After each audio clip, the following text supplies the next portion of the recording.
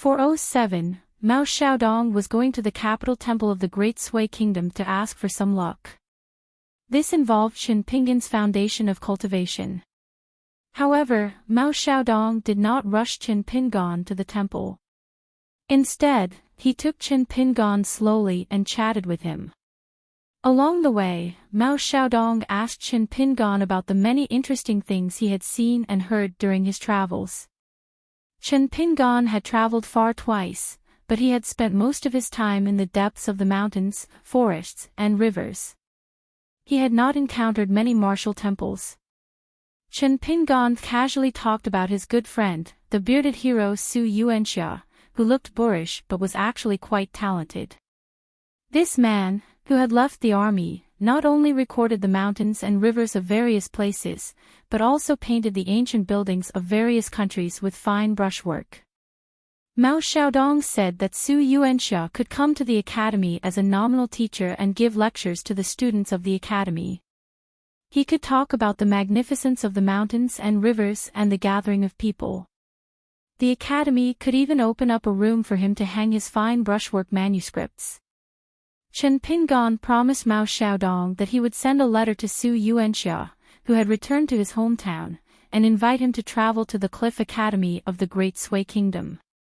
The largest and most ceremonial temple in the Great Sui dynasty was located in the northwest.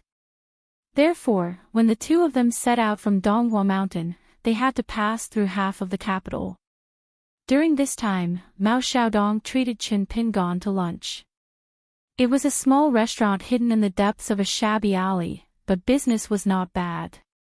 The wine was fragrant, and the restaurant's home-brewed rice wine was very good. Mao Xiaodong said that every time he made wine, the owner would not only select the glutinous rice, but also take his son out of the city to fetch water from the Songfeng Spring, which was 60 miles away from the capital. The father and son took turns to carry the water, leaving early in the morning and returning late at night. That was how the rice wine was brewed. When Qin Pingan left the restaurant, he bought a large jar of rice wine. He went to the deserted alley and carefully poured it into the blade-strengthening gourd, which was almost empty. Then he put the empty jar into the near things. In the near things, everything is there. Clothes, books, offerings, pots and pans, choppers, needles and thread, herbs, flint, and so on. Seeing Qin Pingan put away the empty wine jar that was not worth much, Mao Xiaodong reminded him, "Many a little makes a mickle, and many grains of sand make a tower." It's a good thing, but don't go down a dead end and nitpick everything. Otherwise, it will be difficult for your mind to be clear and bright, or it will be hard for you to be mentally and physically exhausted. Although your muscles and bones are majestic, your mind and spirit have long been exhausted. Qin Pingan smiled and said, "I'll remember it." Mao Xiaodong stroked his beard and smiled. In fact, the one who was nitpicking was him, senior brother Mao. But if he didn't put on airs in front of Qin Pingan, how could he show his dignity as a senior brother? Since his teacher did not miss him or nag him, he, Mao Xiaodong, had to make up for it by becoming his teacher's last disciple. After walking for nearly an hour, they arrived at the capital temple, the sacred place of all the local students of the Great Sui Kingdom. Temples were scattered all over the vast world, like stars in the sky and chess pieces on a chessboard. They were like lights on the earth, shining on the world. Unless it was a very remote place, even the smallest county had to build a martial temple. All the county governors and county magistrates had to go to the martial temple to offer incense and worship the saints after they were appointed. Then, they would go to the martial temple to worship the heroes. Therefore, even the small town where Qin Pingan grew up in Lizhu Cave was blocked and blocked. After it fell and took root in the territory of Dali, the first thing that happened was that the Dali imperial court asked the first county magistrate, Wu Yuan, to immediately prepare the location of the martial temple and the martial temple. Mao Xiaodong stood outside the temple, and Qin Pingan and the old man stood side by side. Mao Xiaodong asked, "You drank rice wine before, and now you're looking at the temple. What do you think? Chen Pingan replied, wine is made with good glutinous rice, and there is an endless stream of people buying wine. It's clear that the people in the capital don't have to worry about food and clothing, and they have a lot of spare money. As for this temple, I haven't seen anything. Chen Pingan answered half of the questions correctly. Mao Xiaodong nodded, but this time, Mao Xiaodong was not deliberately mystifying. He pointed out to Chen Pingan, there's no movement over there. This means that the guys living in the mud in the temple of the Great Sui Kingdom don't think highly of Chen Pingan's luck. Speaking of this, Mao Xiaodong was a little sarcastic. Probably because they've been burned by incense for hundreds of years, their eyesight is not good. Mao Xiaodong continued, scholars who travel to study are pious. When they visit the temple, if they have good luck, the gods in the temple will sense it and secretly share some of the increased luck as a gift. The so-called wonderful brush blossoms, Zhang Tiancheng, when he puts down the brush, his wrist is like the help of ghosts and gods. This is the principle. But what the ancestors and gods of the temple can do is only to add flowers to the brocade. In the final analysis, it still depends on whether the scholar's own skill is profound or not. Those who are willing to do these little tricks are mostly the actions of the incense gods who have become gods in their own countries. The temples in the capital cities of the various countries that worship the Holy Master and the 72 sages are just clay statues of gods. Of course, nothing is absolute. There are very few exceptions. The temples in the capital cities of the 9 great dynasties usually have a great saint. Hearing this, Chen Pingan asked softly, now in the south of the Aquarius continent, there are rumors that Dali is already the 10th great dynasty. Mao Xiaodong smiled and said, wait until all the new 5 peaks of Dali appear, then we'll talk about this. Now there's only the northern peak, the Cloud Mountain. It's still too early to talk about it. Mao Xiaodong walked forward and said, let's go, let's meet the Great Sui Kingdom's temple saints. Chen Pingan followed behind. The temple occupied a large area. There were many literati and devotees here, but it did not seem crowded. But when Chen Pingan followed Mao Xiaodong to the main hall of the temple, he realized that there was no one around. It seemed that the temple had received instructions to temporarily not allow tourists and pilgrims to approach the main hall, where the front hall was used to worship the world and the back hall was used to worship the country's saints. The courtyard was quiet and ancient trees towered into the sky. An old Confucian scholar with large sleeves and a tall crown on his head appeared in his golden body. A long sword hung from his waist as he walked out of the rear hall. He crossed the threshold and walked into the courtyard. Mao Xiaodong and this famous official in the history books of the Great Sui Kingdom bowed to each other. Before stepping into the courtyard, Mao Xiaodong had already told Chen Pingan about the lives of the gods in the temples of the capital who were still alive, as well as their achievements in their respective dynasties. He had mentioned all of them. The temple god in front of them was called Yuan Gaofeng. He was one of the founding heroes of the Great Sui Kingdom. He was also a Confucian general with outstanding military achievements. He gave up his writing brush and joined the army. He followed the founding emperor of the Gao family of Guiyang to conquer the country. After he got off the horse, he was appointed as the Minister of Personnel Affairs and the Grand Secretary of the Wuing Palace. He worked hard and achieved great political achievements. After his death, he was posthumously reinstated. The Yuan family was still one of the most powerful families in the Great Sui Kingdom. The current head of the Yuan family used to be the Minister of Justice. He resigned due to illness. He had many outstanding descendants. He had made great achievements in politics, the battlefield, and the study.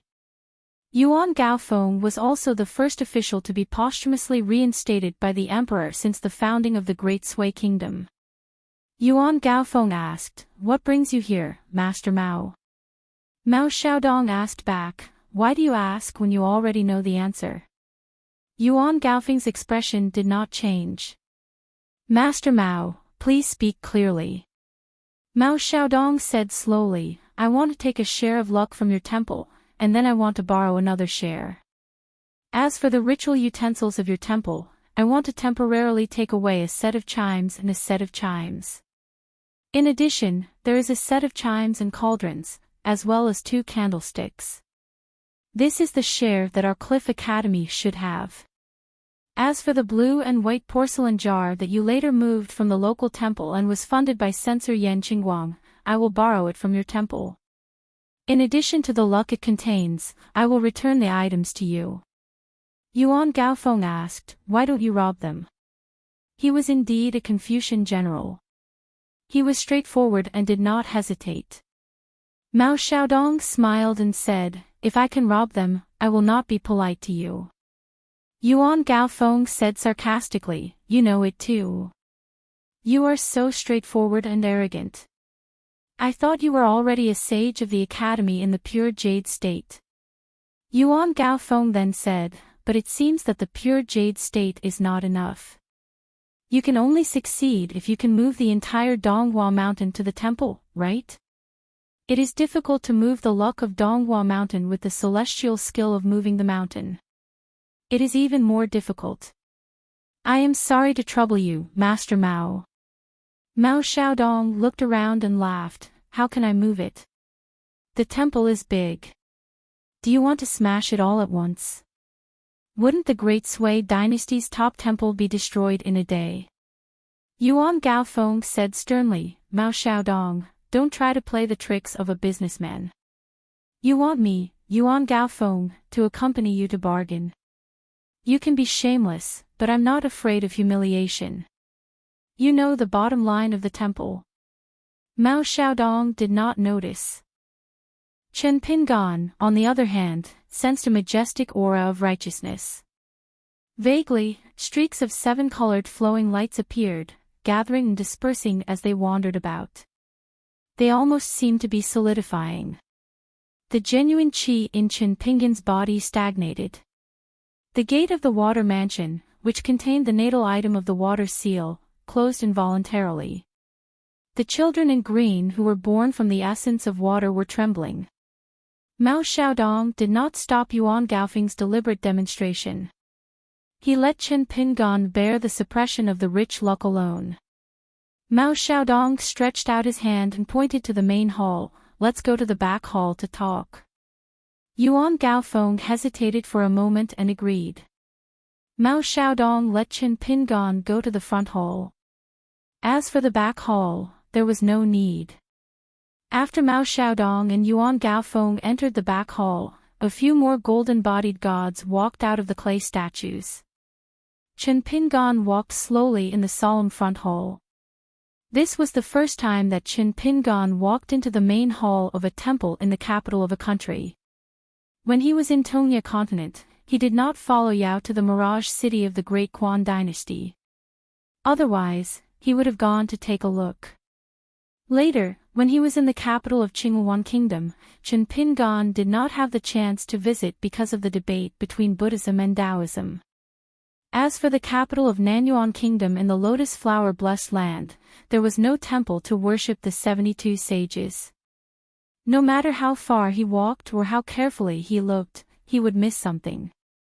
It was impossible to really see everything. Time passed and it was close to dusk.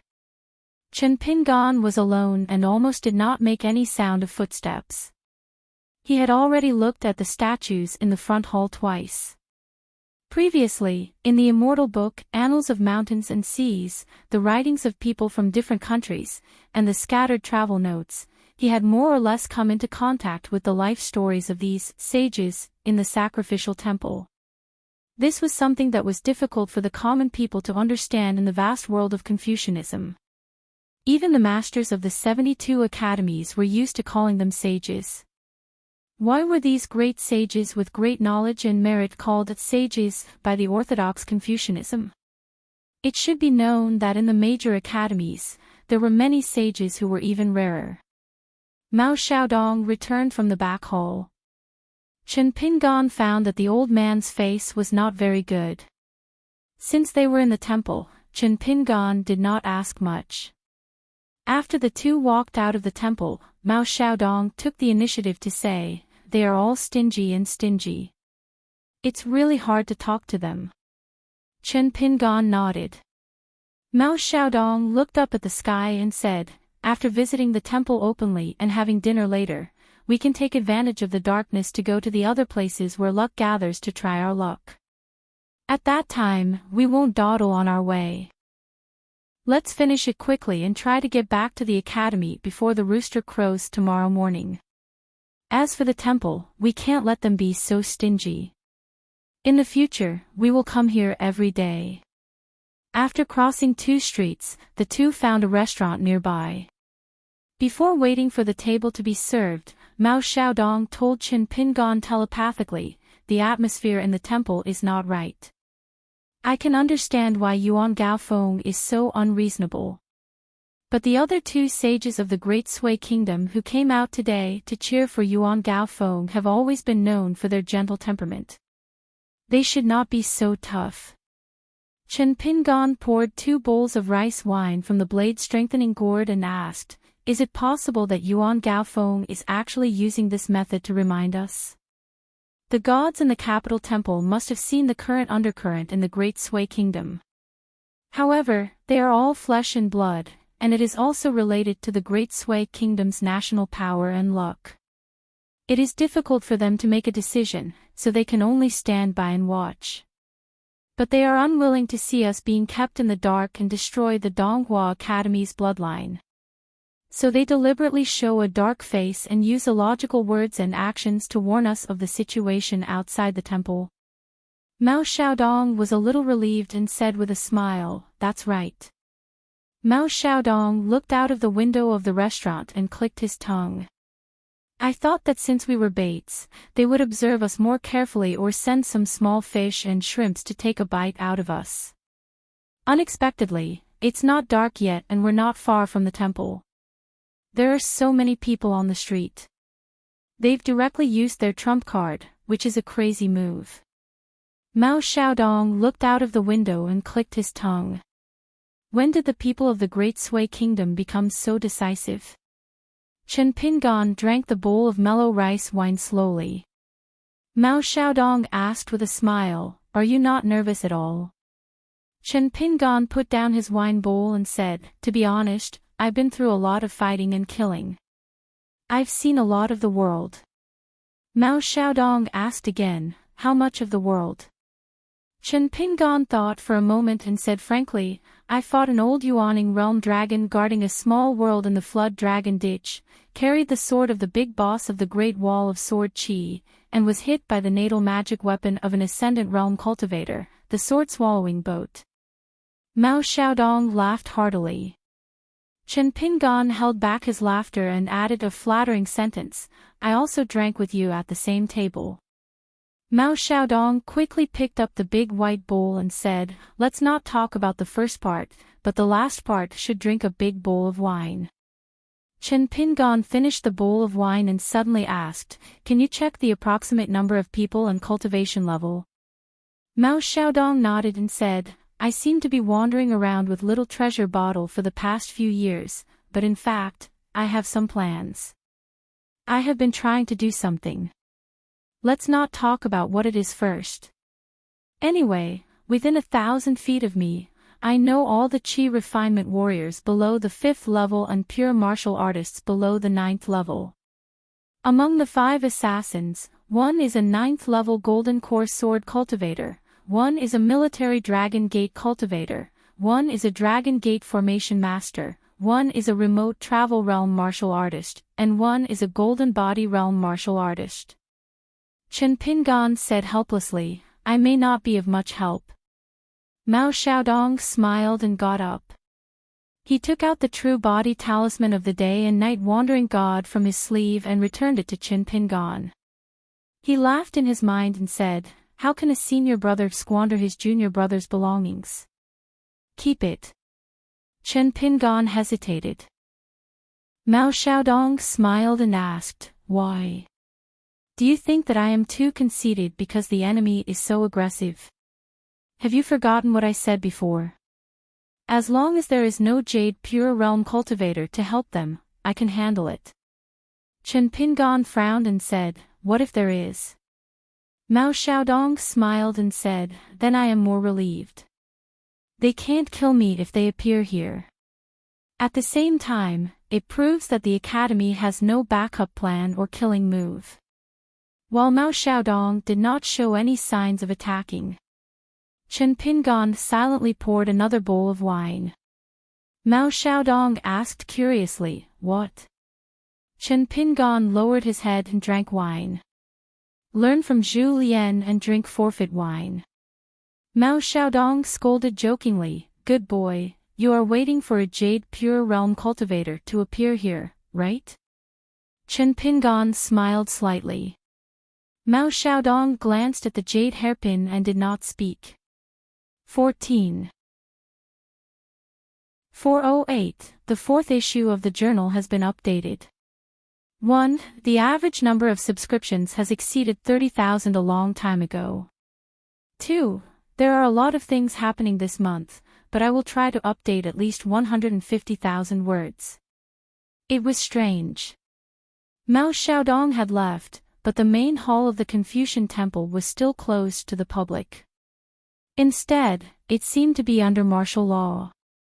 In the back hall, other than Yuan Gaofeng and the other deities of the Confucian Temple, there were two groups of distinguished guests and some rare guests. The emperor of the Great Sui Kingdom came out of the palace in plain clothes. A white-haired eunuch in a red python costume was standing next to him. There were two other men. An old man with white hair still looked domineering among the sovereigns of the mortal world and the saints of the Confucian Temple. There was also a relatively young and elegant man. Perhaps he thought that he was not qualified to participate in the secret meeting, so he went to the front hall to pay his respects to the 72 sages. The old man was not from the Aquarius continent. He called himself Lin Shuangjiang, but he spoke the official language of the Aquarius continent and the Great Sui Kingdom. Lin Shuangjiang was most likely a pseudonym. However, this was not important. What was important was that after the old man appeared in the capital city of the Great Sui Kingdom, his spells were so powerful that even the eunuch in the python costume who stood behind the emperor of the Great Sui Kingdom and a consecrator in the palace could not hurt the old man. Lin Shuangjiang glanced at Yuan Gaofeng and the other two deities of the Confucian Temple who were chatting with Mao Xiaodong. Shifting his gaze, he saw some gods who were Confucian generals who made meritorious contributions to the founding of the country, as well as some gods who were civil officials in the history of the Great Sui dynasty who made contributions to the expansion of the country. These two groups of gods naturally gathered together like a temple. There was an indistinct boundary between them and Yuan Gaofeng's small group of people. Lin Shuangjiang finally looked at the emperor of the Great Sui Kingdom and said, Your Majesty, the Great Sui Kingdom has both the military and the people. We have courage in the court and courage in the battlefield. Since the situation is like this, do you still want to endure the humiliation? When the Mountain Alliance was signed, the Great Sui Kingdom was indeed unable to stop the Dali Iron Cavalry and could not escape the fate of being destroyed. But now that the situation has changed, does Your Majesty still want to drag out an ignoble existence?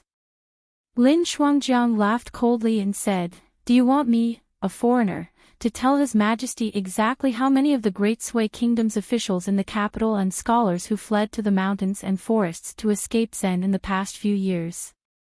Also, from the capital to other places in the Great Sui Kingdom, how serious was the decline of the luck of the martial temples? Do I need to talk about it? Although it was said to be 100-year covenant, His Majesty had used his infamy in exchange for 100 years of peace for the people of the Great Sui Kingdom. Was His Majesty really sure that even if the barbarians of the Song clan kept their promise and did not send a single soldier to the Great Sui Kingdom, could the Great Sui Kingdom really survive for 100 years in peace? And then look at the sky and wait for a pie to fall from the sky. The Song clan dug their own graves and then let the Gao family of Guiyang reap the fruits. Lin Shuangjiang's expression was cold. If the upper beam is not straight, the lower beam will be crooked. I'm sure your majesty knows what the Song clan is like. Now that the vassal king Song Jiankyung is in charge and Wu Fu is in charge, Emperor Dali could even plot against the 5 mountain gods related to the Gao family and revoke their titles. Is the mountain alliance between the Great Sui Kingdom's Mount Donghua and Dali's Mount Biyun really effective?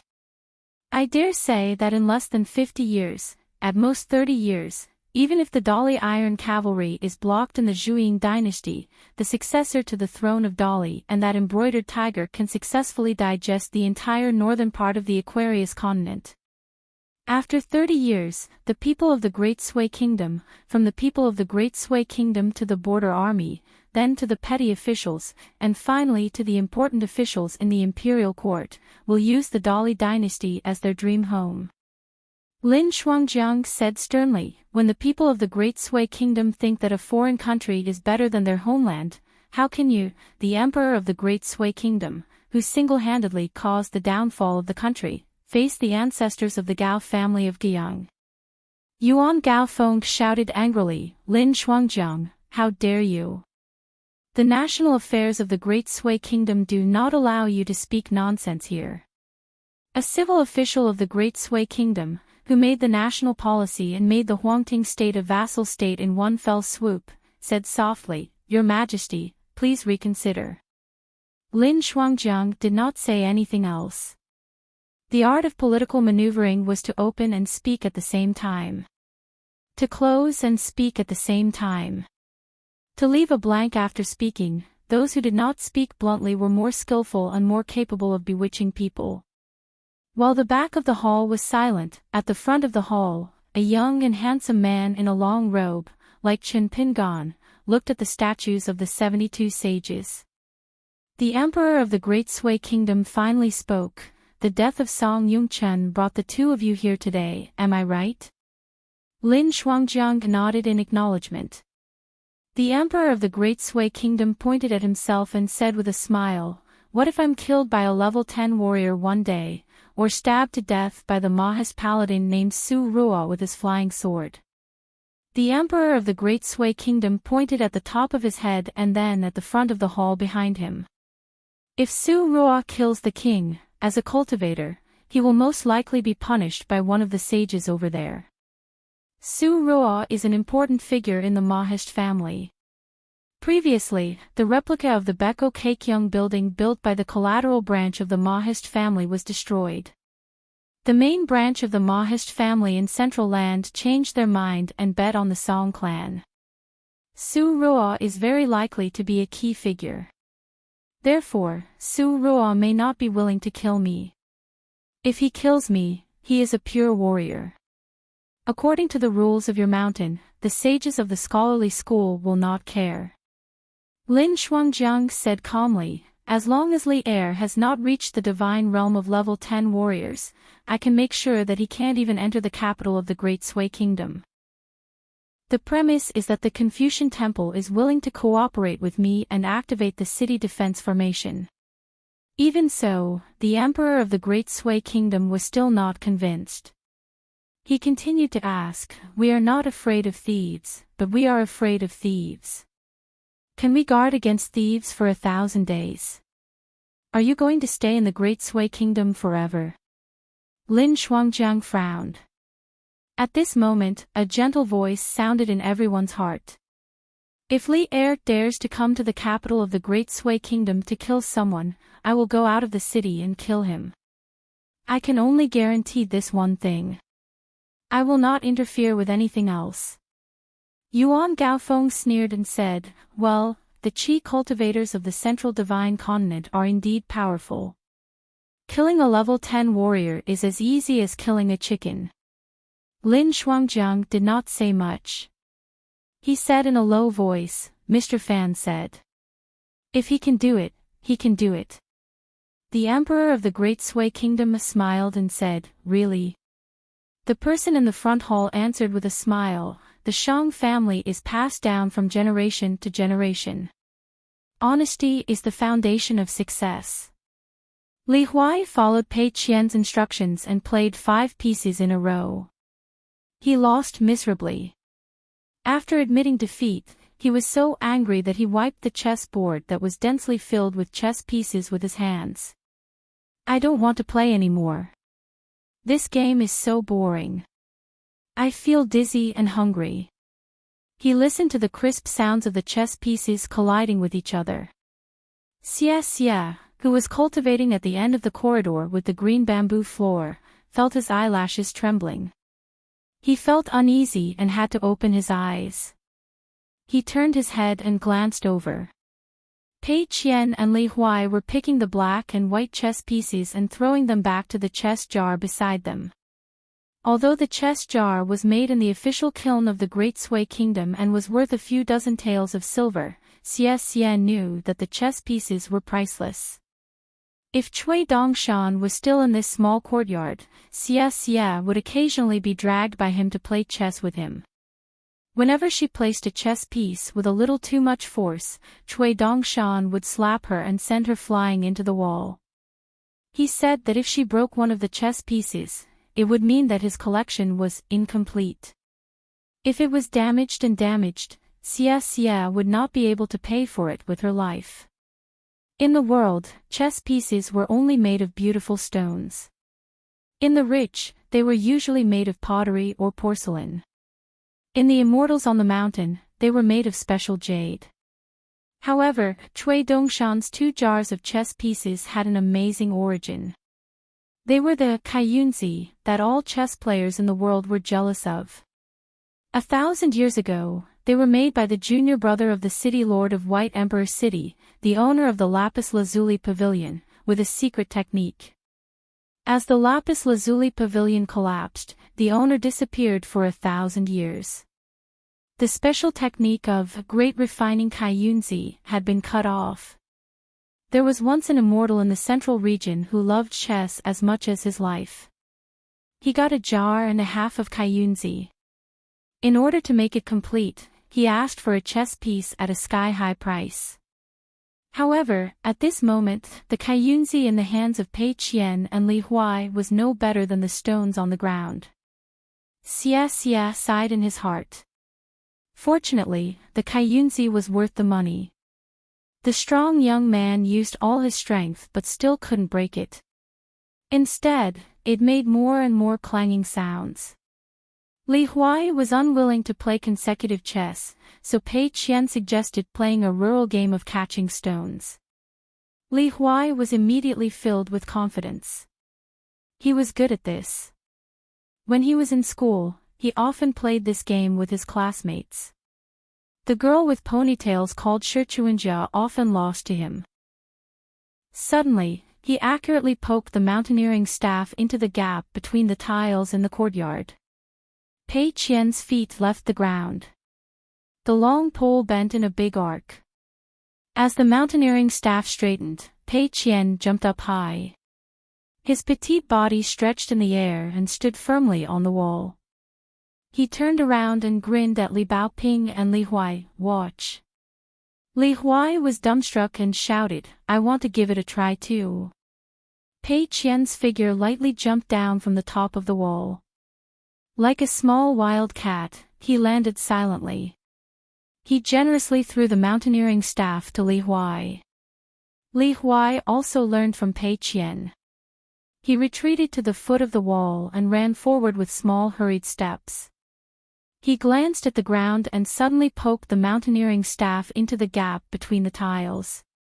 With a light shout, the mountaineering staff bent in an arc. Li Huai's body was lifted up. However, his body posture and the angle of force were not right. As a result, Li Huai's legs were facing the sky and his head was facing the ground. His body was slanted and he groaned a few times before falling back to the ground. Yulu instantly rushed over like a breeze and caught Li Huai and helped him stand upright. Li Huai boasted shamelessly, failed at the last step. "I was so close. What a pity." Pei Qian sneered, "Then I'll give you 10 more chances." Li Huai said in all seriousness, "Although I, Li Huai, have extraordinary talent, I should be a martial arts genius that is hard to come by in 800 years, if not 1,000 years. However, my ambition does not lie here. I will not compete with you on this kind of matter.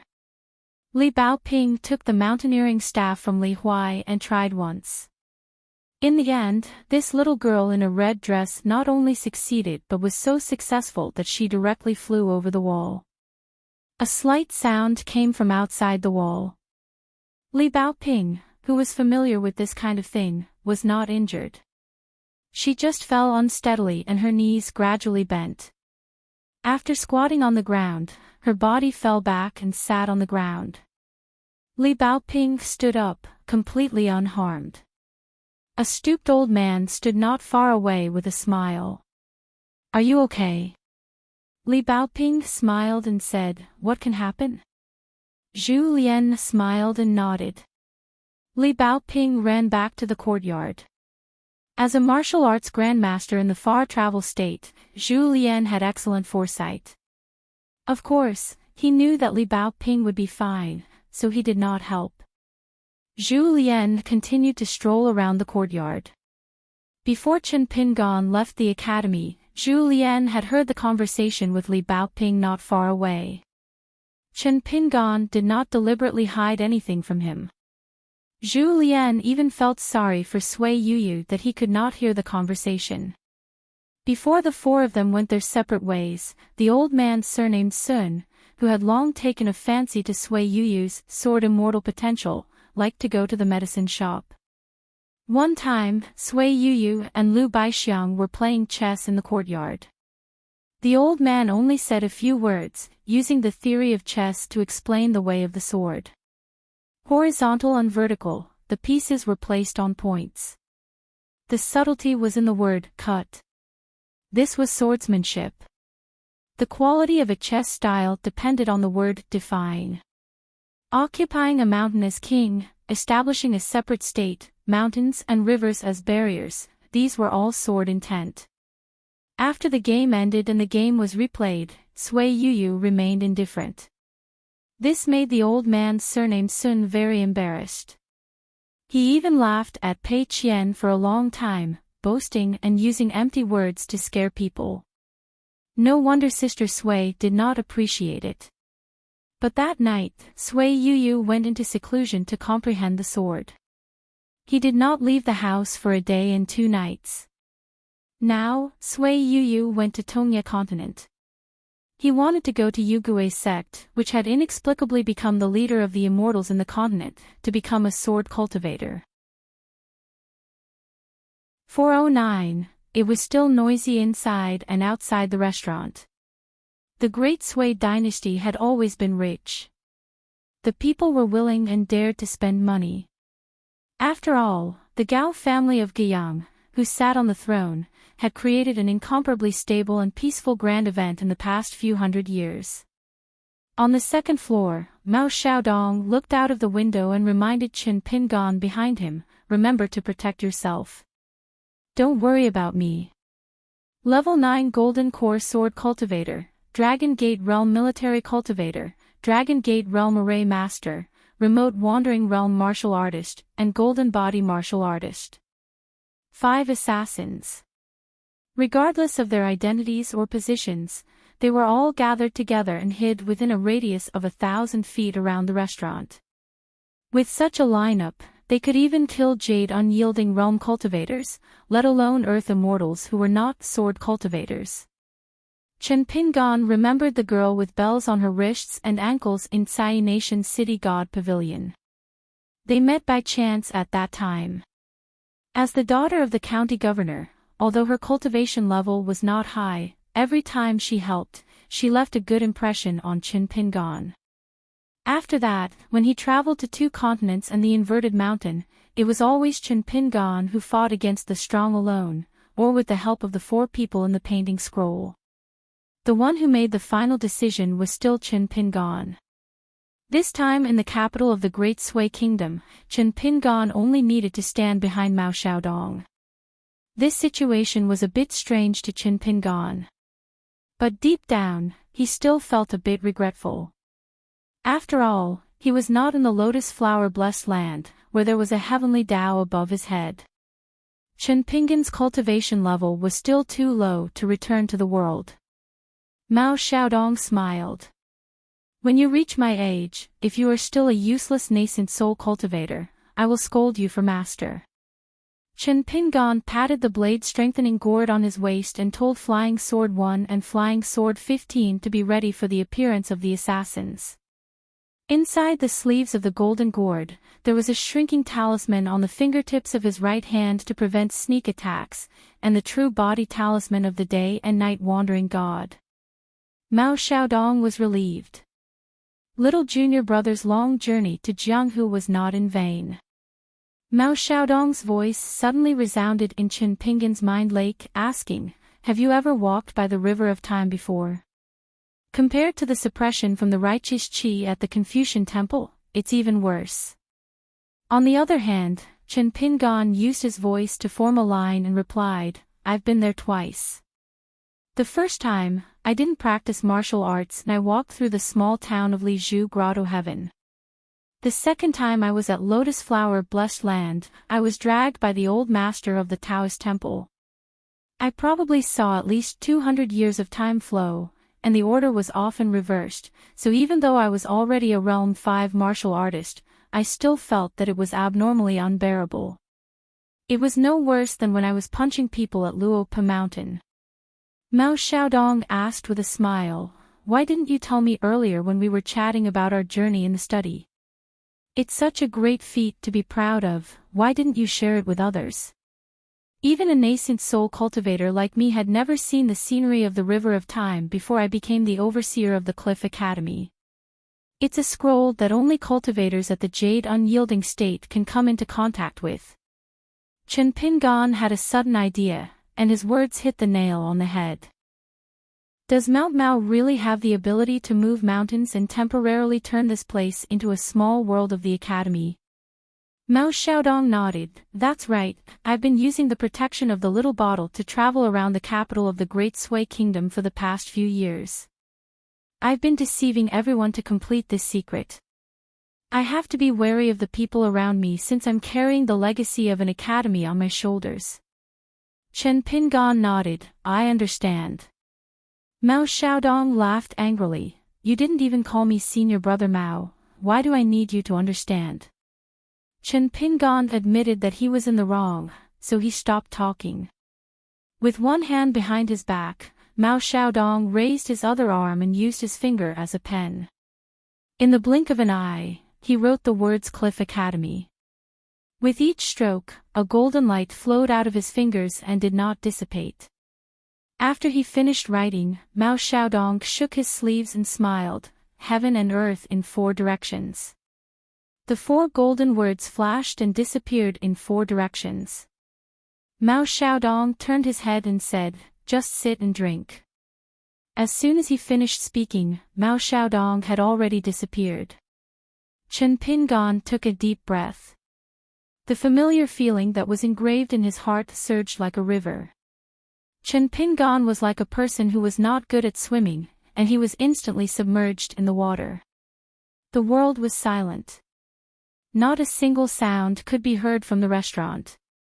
The Dragon Gate State Array Master was secretly arranging his troops.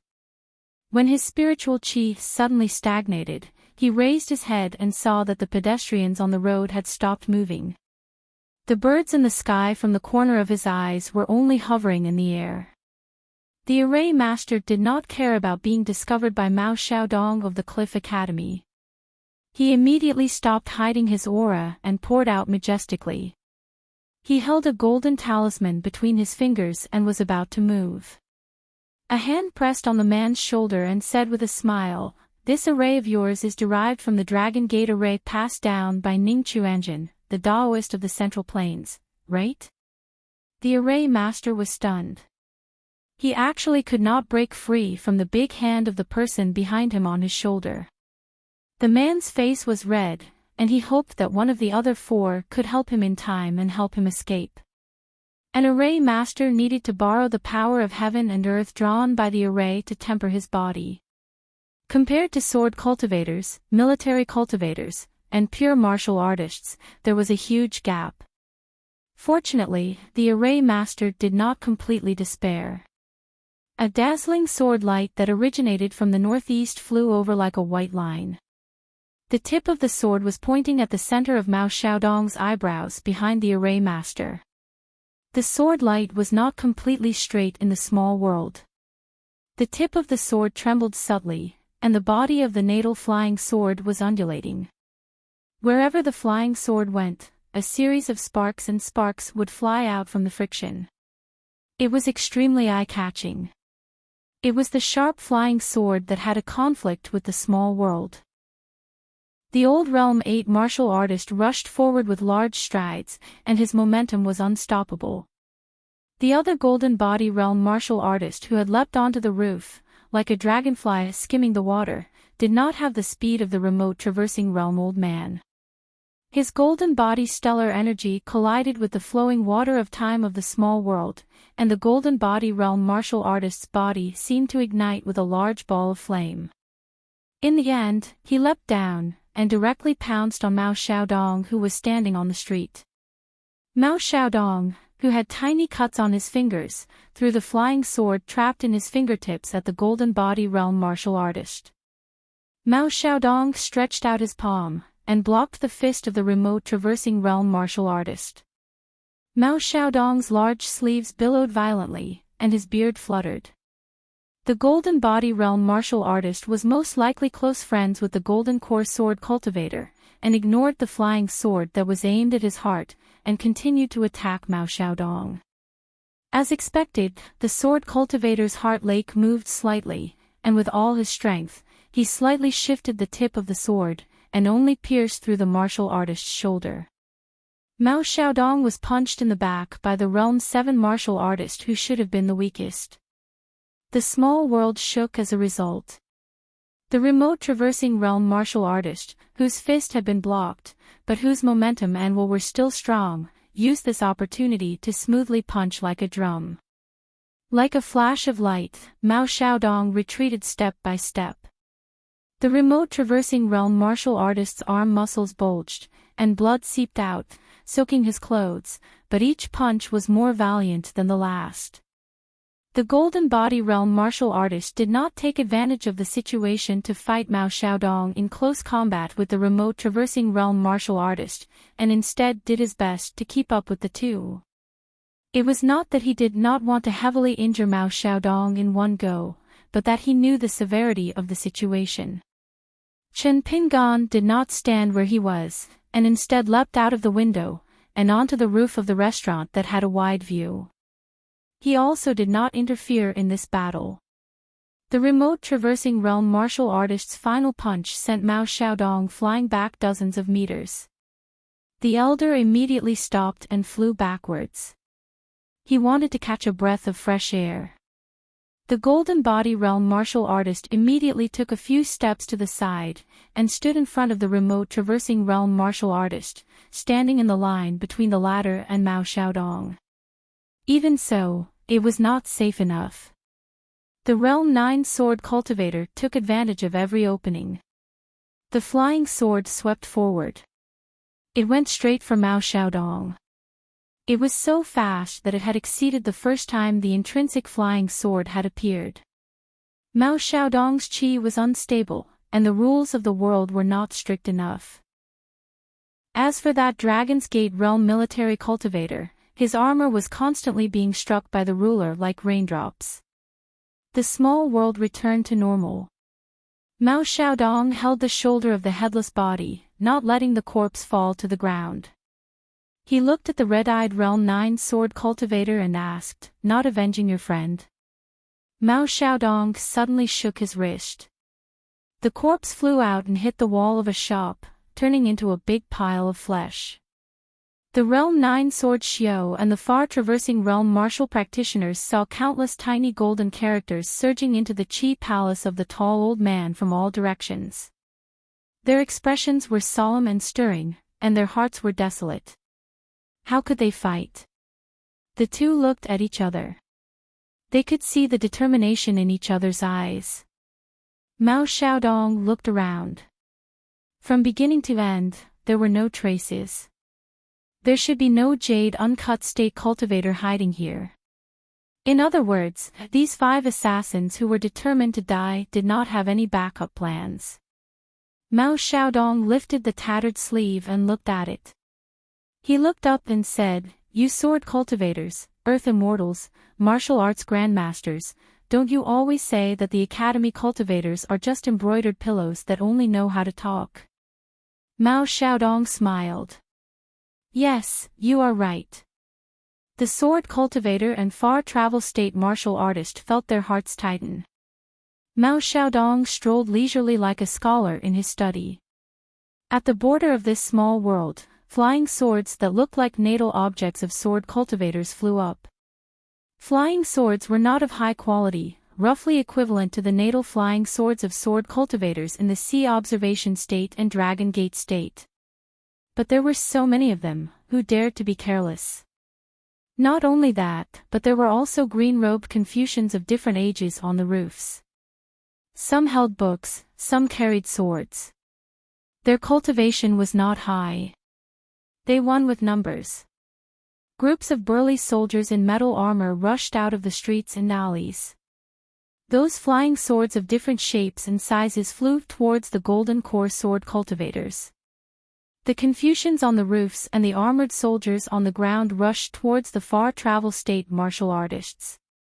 Mao Xiaodong came to the side of the military cultivator who was tired of dealing with the ruler, but he did not get close.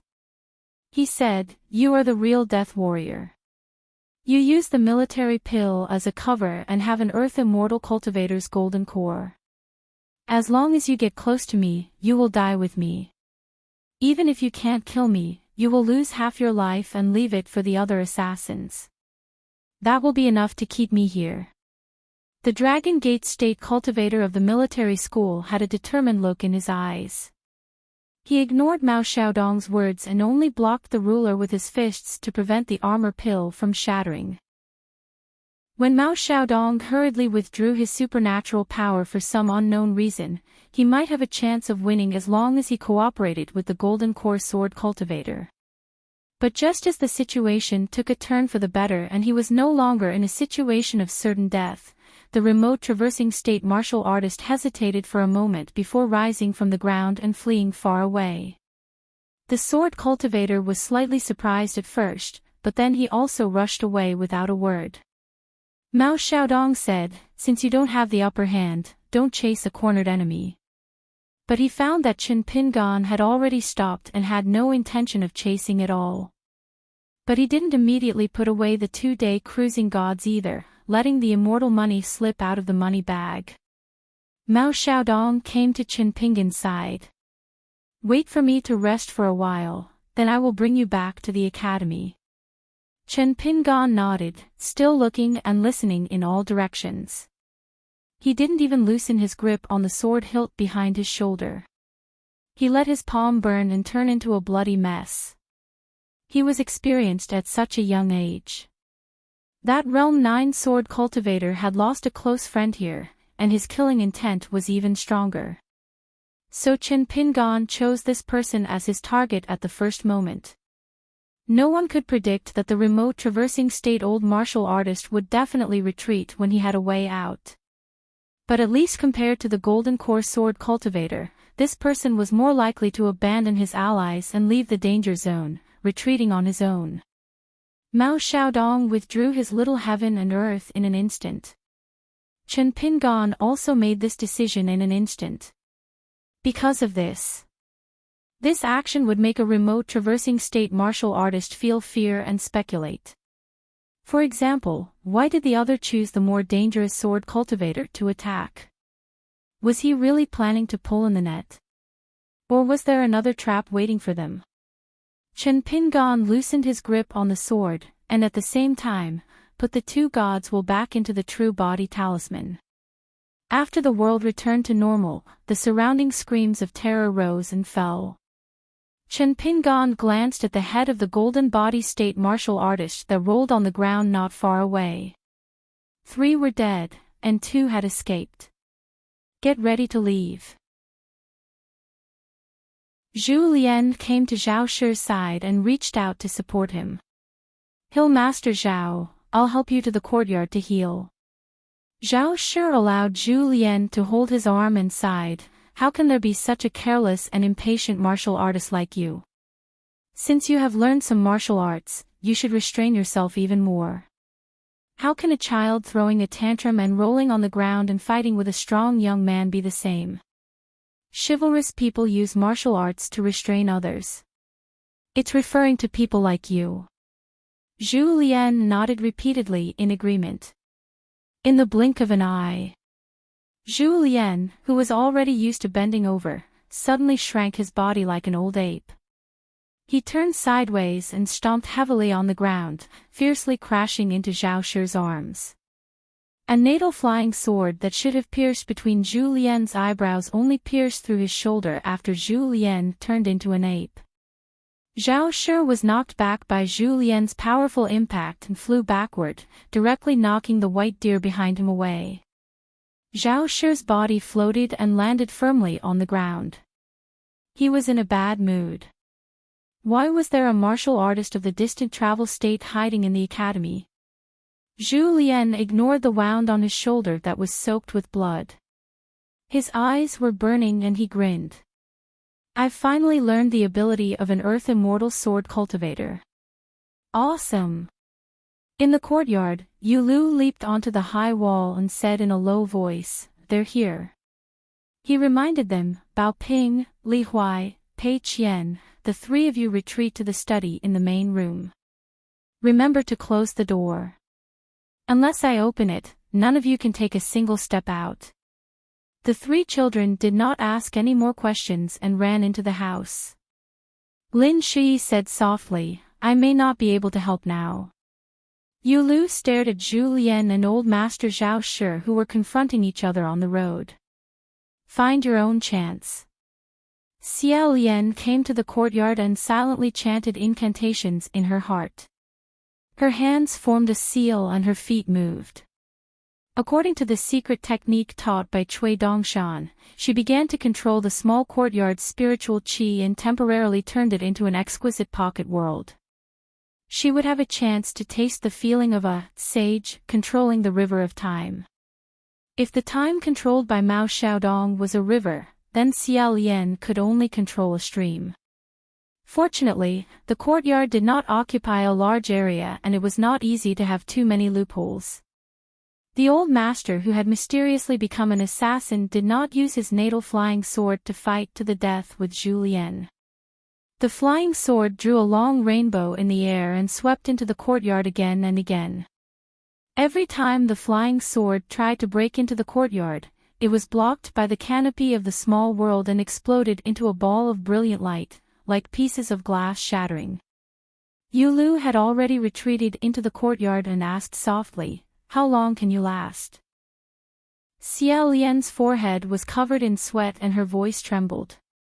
She smiled bitterly and said, "Even if Zhu Lian can delay this swordsman and prevent him from using his flying sword, I can only hold on for half an hour at most.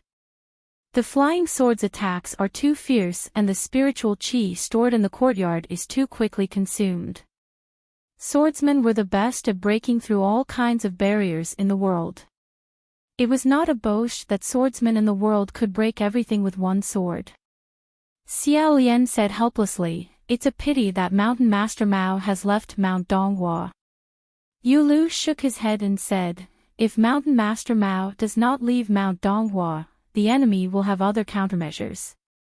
Maybe Mountain Master Mao and Chen Pingan have already succeeded in luring the enemy's main force. It's more dangerous than here." On the small path outside the courtyard, Zhu Lian's figure was so fast that only a trail of green smoke could be seen. The swordsman tried his best to avoid him and focused more on breaking through the small world with his sword kinesis flight. The sky above the small courtyard bloomed with colorful glaze. Facing a long-distance grandmaster who had the geographical advantage and could fight in close combat, the old swordsman was having a hard time dealing with him. If it were a pure martial artist and a qi cultivator who were on par with each other, once the former closed the distance, the latter would complain incessantly. However, the reason why no one wanted to provoke a swordsman was because of their long distance and close combat abilities. Their sudden outburst of killing power was terrifying. Zhu Lian swept the swordsman's head with his leg, causing it to crash into a sycamore tree and break the tree. Zhu Lian did not have it easy either. His opponent's natal flying sword pierced through his abdomen. Zhu Lian was indeed a martial arts fanatic. He wiped the blood flowing from his stomach and looked at it. He laughed loudly and wiped the blood on his face. He continued to chase after the swordsman. The battle was in full swing and life was on the line. Zhu Lian still had the leisure to remind the people in the small courtyard, "Be careful, this old man is hiding his cultivation level. I don't think he's an ordinary nascent soul cultivator. What if he uses some *T secret technique?" The old swordsman, Zhao Shi, vomited a mouthful of blood. He smiled after hearing Zhu Lian's words and took out a military armor pill. He covered his body with armor and planned to be a coward. He then turned his head to look at the small courtyard and shouted angrily, "Open!" He swung his sword. The natal flying sword, which had always been fast, overflowed with a purest fire. It crashed into the small heaven and earth barrier with a boom. The water of time in the entire small courtyard began to shake violently. As a martial artist of the Golden Body realm, Yu Lu was still able to stand firm. However, Lin Shui, who was sitting on the other side of the green bamboo corridor and had yet to reach the middle 5 realms, found it extremely difficult to endure. Traces of blood seeped from the corner of Xie Lian's mouth. He did not move at all. As the eye of this heaven and earth formation, Xie Lian's cultivation level was too low. He did not dare to move his feet. Otherwise, the entire small courtyard's heaven and earth would become unstable and more flaws would appear. Xie Lian formed a sword seal with both hands. A drop of blood began to flow from his eyes. The old swordsman, Zhao Shi, put on the military armor pill. In the process of fighting with Zhu Lian, he laughed and said, "You've made up your mind to fight with me and let my flying sword break through the barrier. Aren't you going to save him?" If his fire flying sword's intrinsic sword was cultivated to the extreme, it would not be difficult for him to burn rivers and boil lakes after he became a pure Jade Realm sword cultivator. What was a small world that did not live up to its name and was guarded by a little girl who had not even reached the Dragon Gate realm? Xie Lian's face was already covered in blood. He still persisted. However, there was a limit to one's strength. After spitting out a mouthful of blood, he fainted backwards and fell limp to the ground. Not only did the flying sword pierce into the small heaven and earth inch by inch, it seemed that the leaf fire contained within the sword could even tear out a dustpan-sized hole. Therefore, Xie Lian's small heaven and earth, whether he was awake or unconscious, did not have much meaning. Yu Lu leapt high and punched the flying sword. The fist aura exploded. The flying sword of an earth immortal of the nascent soul realm directly pierced through his finger and broke through the ground from the back of his hand. It directly swept towards the study room of the main house. Being in the flowing water of time was already suffering. The sudden withdrawal of the small heaven and earth caught one unprepared. Lin Shui's consciousness was blurred and he was on the verge of collapse. He reached out to hold on to the corridor pillar and said in a hoarse voice, "Block it." Shi Ro's figure appeared by the window of the study room. She closed her eyes and let the leaf fire flying sword pierce into the abdomen of the immortal's remains. A finger snap sounded softly but clearly in the ears of everyone in the small courtyard. At the foot of Mount Donghua, the old swordsman surnamed Liang handed over a jade token. He stared at the young man in white who had a golden flying sword circling around him and said sternly, "Cui Dongshan, I'll trust you this time. I'll temporarily leave the academy in your hands. If anything goes wrong." The guy standing at the door clenched the jade token tightly and took a deep breath. He smiled and said, I know. You're the most talkative one. The flying sword, shaped like a golden wheat ear and named Golden Autumn, was the flying sword that went to Mao Xiaodong's place to warn him of the changes in Mount Donghua. Cui Dongshan stepped over the gate of the academy.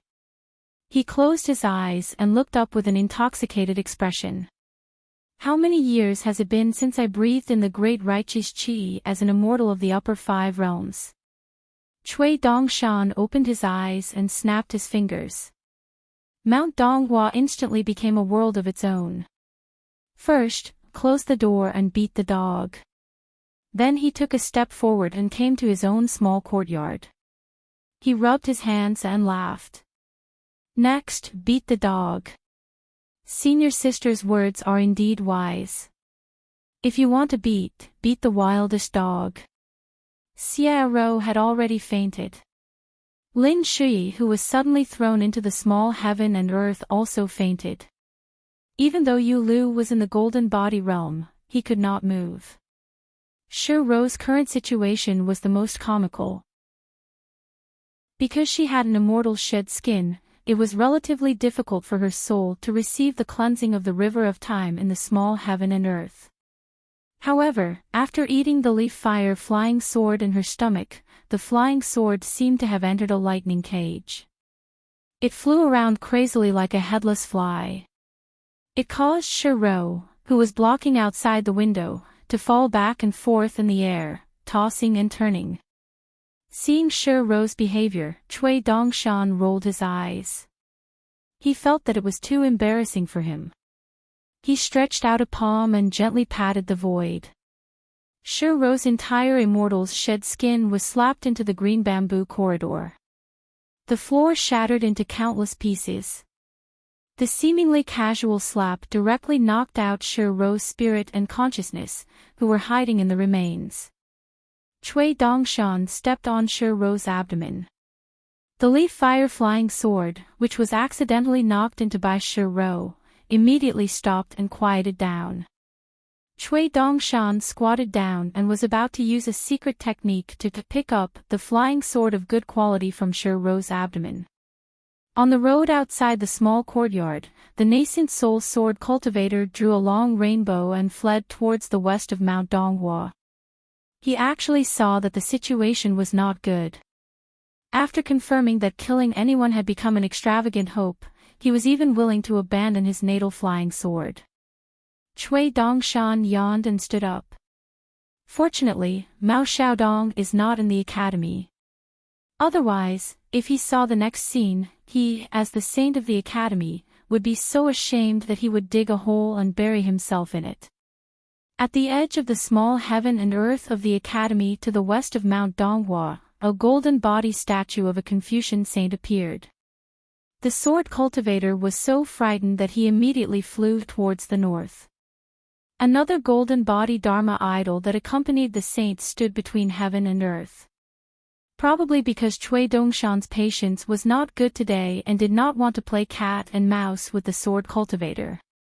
In the east and south, 2 statues were erected at the same time. The sword cultivator gritted his teeth and suddenly rushed towards the sky dome of the small heaven and earth of the academy. At the peak of Mount Donghua, the tallest statue appeared. It was the image of the Dali imperial tutor Cui Dong. It stretched out a big golden hand and directly grabbed the nascent soul sword cultivator. After clenching it, there was a rumbling sound in the palm of the hand, as if thunder was rolling in the palm of the god. A young man in white stood on the shoulder of the old embroidered tiger statue. He was as handsome as jade. He rubbed the red mole between his eyebrows and slowly waited for the nascent soul sword cultivator's cultivation to be worn down by the abundant spiritual energy of Mount Donghua.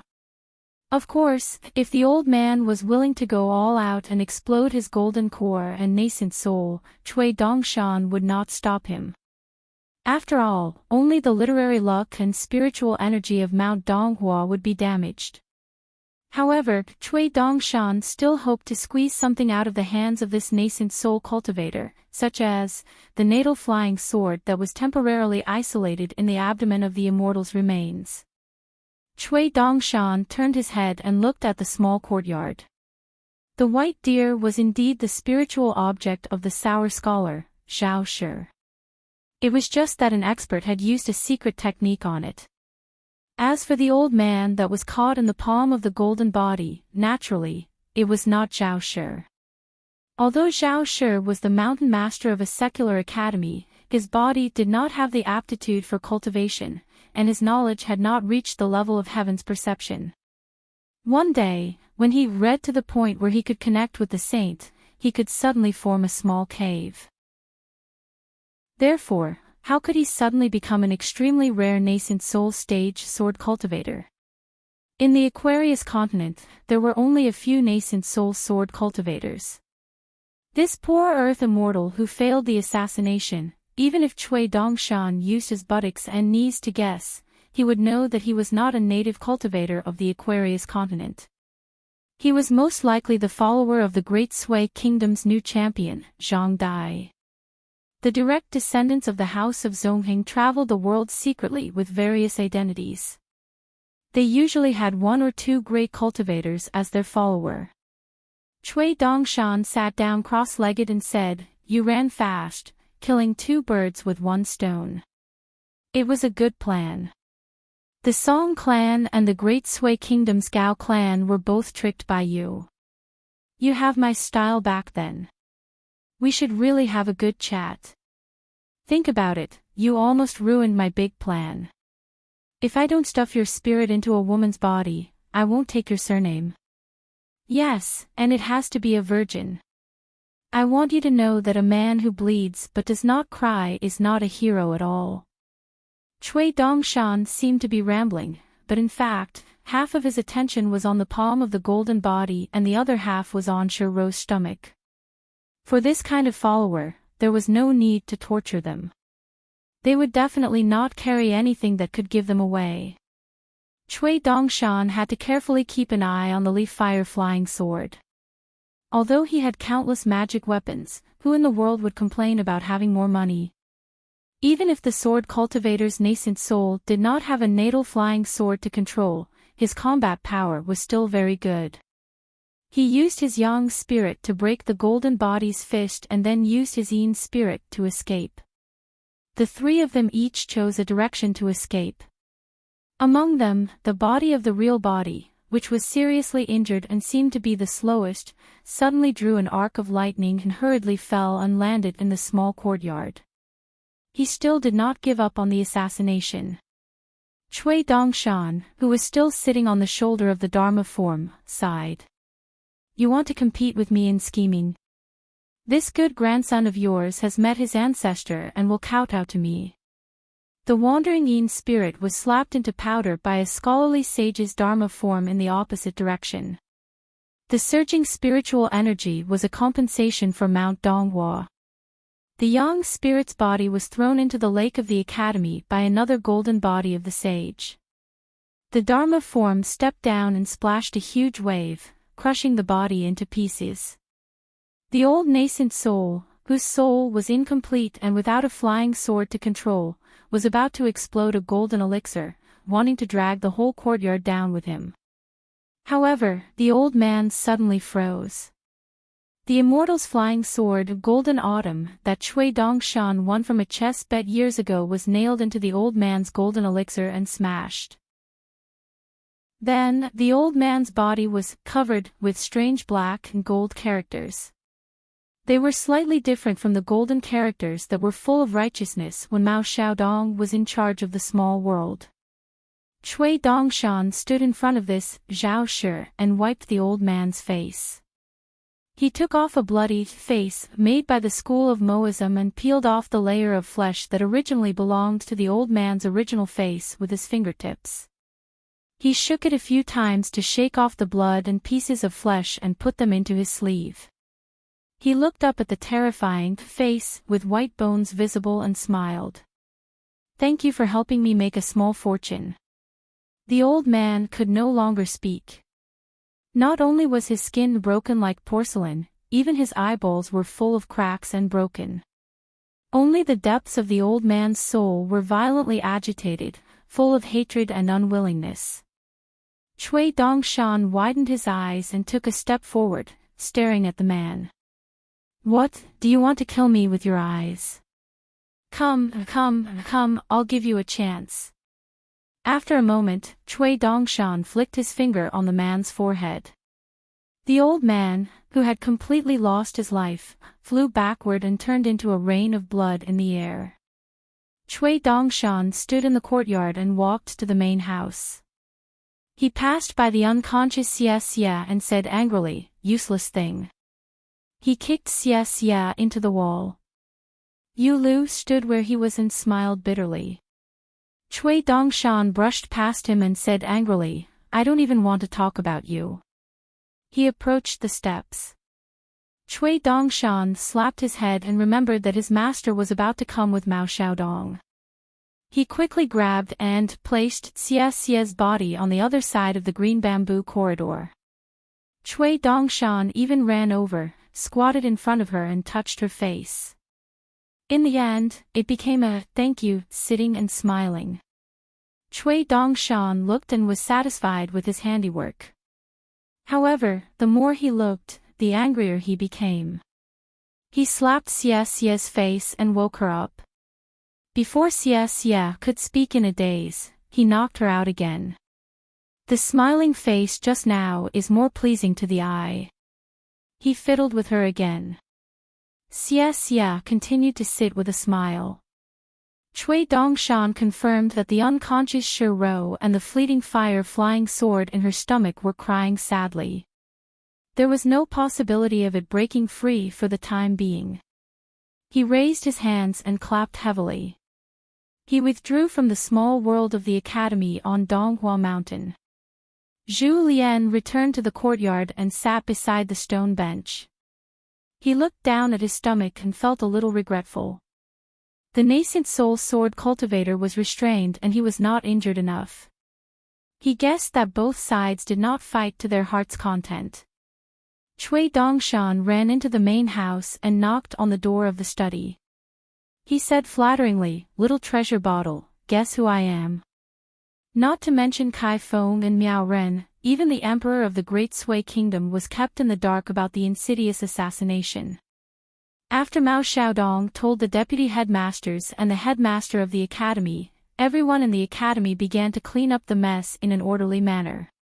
At the gate of the academy, Mao Xiaodong and Chen Pingan walked side by side on the hillside.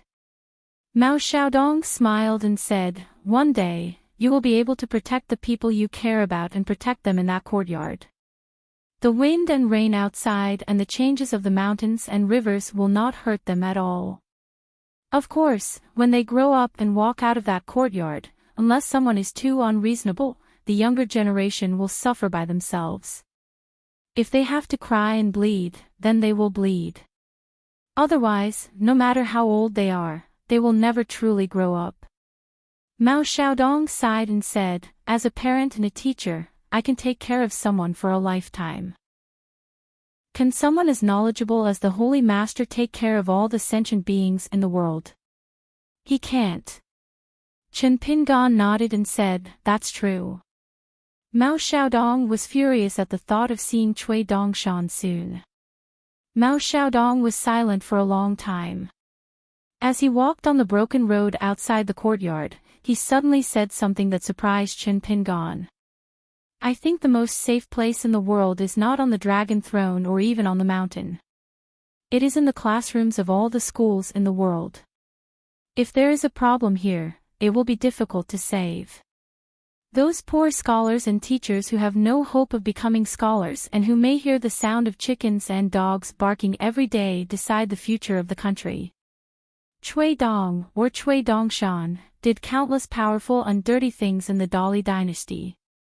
In my opinion, there is only one thing that even the Holy Master could not find fault with. The imperial tutor, Cui Dong, followed the principle of, when the country is about to rise, it must respect the teacher, in the Dali dynasty. For this reason, he introduced many policies to treat teachers well and personally watched the local officials, including this into the local evaluation to determine the promotion of officials. The imperial tutor, this is what an imperial tutor should be like.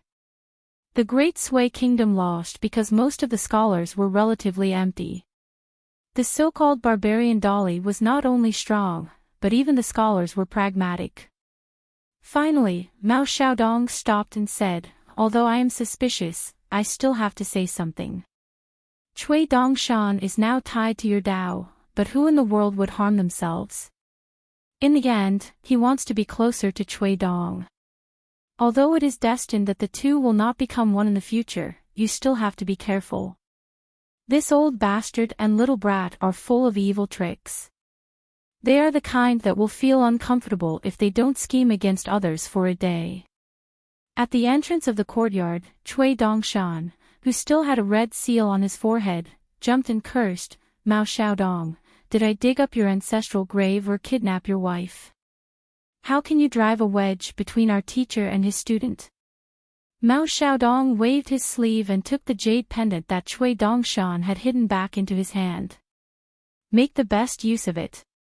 You, me, and Chen Pingan will go to the study room to review the Go game. This matter might not end here." Cui Dongshan was about to curse Mao Xiaodong when the three of them appeared in the study room. The three of them sat down. Mao Xiaodong was surprised that Cui Dongshan did not pester him. Mao Xiaodong roughly told him about the trip to the Confucian temple and the assassination attempt. Chen Pingan would occasionally fill in the gaps.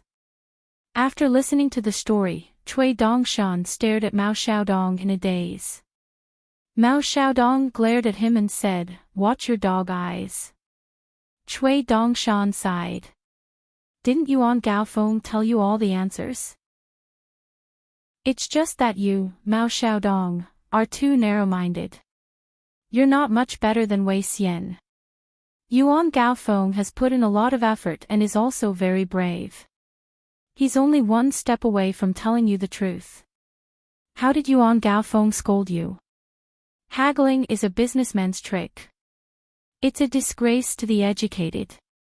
Mao Xiaodong frowned and said, "Is there really a businessman involved? Are they trying to stir up trouble?" Cui Dongshan sneered and said, "That's not all. There's a guy who appeared in the Great Sui Kingdom as Zhang Dai. He's most likely a direct disciple of a school of vertical and horizontal big shot. He's participating in a secret examination." Mao Xiaodong was puzzled. There are two groups of assassins? Weren't they the same group of people who had agreed on this long ago? How could they move so stealthily and grasp the timing so accurately? Let's not talk about anything else. Chen Pingan and I went out as bait. Cui Dongshan sneered and said, "Can't there be smart people among the bad guys?" Mao Xiaodong's heart was heavy. He waved his hand and said, "It's your turn." Cui Dongshan coughed a few times to moisten his throat. He turned around and asked, "Xiaodong, don't you have a cup of tea to drink?" Mao Xiaodong ignored him and closed his eyes to think. Cui Dongshan sighed and looked at Chen Pingan with a smile. "I'll have to trouble you to listen to my vulgar opinions." Mao Xiaodong could not stand it anymore. He shouted angrily, "You little bastard! Can't you be more shameless? Stop disgusting me." Chen Pingan smiled and said, "You'll get used to it." Cui Dongshan was smug. He squinted at Mao Xiaodong and said, "I didn't know that Xiaodong had improved after coming to the Great Sui Kingdom from Dali. It seems that you've been with me for a long time and have been influenced by me a lot. You already know how to prepare for moving the mountain early.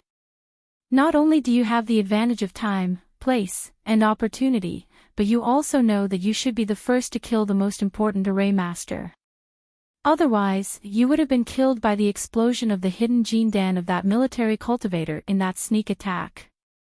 You, Mao Xiaodong, can die, but if my master is hurt, I'll spit on your corpse." As a result, Cui Dongshan was kicked by Chen Pingan. Chen Pingan said, "Let's get down to business." Cui Dongshan immediately sat down and bowed. He said respectfully, "I'll listen to you." Mao Xiaodong closed his eyes again. Out of sight, out of mind. After a while, Cui Dongshan stood up, walked around the chair, and habitually paced. He said slowly, "This layout is roughly divided into 4 levels of people and realms." Cui Dongshan stretched out a finger. First, the descendants of Kai Jingshan in the Great Sui Kingdom, like Kai Feng, don't have a high official position. But when there are many of them, they can make the court and the common people talk about them. They hope to leave their names in history and admire the style of the founding Confucian general. Kai Feng is considered good among them. He has a nascent soul ancestor who has great ambition. He wants to die one day and be conferred the title of Wenzheng. As for the other scholars, most of them are idiots who don't know how to manage affairs. If they can really achieve great things, they'll be lucky. If they can't, they don't necessarily fear death. If they die, then they die. They talk about their temperament with folded arms. In the face of danger, they die to repay the king. They live freely and die tragically, as if life and death are very important. As for whether there will be a mess left behind and how bad the mess is, they don't care. They can't think of these. The book records the tragedy of people being sold and cooked as 2-legged sheep. They've seen it before, but it's too far away from them. I've seen a lot of them. Cui Dongshan smiled. Of course, you should have seen them in the lotus flower blessed land. Cui Dongshan stretched out a second finger. Second. The left assistant minister of rights Gua Axian and the dragon bull general Miao Ren are descendants of powerful families. The Great Sui Kingdom has been peaceful for a long time. They've been in the capital for a long time. They seem to be glorious, but in reality, they're just empty titles. They see the capital and the court as a cage. They want to carry forward the legacy of their ancestors on the battlefield. In addition, they have a lot of family friends who have real power in the border army.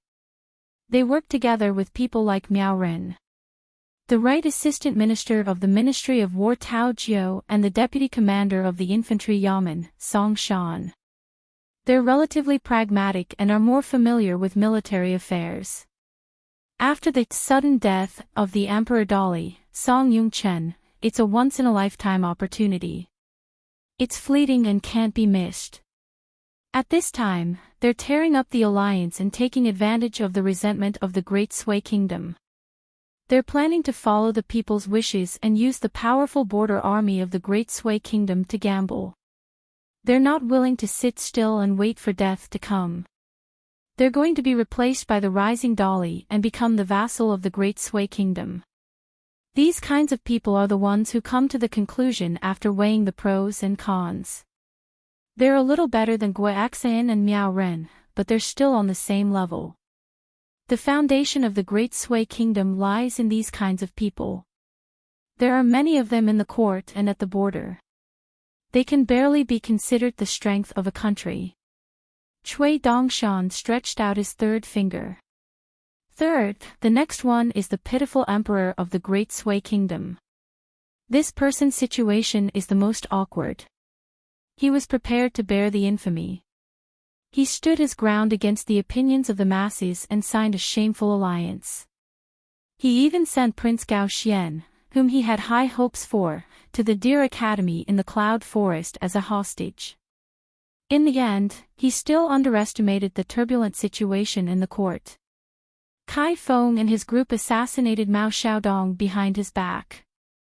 Once they succeeded, they slandered him as a Dali spy and deceived the masses. They told the court of the Great Sui Kingdom that Mao Xiaodong was scheming to use the Cliff Academy to dig out the roots of the Great Sui Kingdom's literary fortune. The people of the Great Sui Kingdom have the right to punish such a literary monster with evil intentions. Mao Xiaodong didn't refute anything. Literary monster. Mao Xiaodong felt that it was a compliment. Who was the person who was once called the greatest literary monster in the world? He and Cui Dong's teacher. Cui Dongshan smiled. Of course, Emperor Dali may or may not know about Kai Feng and his group's actions. The latter is more likely. After all, he isn't very popular now. But it doesn't matter because Kai Feng and his group don't know that the Song clan doesn't care about the literary monster Mao Xiaodong's death at all. The Great Sui Kingdom's emperor cares more. Anyway, no matter what, he won't break the oath. This is what Kai Feng and his group don't understand. But Kai Feng and his group definitely want to kill Mao Xiaodong first, then deal with the Dali students like Little Treasure Bottle, Li Huai, and Lin Shui. But at that time, the Great Sui Kingdom's emperor doesn't intend to break the oath and will definitely stop them. But Cui Dongshan smiled eerily. It seems that Song Yongchun's death has indeed moved the Great Sui Kingdom's emperor. As an emperor, do you really think he's willing to be blamed by the court? Is he willing to live under someone else's roof to the extent that the country is surrounded by Dali cavalry or the vassal troops of the Song clan while the Gao clan of Guiyang hides and struggles at death's door? Tao Jiu and Song Shan can see the opportunity. The Great Sui Kingdom's emperor is not stupid and will see further. This person is sitting on that chair and watching Kai Feng and his group's actions. How should I say it? It's half happy and half sad. It's not all disappointment and anger. He's happy because the Gao clan of Guiyang has nurtured soldiers for hundreds of years. There are indeed countless people who are willing to generously repay the Gao clan with their lives. He's worried because the Great Sui Kingdom's emperor has no confidence in winning the gamble. Once the oath is publicly broken, there will be no room for negotiation between the two countries. Once defeated, the Great Sui Kingdom's territory will inevitably suffer the wrath of Dali's court. Cui Dongshan maintained 3 fingers on his hand and smiled. When I first convinced Song Jianqiang not to attack the Great Sui Kingdom, it took a lot of effort. Because of this, Song Jianqiang was furious and had a big argument with His Majesty, saying that he was nurturing a tiger and treating the lives of the Dali soldiers who went out to war as child's play. It was very amusing. A martial artist loudly reprimanded the emperor, using the words of a scholar. At that time, His Majesty hid from everyone that his lifespan was about to end.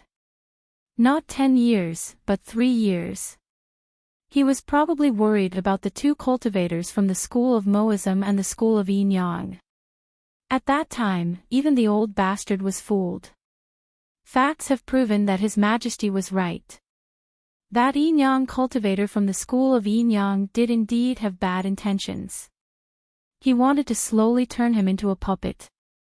If it weren't for Alliance breaking His Majesty's longevity bridge, the Song clan would have become the biggest joke in the Aquarius continent. Cui Dongshan narrowed his eyes and stretched out a 4th finger. Then it was the turn of the people behind the scenes. They were divided into 2 groups. I guess that group of real masters came from the Shang clan and the school of vertical and horizontal. They didn't do anything unnecessary. They didn't target Mao Xiaodong, nor did they target you. They didn't target anyone. They just took advantage of the situation and tempted the Great Sui Kingdom's emperor with benefits to replace Dali. Not to mention that Dali's cavalry had already crushed half of the continent. Half of the continent was enough to make the ancestors of the Great Sui Kingdom laugh so hard that they couldn't even close their coffins. The most interesting one wasn't the masters at the top of the mountain, but the guy who knocked out Zhao Shi, a disciple of Saint Lu. He used the identity of the new top scorer, Zhang Dai, to hide among the people of Kai Feng's level. After that, he left the city in the middle of the night.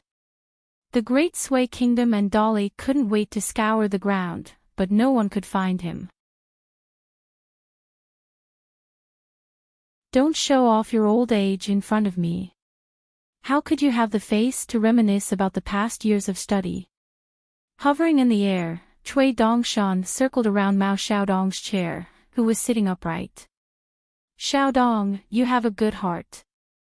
You were afraid that the old bastard and I would team up to plot against my husband, so you were busy with the matter of the Heart Lake. It's just that you're not very knowledgeable after all. But I still have to thank you. I, Cui Dongshan, am no longer a scholar with a sweet mouth and a sword in his heart. Because of your kindness, I really helped you kill that Yuanying sword practitioner. The buildings of the academy were not damaged much. If you were in charge of the academy, would you be able to do it? Could you let the literary talents of Mount Donghua not suffer any damage? Mao Xiaodong laughed. Then I have to thank your parents for giving birth to such a kind person like you. Cui Dongshan flipped his body and turned into a posture of paddling on his back. He said angrily, if you want to quarrel, just quarrel. If you want to scold, just scold. What's the point of involving your parents and ancestors?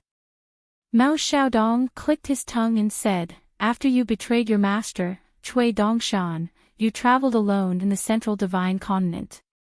Don't you know what you did and what you said? I only learned a little from you. Cui Dongshan floated to the ground and said with a smile, Xiaodong, you are not my disciple. Why are you learning from me? If you are willing to spend money to learn, I don't mind teaching you. Otherwise, let me tell you, a scholar who steals knowledge is also stealing. Mao Xiaodong suddenly stood up and walked to the window. He frowned and disappeared in a flash. Cui Dongshan also disappeared. The two of them stood on the big tree at the top of Mount Donghua. Mao Xiaodong asked, I can only vaguely feel some erratic signs through the literary talents of the Great Sui Kingdom. But it is difficult to really find them. Do you know who is behind this? Can you name a name? Cui Dongshan sat on the high branch and took out the mask made by the mechanism master of the school of Mo with the help of the yin-yang technique. He loved it so much that he could not put it down. It was the best magic treasure for killing and robbing. It could definitely be sold at a high price. Cui Dongshan laughed at Mao Xiaodong's question and said, I advise you not to do anything unnecessary. They are already giving you face by not deliberately targeting anyone. Mao Xiaodong, you are not the emperor of the Great Sui Kingdom. Now the Cliff Academy does not have the title of one of the 72 anymore. If you meet a Tao Unification Stage big shot who belongs to the upper school of the 100 schools of thought and acts according to their own principles, you will be courting death. The Middle-earth Academy will not help you. It's not like there have never been such a tragedy in history. This little bastard was sent crashing into the lake at the mountainside. Cui Dongshan, who was deliberately not dodging, did not fall into the lake. Instead, he kept spinning, drawing circles that grew larger and larger. In the end, the entire lake became a scene of pure white snow. It was as if there was a heavy snowfall, and the accumulated snow covered the lake. Cui Dongshan floated out of the lake and stood by the lake, admiring the beautiful scenery in front of him. It was summer, but it was as beautiful as winter. He nodded and said, well done. I'm convinced. Chen Pingan came to Cui Dongshan's courtyard. Zhu Lian had finished bandaging his wounds. Apart from the faint smell of blood on his body, Zhu Lian was talking and laughing as he sat on the steps. He was talking to Li Huai and Pei Qian, the two little brats, about how soul-stirring that battle was. Lin Shui was calming his mind in qi. It was more difficult for him, but to enter and exit the river of time again and again, as long as no illness was left behind, it would be greatly beneficial to any cultivator. It would be especially helpful for him to break through to the Golden Core Earth immortal realm in the future. Xia Lian's face was pale and her injuries were not light. Her spirit had fluctuated with the small world and the river of time. However, she did not sit on the green bamboo corridor to recuperate. Instead, she sat not far from Pei Qian, looking at the entrance of the courtyard from time to time. Shi Ro was pulled out from the broken floor by Yu Lu, lying flat in the corridor. She was already awake, but there was a Yuanying sword cultivator's leaf fire flying sword living in her stomach. It was overturning rivers and seas, causing her stomach to be in pain. She was waiting for Cui Dongshan to return and save her. Li Baoping squatted beside Du Mao and asked curiously, Pei Qian said I should call you Sister Shiro. Why? Shiro was about to speak when Li Baoping said considerately, let's chat after the flying sword in your stomach comes out. Shiro smiled bitterly and nodded. Yu Lu was sweeping the courtyard with a broom. His injured hand had been bandaged. Chen Pingon let out a sigh of relief. On the way here, he saw the white deer that belonged to old Master Zhao Shi. It was still lying there stiffly after being hit by the secret restriction. Chen Pingon didn't dare to move it, so he could only leave it to Cui Dongshan. Chen Pingon stopped beside Yu Lu and raised his hand. When he held the sword hilt of the sword immortal on his back, it was badly mutilated. He applied the hemostatic herbs from the mountains and the raw meat ointment from the immortals on the mountains. After he finished bandaging it, he shook his hand at Yu Lu and smiled, brother in distress. Yu Lu smiled and asked, how did you get injured? Chen Pingon shook his head, it's embarrassing to say it. Forget it. Chen Pingon turned to look at Li Baoping and Pei Qian. You guys can continue playing. It should be fine now, but you guys still need to stay here for the time being. Don't be too formal when you're staying in someone else's house. Li Huai said, Chen Pingon, what are you talking about? Cui Dongshan is familiar with me. I'm Li Huai's friend, so your friend is Chen Pingon's friend. Since we're all friends, it's right not to be formal. Chen Pingon smiled and said, tell someone else your fallacious reasoning. Li Huai suddenly turned his head and said to Pei Qian, do you think my reasoning makes sense? Pei Qian said decisively, my master is right. It's fallacious reasoning. Li Huai said bitterly, Pei Qian, I didn't expect you to be this kind of person. Where's the morality of Jianghu? Didn't we agree to explore Jianghu together and dig for treasures? In the end, we haven't even started to make money in Jianghu and we have to break up. Pei Qian laughed and said, let's break up after we finish eating. Li Huai rubbed his chin and said, it seems quite reasonable. Chen Pingon came to Lin Shi and sat down. He asked softly, what do you think? Lin Shi sighed and said self-deprecatingly, when the gods fight, the ants suffer. Chen Pingon did not say anything. Lin Shi smiled and said, when Cui Dongshan comes back, you tell him that I will come here often in the future. Remember to pay attention to your words. It's your idea, Master Cui Dongshan. I can't go against my destiny, so I came here. Chen Pingon restrained himself. After all, Xia was present, so he did not tell the truth that it was Cui Dongshan who invited Lin Shi to cultivate here. He said, it's not a problem if you say so. Lin Shi lowered his voice and said, I owe Cui Dongshan a favor, and I have to pay it back sooner or later. It's up to him to decide. It's better to owe you a favor, but at least it's up to me to decide. Chen Pingon said helplessly, are you bullying the weak and fearing the strong? Lin Shi shook his head and said, I'm bullying the weak and not the weak. Chen Pingon took off the blade-strengthening gourd and drank the sweet rice wine inside. Lin Shi asked, the library of the academy is not bad. I'm familiar with it. If you want to go there to look for books, I can help to lead the way. Chen Pingon said, I don't know how to go there. I can't eat so much knowledge.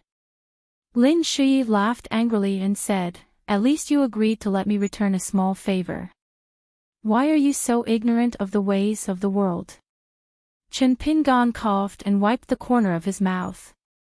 He turned his head and said, Lin Shi, you entered a fake cliff academy and studied fake books for several years, right? Lin Shi laughed. Pei Qian elbowed Li Huai and whispered, is my master so close to Lin Shi? Li Huai didn't even raise his head. He was busy playing with his painted puppet and said casually, "No, Chen Pingan is only close to me. He doesn't have a good relationship with others." Li Baoping quietly came behind Li Huai and kicked Li Huai to the ground. Li Huai sat up and said with a sad face, "Li Baoping, if you continue to be like this, I'll take Pei Qian and set up my own sect. I won't recognize you as the chief of Wulin anymore." Li Baoping curled his lips and looked at him with disdain. Li Huai and Pei Qian. Li Huai had gotten the position of the Donghua Mountain branch under the Longquan County headquarters and was only expelled once. Later, when Chen Pingan came to the academy and Li Huai shamelessly promised that he wouldn't be at the bottom in the next class, Li Baoping showed mercy and restored Li Huai's Jianghu identity. As for Pei Qian, Li Baoping said that public and private matters must be separated. Pei Qian's experience was still shallow, so he could only temporarily rely on the position of a small branch in the lowest level of Jianghu as a nominal disciple. Pei Qian felt that it was good, but Li Huai felt that it was even better.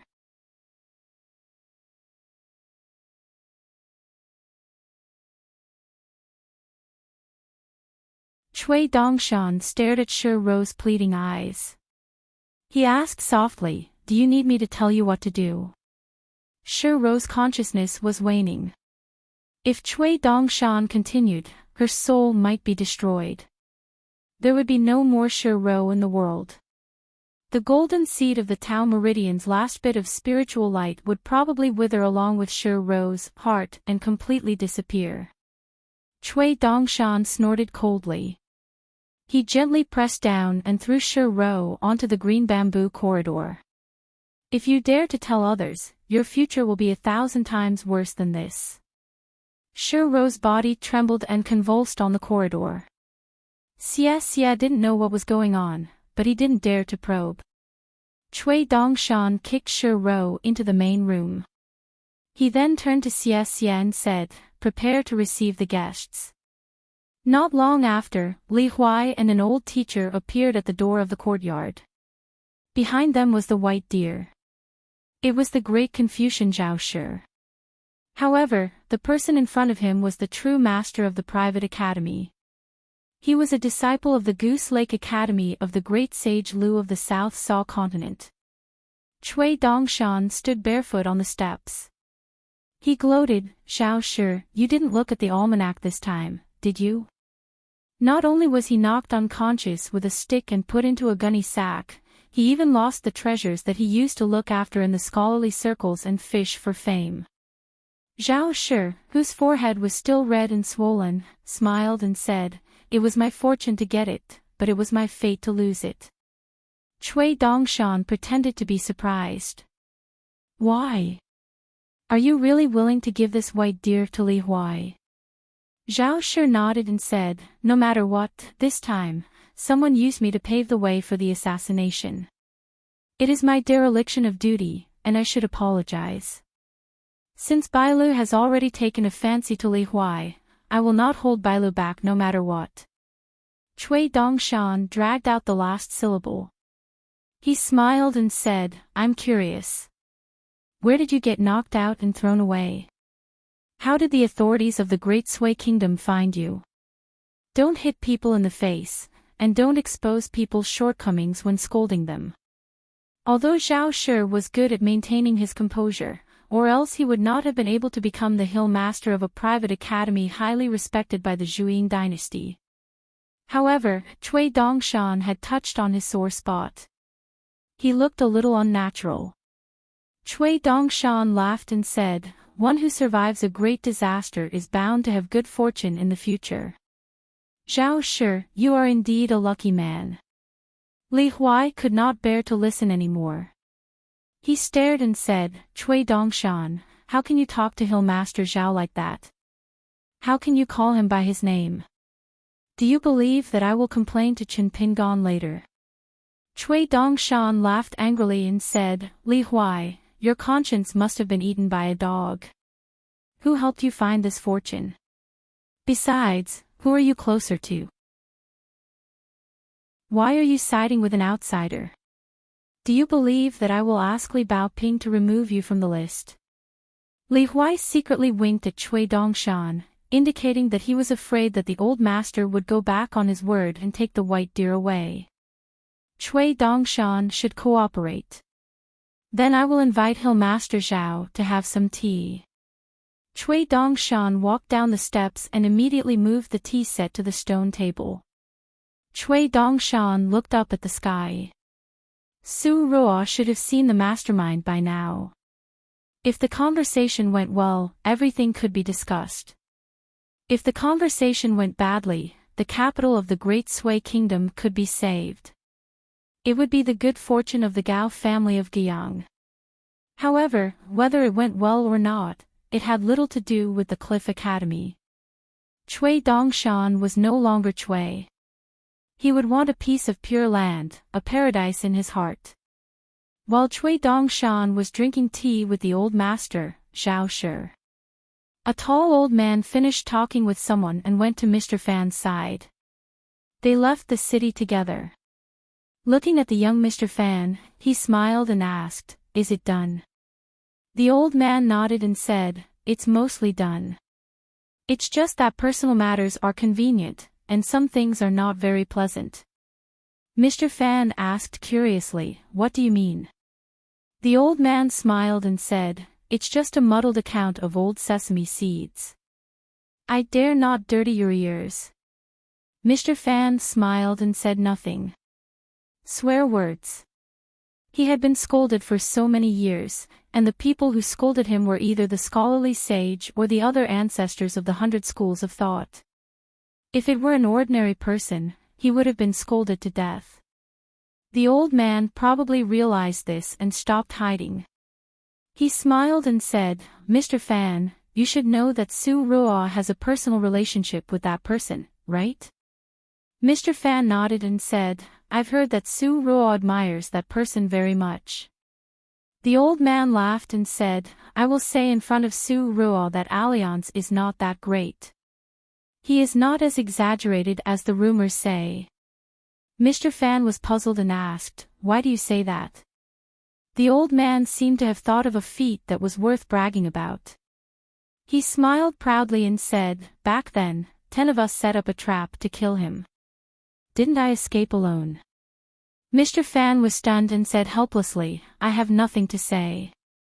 Outside the gate at the foot of the Cliff Academy, a young man and a young woman, who looked like master and servant, seemed to be hesitating whether to go in or not. He wanted to go in and have a look. He wondered if it was better than the Linlu Academy in his hometown. She was not very willing. She said that she disliked places like academies more than schools. In the end, he climbed the mountain and entered the academy alone. She was left alone at the gate. The gatekeeper of the academy, surnamed Liang, had been closing his eyes and dozing off. He deliberately ignored the two from the beginning to the end. What a heavy dragon aura! It was even heavier on the woman. For 13, the young man came to the lakeside. It was obvious that the Gao family of Guiyang had spent a lot of money and effort on this academy. The old site of the Cliff Academy in Dali was about to become the new Confucian temple in the capital of Dali. The young man turned around and saw a figure that was both familiar and strange at the same time.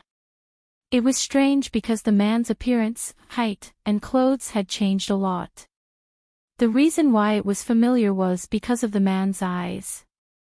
After so many years, the two neighbors, the illegitimate son of a brothel supervisor and a lonely bumpkin, had each turned into Songmu, a prince of the Great Li dynasty, and a scholar who had traveled thousands of miles across the 2 continents. A paladin. A swordsman. Chen Pingan went straight to the point. "I heard from the Maoshan mountain master that you came to the academy, so I came to see you." Song Jisin looked at Chen Pingan from head to toe. It was said that the half-immortal sword was a gift from the Fu family in Old Dragon City as an apology. As for the flagon on his waist, it was a blade-strengthening gourd that Wei Pai, the god of Beiyue, had carefully selected for Chin Pingan. Song Jisin said with a smile, "When we were neighbors, we always thought that the people in Fulu Street and Peach Leaf Alley were rich and powerful. But now it seems that the people in Clay Bottle Alley and Apricot Blossom Alley are more promising." Apricot Blossom Alley is supported by Ma Kuchuan from Marshall Mountain. On the other hand, Clay Bottle Alley is supported by you, me, GQ, and the Little Slug. I wonder if the outsiders will see Clay Bottle Alley as a place full of legends in a few decades. Even a dog didn't like to pee there. Chen Pingan was about to speak. Song Jisin waved his hand. "Let me finish first. Otherwise, with your bad temper, Chen Pingan, I'm afraid that we will part on bad terms." Chen Pingan nodded. "Then let's walk and talk." The two of them strolled side by side along the quiet path by the lakeside where the willows rustled. Song Jisin smiled and said, "You've been away for a long time. You probably don't know what the town is like right now, do you? Since the people knew the origin of Liju Cave, they opened the door to the outside world. Whether it was the rich people in Fulu Street or Peach Leaf Alley, or the poor places in Dragon Alley or Apricot Blossom Alley, every family was searching for their ancestral treasures carefully. Porcelain bowls of food, stone troughs for pigs, jars of pickles, and bronze mirrors on the wall, but these were nothing. People started. People. Dragon's Horn Mountain. And many people. And many people. And many people. People and people, many people, people. Silver and gold, which used to be very rare, were nothing. Now they compete with each other. How many immortal coins they have in their pockets? Chen Pingan asked, "Have the crops been abandoned? Have the dragon kiln and the porcelain kilns stopped?" Song Jisin nodded. "Isn't that so? Who cares about such a small harvest?" Chen Pingan sighed. This was human nature. If Chen Pingan did not have those experiences and stayed in Liju Cave's Mud Bottle Alley as an ordinary kiln worker, he would be more diligent. The only difference was that he would not forget his duty. If there were crops, he would not leave them alone. If he became a proper kiln worker, he would not let his skills go. Back then, after being reminded by Lu Chen, Chen Pingan went to the Dragon Whisker River that very night when he heard that there was a possibility of exchanging them for money. He carried a large basket on his back and searched for the snake gall stones that had not yet dissipated their spiritual energy. He ran as fast as he could and forgot to eat and sleep.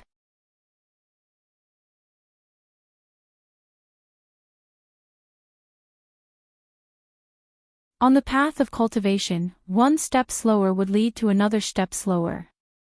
The invisible losses involved would drive chi refinement warriors crazy. If they were slightly luckier, they would also suffer great losses. For example, after obtaining a suitable refining item, they would have a rough idea of the price of the supplementary materials. The original plan was to spend 1 grain of grain rain money. This was the real price of the required heavenly minerals and produce treasures. However, even if they could find all the materials, how would they be able to get their hands on them? Most of the cultivators in the mountains and lakes relied on robbing. They liked to promote killing and robbing, saying that they would be blamed if they did not take it. Most of the immortal masters relied on relying on incense, using the immortal money to buy or barter. If they did not have any friendship, they would be able to spend immortal money at Lingji Zhai of Inverted Hanging Mountain, Bao Zhai Zhai of Oxhorn Mountain in Longquan County, Qingfu Square and other big immortal shops. This was nothing. The most expensive situation was those heavenly minerals and produce treasures that were in short supply. The immortal shops would have a special heaven and earth pavilion in their sleeves. They would call in some potential buyers and bid for them. They had their own set of business methods that made people cut their flesh and their hearts bleed. Once they reached this step, it was normal for the final transaction price to double the initial estimate of a chi trainer. There were even people who liked to deliberately undermine others. Once they saw that someone was determined to get it, they would deliberately do bad things to disgust him. They would forcibly raise the price of an item from 1 grain of grain to 3 or 4 grains of grain. Should the victim buy it or not? If he did not buy it, many good things would pass by. There would be no such shop in this village. What would he do if he delayed the refinement of his natal item? Not to mention that between immortal mountains, the closer they were to each other, the more they would scheme against each other. Who would be willing to look on helplessly as another Middle Five Realms cultivator, especially an earthly immortal cultivator that could summon the wind and rain? There might not be a fight to the death, but there would definitely be endless obstructions in the dark. Therefore, when Mao Xiaodong finished collecting all the heavenly minerals and produce, Chen Pingan felt relieved but also a little worried. How was he going to refine his third natal item? According to the established plan, he should already be in the North Continent by then. Could it be that he had changed his mind and wanted to collect the remaining Dali artifacts from the Battle of Old Dragon City, sell them all, and refine the third artifact in Luopa Mountain before traveling to the North Continent where swordsmen were as common as clouds? Chen Pingan fell into deep thought, thinking about why. Failure. It was a mess. Mao Xiaodong said softly, from the Sage of Rights to the Sage of Rights, one elaborated on benevolence, righteousness, and morality, while the other formulated a specific framework of rules. Why? Mao Xiaodong asked and answered his own question. Before answering this question, I also asked that person why the Sage of Rights and the Sage of Rights, after establishing the supreme and orthodox status of the world, still tolerated the 100 schools of thought. Why not just leave behind the knowledge of Confucianism to educate the common people? That person's answer enlightened this blockhead of mine. Only then did I realize how vast the world was. That person said that the Tao ancestor was looking at that one. That was why the remnants of the rebellion were able to migrate to the Great Wall of Sword Qi. And we, the world, did not exterminate the demon race. Buddha only left behind a sentence, predicting that the age of Dharma would eventually come. From now on, in my Dharma, although you have to shave your hair, wear a kasaya, break the prohibitions, and do not follow the Dharma. Mao Xiaodong asked, what do you think these three are asking for? Chen Pingan shook his head, not knowing. Mao Xiaodong said, that person told me that he did not know the answer, but perhaps he hoped to give all sentient beings in the world a kind of closer to the true meaning of Zio, a kind of Z that you don't have to pay any extra price to achieve. Mao Xiaodong asked, do you understand? Chen Pingan answered honestly, I don't understand. Mao Xiaodong smiled, Chen Pingan, there's no need for you to ask for the answer to such a question now. Mao Xiaodong stood up and raised one of his feet. It was an inch off the ground and hovered in the air. Then, he raised it twice. Now that you know the foundation and true meaning of all kinds of learning, step by step, no matter how high a person stands, his heart will be stable. Regardless of those messy and unorthodox ways, at least we scholars should be like this. Chen Pingan recalled what he had said to Yao Jinji at the peak of the Great Spring Dynasty, about the circles from inside to outside, from small to large. He smiled and said, I understand this. Mao Xiaodong sat back down and asked with a smile, do you really understand? Chen Pingan nodded and said, yes. Mao Xiaodong stretched out a palm and said with a smile, with the right time, place, and people, you can refine items. Chen Pingan closed his eyes and took a deep breath. A golden script gall quietly hovered in front of him. Chen Pingan was still not in a hurry to start a fire with a breath of pure martial qi. Instead, he recalled the incident at his ancestral home in Mud Bottle Alley when he was young.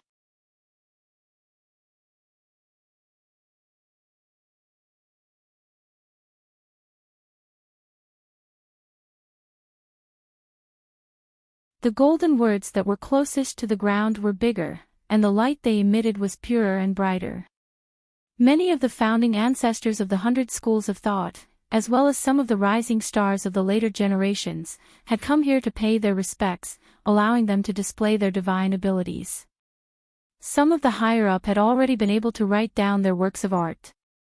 They were able to shake them, and even move them to other places.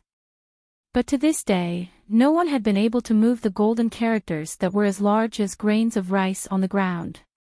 That was because they were the fundamental knowledge of the Sage of Rites and the Sage of Rites. But even so, some of the words hovering above the knowledge hall by the Sage of Rites and the Sage of Confucian Temple would lose their golden light and disappear on their own. This was the first time in the secret history of the Confucian Temple that something like this had happened. The sages of the Learning Palace were shocked. Even the vice leader of the Confucian school who was in charge of the Confucian Temple had to take a bath and change his clothes. He went to the statues of the Sage of Rites and the Sage of Rites and lit the incense sticks. However, the two sages still did not show up. It was at that time that the scholar, who was not revered as a secondary sage by the Confucian school of thought, said, "There's no such thing as knowledge that can last forever. There's no perfect essay in the world. There's nothing to be surprised about. Otherwise, why do we need to study and learn?" The people of the Confucian Temple were relieved because of that. Mao Xiaodong stopped thinking and looked at the young man sitting opposite him. His figure was lofty and divine, like a tree in a forest. He was naturally otherworldly. His figure was like a luminous pearl. It was like a small moon that was left behind in the mortal world.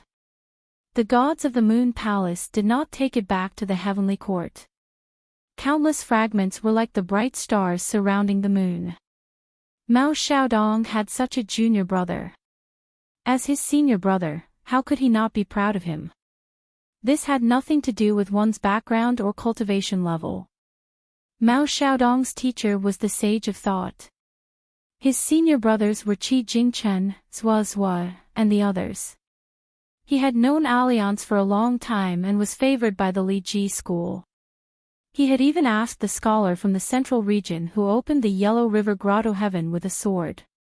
Mao Xiaodong also had many fortuitous encounters. He had walked many paths of learning and met many experts.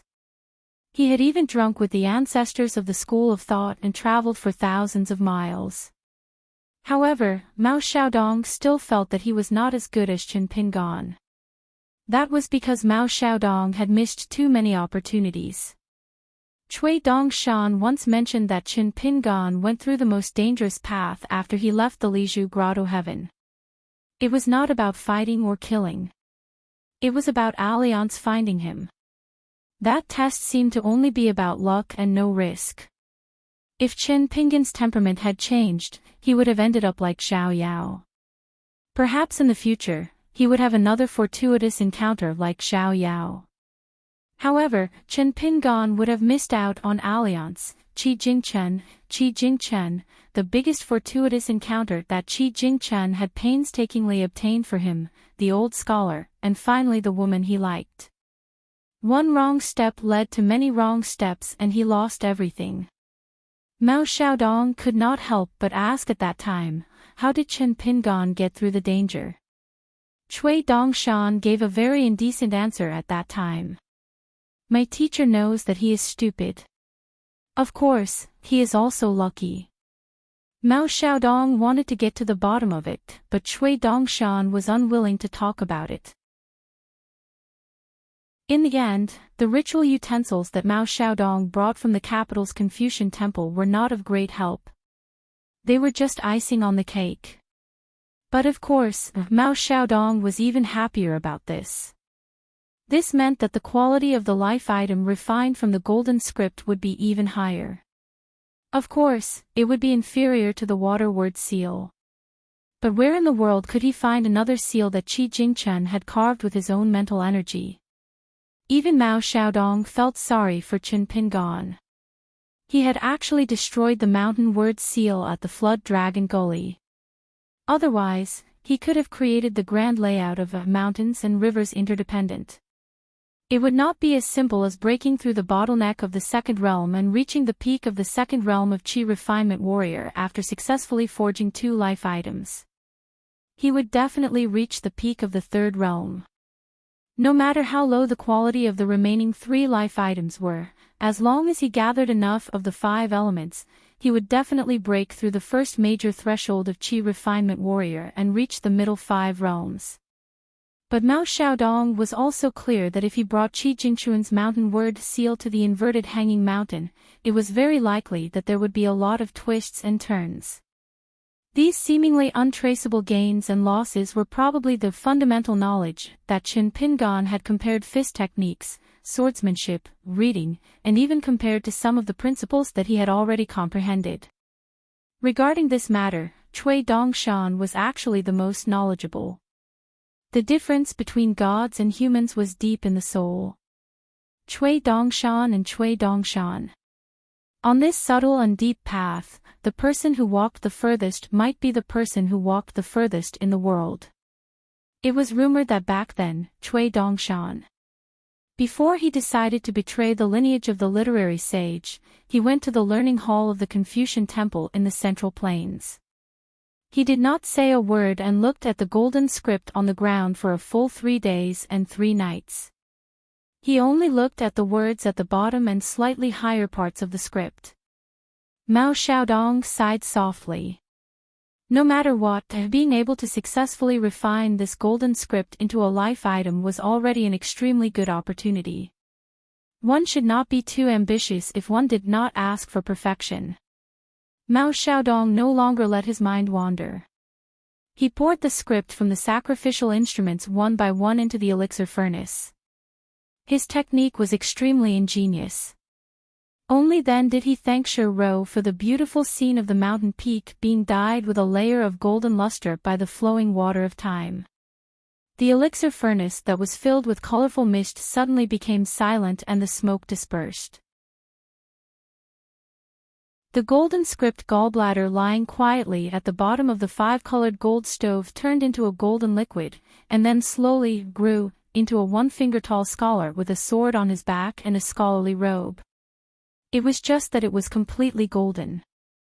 With a leap, it came to the edge of the top of the alchemy furnace and looked up at Qin Pingan. However, its face was still blurry and had not yet been shaped. When it became clear, it was roughly Qin Pingan's appearance. In addition to the long sword on its back, there were a few golden books hanging on its waist with thin golden threads. The little man in the golden scholarly robe said in an old-fashioned manner, "You have to read more. Also, you said it yourself that knowing your mistakes and being able to change them is the most important thing." Qin Pingan, who was already sweating profusely, wiped the sweat from his forehead and nodded with a smile, "Let's work together." The little golden scholar turned into a long rainbow and quickly flew into Qin Pingan's heart acupuncture point. He sat cross-legged, picked up a book hanging on his waist and began to read. In addition, there was also a golden script that was suspended in the middle of the cave. It was actually one with the little scholar with a sword on his back. Mao Xiaodong was stunned and then began to frown. Qin Pingan asked doubtfully, "Is there something wrong?" Mao Xiaodong's expression was solemn and asked, "I don't think that the golden script that was refined into a natal item and condensed into a scholar is too strange. However, why did it say that sentence?" Qin Pingan thought seriously for a moment and said, "After I learned how to read, I've always been afraid that the reasoning that I summed up would be wrong. Therefore, whether it was the green-clothed child or Pei Qian, or Cui Dongshan who asked me those 2 questions, I'm always afraid of my own cognition. In fact, it's reasonable for me, but it's wrong for others. At the very least, it's not comprehensive enough and not high enough in the superficial reasoning. Therefore, I'm worried that I'll mislead others." Mao Xiaodong was relieved and smiled with relief. "That's very right." Mao Xiaodong stood up and waved his hand to remove the saint's direct knowledge on the peak of the mountain. However, the small world of the academy was still there. He reminded, "I'll give you half an hour. Next, you can take out the golden jade token that says I'm good at nurturing the Great Spirit and absorb some of the remaining ritual instruments. Don't worry about crossing the boundary and inadvertently stealing the literary luck and anima of Mount Donghua. I'll weigh the pros and cons. After this, you'll be a true second-state qi cultivator. Chen Pingan quickly stood up and thanked him. Mao Xiaodong waved his hand and complained, I really don't know where you learned to be so polite, junior brother. Chen Pingan joked, maybe it's from the sage of literature. Mao Xiaodong immediately put on a serious face and said, you have to understand the teacher's good intentions. Chen Pingan said awkwardly, I'm just kidding. Mao Xiaodong reprimanded, teacher, you teach by word of mouth, by example, bit by bit. As a junior, how can you be careless and joke around? Chen Pingan could only nod. Mao Xiaodong turned around with a smile. He didn't look angry at all. Little junior, you're still young. On the peak of the mountain, the river of time slowly flowed backward. The golden autumn returned to the midsummer, and the fallen leaves returned to the branches. The withered yellow turned to green. After Mao Xiaodong left, Chen Pingan took out the golden jade token and held it in his hand.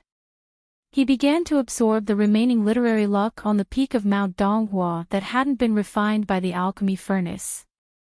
A small golden stream as thick as a thumb lingered around the jade token and then slowly flowed into the jade token. Then, it flowed from the jade token into Chen Pingan's hand and went to the Qi residence where the little man in the golden dress was. Wherever it went, it soaked into Chen Pingan's heart. When the golden stream of literary luck flowed into the Qi residence, the little man in the golden dress immediately stopped reading. He smiled from ear to ear and jumped around, dancing with joy. This was probably Chen Pingan's childish nature that he rarely had the chance to show in his life. The little man in the golden stream stopped at the cave residence. Walking along the water, he walked to the entrance of the cavern and shouted. A fire dragon made of pure Zhenqi flew over. It jumped and sat on the dragon's head. It roared and swung its legs vigorously. It rode the dragon and patrolled the small world of the human body. Chen Pingan saw this scene with his inner vision. He was a little embarrassed. Why was himself so naughty? He didn't feel any better than Gu Kan and the little boy in green. Mao Xiaodong had been observing silently. In the end, Chen Pingan used the golden jade token to absorb the literary luck of the Great Sui Kingdom's Confucian Temple, leaving nothing behind. Refining the natal item almost exhausted the accumulated anima qi in the water residence. Now that he was a real qi refinement warrior, he didn't even take the relatively worthless anima qi, let alone the literary luck of Donghua Mountain. Even though Mao Xiaodong had asked him, he still didn't take a single drop. It was only at this moment that Mao Xiaodong felt that he had a rough idea of why Chen Pingan was able to overcome the danger. Self-restraint. It was that simple. Such a pedantic and inflexible cultivator who didn't know how to pursue the maximization of benefits would give the smart people in the world a reason to mock and ridicule him. Therefore, the reason that Chen Pingan derived from this would be especially hated by unreasonable people. Mao Xiaodong's heart suddenly trembled. The huge stone that was pressing on his state of mind, which had almost cut off Mao Xiaodong's path to the 5 states, seemed to be loosening. Reason was not differentiated by culture. Mao Xiaodong respected his teacher and was determined to only follow him in this life. However, he didn't need to be constrained by sectarian views and deliberately exclude the knowledge of the sage of rites for the sake of the academy.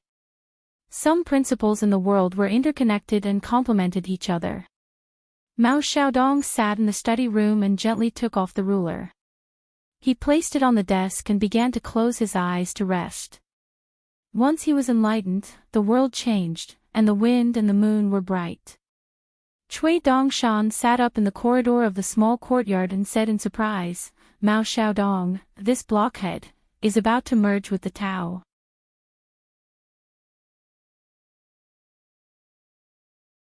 At that time, many sharp-eyed onlookers noticed a fairy from a certain third-rate celestial sect at a glance.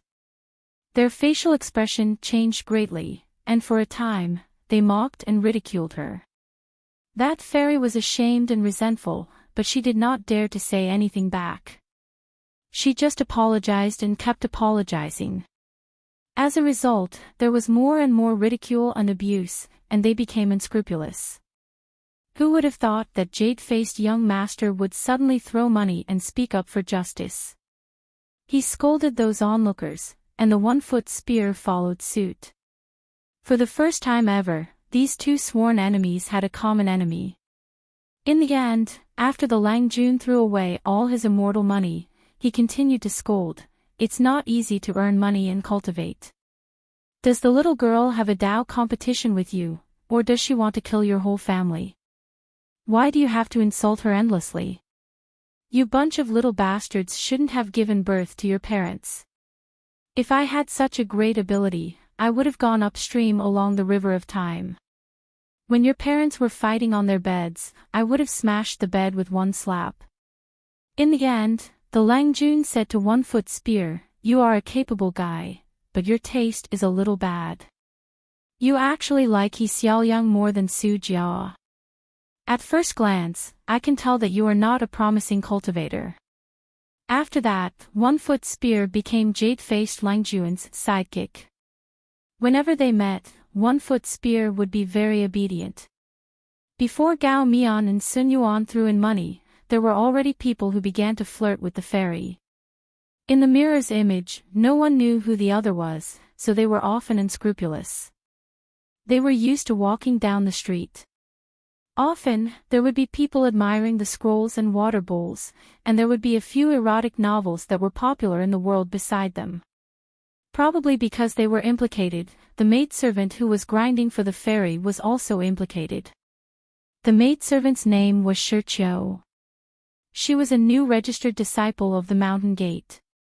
Whenever the master showed up, she would occasionally appear in the scrolls. If she was not serving tea, she would deliver things, and she would do menial chores like serving people. In fact, her figure was better than the fairies, but cultivation on the mountain was always based on talent and realm to determine one's status. Gao Mian and Sun Yuan were experienced and used to such things. Generally speaking, as long as it was not too excessive, they would not say anything. However, the maidservant named Shi Qiu was probably not used to such unbearable humiliation. Her eyes were slightly red and she bit her lips. Misfortunes never come singly. From the angle of the scroll, Gao Mian could see that under the table, the fairy was probably annoyed by the maidservants ruining the scenery. She quickly stepped on the maidservant's foot. Gao Mian originally wanted to start throwing money, but after seeing this scene, he threw a handful of snow money back into the pile. Gao Mian picked up the wine pot and drank a mouthful of wine. He snorted coldly and said, "It's this kind of woman again. What a waste of the scholarly aura she brought from the secular world." Sun Yuan smiled. Gao Mian felt somewhat disappointed and continued to drink. Lu Lao Qing reminded him, "Old Gao, take it easy. You are not drinking. You are from the Aquarius continent. If you drink, the entire Aquarius continent is yours. This is my ancestral home, it can't withstand your drunken madness." Gao Mian snorted and suddenly asked, "Little Fei Xing, what do you think of the name Invincible God Fist Gang?" Sun Yuan stared at the scroll and said without hesitation, "Strong, invincible, domineering. In the Aquarius continent, it is like a crane in a flock of chickens. It is unique." Gao Mian nodded, "At least you know your place. You know to speak the truth from the bottom of your heart." Lu Lao Qing tried to endure, but he could not take it anymore. He said to Sun Yuan, "Old Senior Sun, what are you scheming? For other things, it is fine if you let old Gao do as he pleases. But the bullshit gang name that he came up with caused all the disciples to be unable to raise their heads. Old Senior Sun, you still have to go against your conscience and praise them. I, Su Lao Ching, cannot take it anymore. Su Lao Ching was the #1 uncultivated cultivator in the Aquarius continent. As a great cultivator in the Jade Pure realm who had fought his way out of the wilderness, he had seen many strange people and things. However, Sun Yuan and Gao Mian were like this. One was the leader of the immortal masters in the Tongya continent, while the other was the ancestor of the Aquarius continent who had fallen back to the nascent soul realm. It was rare to see them like old friends at first sight. Lu Lao Ching could barely understand if they did not care about the difference between the two realms. However, Sun Yuan, did you have to flatter Gao Mian, this coarse old man who was illiterate? At first, Su Lao Ching was afraid that Sun Yuan had ulterior motives. However, Sun Yuan did not hesitate to confront the Daoist heavenly monarch Qi Jin, and little Fei Xing went to the sky screen to discuss the ownership of the broken grotto heaven with the sage in charge. After that, the three of them had nothing to do and traveled together. Even the cautious Lu Lao Ching had to admit that Sun Yuan flattered Gao Mian and Gao Mian ordered Sun Yuan around. Both of them were actually sincere. Sun Yuan smiled at Lu Lao Ching and said, I really feel that the name of the invincible Divine Fist Gang is especially good. Lu Lao Ching sighed and smiled bitterly. I admire you. Gao Mian said, Lu Lao Ching, you are better than little Fei Xing in other aspects. However, you are not as good as little Fei Xing in terms of aesthetics. Sun Yuan slapped his knee and said, Yes, yes, yes. You've enlightened me. I didn't understand why I was so lonely on the path of cultivation, but you've hit the nail on the head today. It's because of your aesthetic sense that I'm too high up in the social ladder that I'm rarely seen.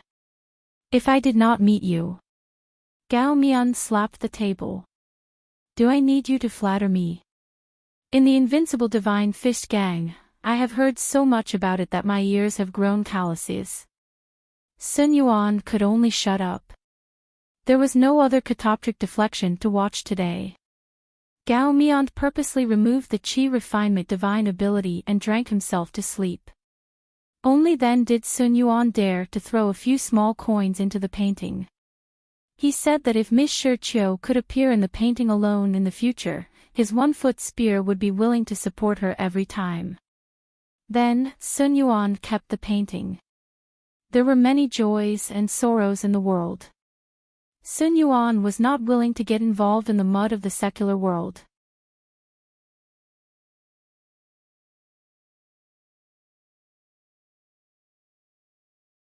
For 15, the emperor of the Gao family of the Great Sui attended the Feast of Thousand Old Men.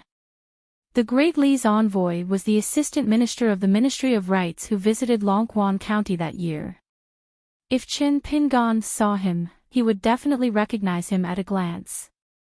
At the banquet, which was full of gray-haired people, Song Jisin and Su Ruo sat on either side of Dolly's minister.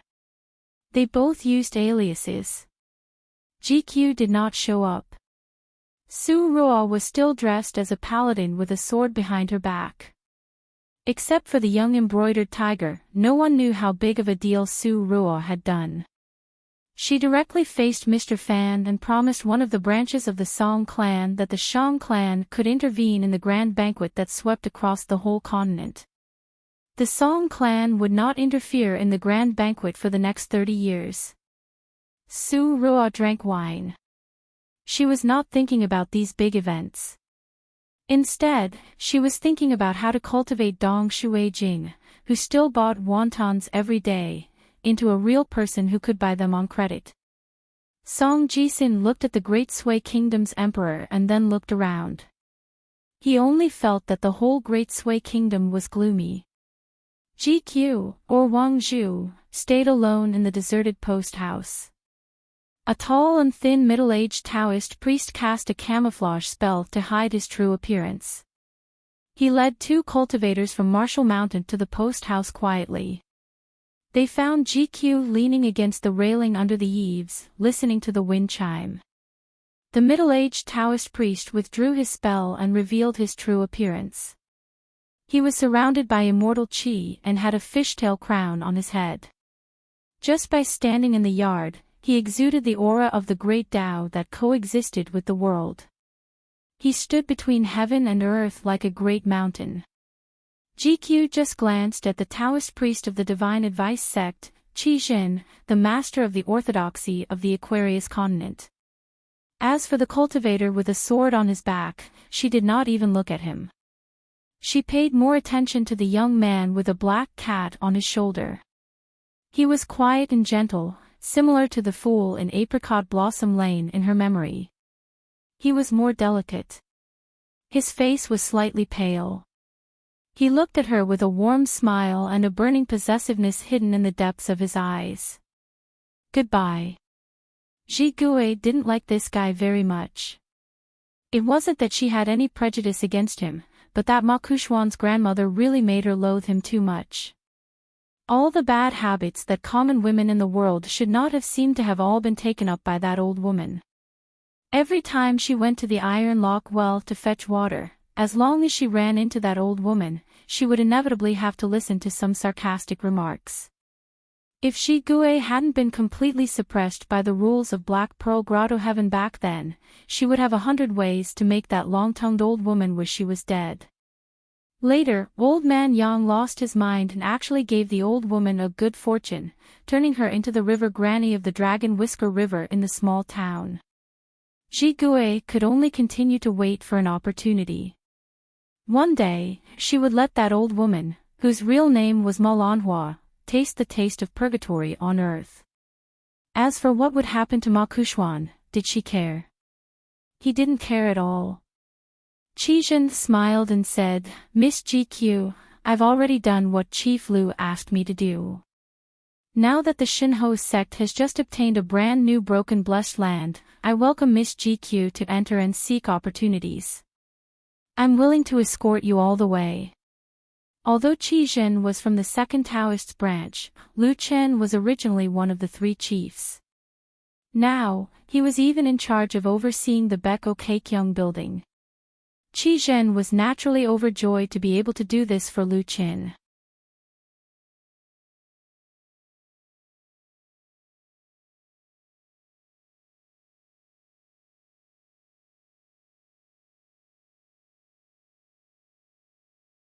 Remember not to be disappointed in yourself. Perhaps that's the most disappointing thing. Xiao Yao was a little embarrassed. Finally, he took out the wooden dragon paperweight. To repay you for saving my life, I would like to give this to you, sir. The man waved his hand, seemingly a little helpless. Since when has the outside world become such a moral thing to do to save people within one's power? Zhao Yao said stubbornly, Sir saved me without asking for anything in return, but the person who was saved cannot ignore it. This is the most important thing I have on me. Using it to repay you, sir, is just right. The man smiled. That means the world hasn't become too bad. But the man did not accept the paperweight in the end. Zhao Yao sat on a self-made wooden raft and headed to land. Standing on the raft, Xiao Yao bowed to the man on the shore and bade him farewell. After that, the man continued to live a leisurely life. One day, the sword on the mountain peak started to hum. The man stood beside the sword and looked in the direction of the Aquarius continent. He smiled and said, Don't bother with it. The sword's hum gradually stopped. After that, 2 guests appeared on the island. One was an old Taoist with a red nose, and the other was a young Taoist. The latter immediately squatted on the ground and vomited. Starting from the alley in the southeast of the Aquarius continent, to the shore of the Aquarius continent's western ocean, then to a lone island overseen by an immortal family, and finally to this place. The young Taoist had already vomited time and time again. The old Taoist immediately squatted down and patted his disciple's back. He said guiltily, It's fine, it's fine. After vomiting this time. Vomiting once more, maybe twice, it will be over. The young Taoist almost vomited his bile. He asked with red eyes, Master, you keep saying that, when will it end? Can you give me a definite answer? The old Taoist, who was dressed in a strange Taoist robe, had fire dragons swimming in his sleeves. He smiled awkwardly. The young Taoist stood up and asked, Master, you said you want to bring me to meet the person you admire the most, but you are not willing to tell me his background. Why? The old Taoist smiled but did not say anything. He raised his head and asked, Open the door. We master and disciple will ask you for a cup of tea, is that okay? The man sighed and appeared on the shore. He stood 3 feet away from the master and disciple. I am a scholar, and you are a great heavenly master of Mount Longhu with a different surname. You want to compete with me in thunder and talisman. The old Taoist had already used his divine ability to prevent his disciple from hearing this person's words. There were some things that he still needed to hide from this foolish disciple. The short old Taoist smiled and asked, You won't even let me in. Why, does this mean you have agreed to compete with me in Tao? If I can enter, it will be my win, and you will lend me that sword. The man shook his head. Are you really going to pester me like this? The young Taoist, Zhang Shanfeng, could not hear what his master and the green-robed man were talking about. In fact, Zhang Shanfeng was shocked to find that the green-robed man's face made him forget what he had seen previously. The old Taoist laughed. Oh, you are angry. If you have the ability, come out and hit me. The corner of the man's mouth twitched. Zhang Shanfeng suddenly heard his master's shameless words. He could not help but remind him softly, Master, although you have always claimed that you are a cultivator who has achieved Tao, as a Qi cultivator on the mountain, you should pay attention to your manners and demeanor when you come to visit. The old Taoist nodded repeatedly and then glared at the man. The old Taoist smiled mischievously and said, It's embarrassing. I can't thank you enough for your kindness. We'll take our leave first. We'll come again in the future. He pulled the confused Zhang Shanfeng by the arm and used his feet to draw talismans. He directly shrank thousands of miles and went to a tall mountain in the central plains. The man in the green robe didn't mind. He stood where he was and continued to look at the sea. Zhao Yao was young and ignorant back then and had once asked him if he was a disappointed person. This question was really interesting. Because this scholar had always been known as the proudest person in the world. He first set a small goal, such as 1 second. Remember, 15.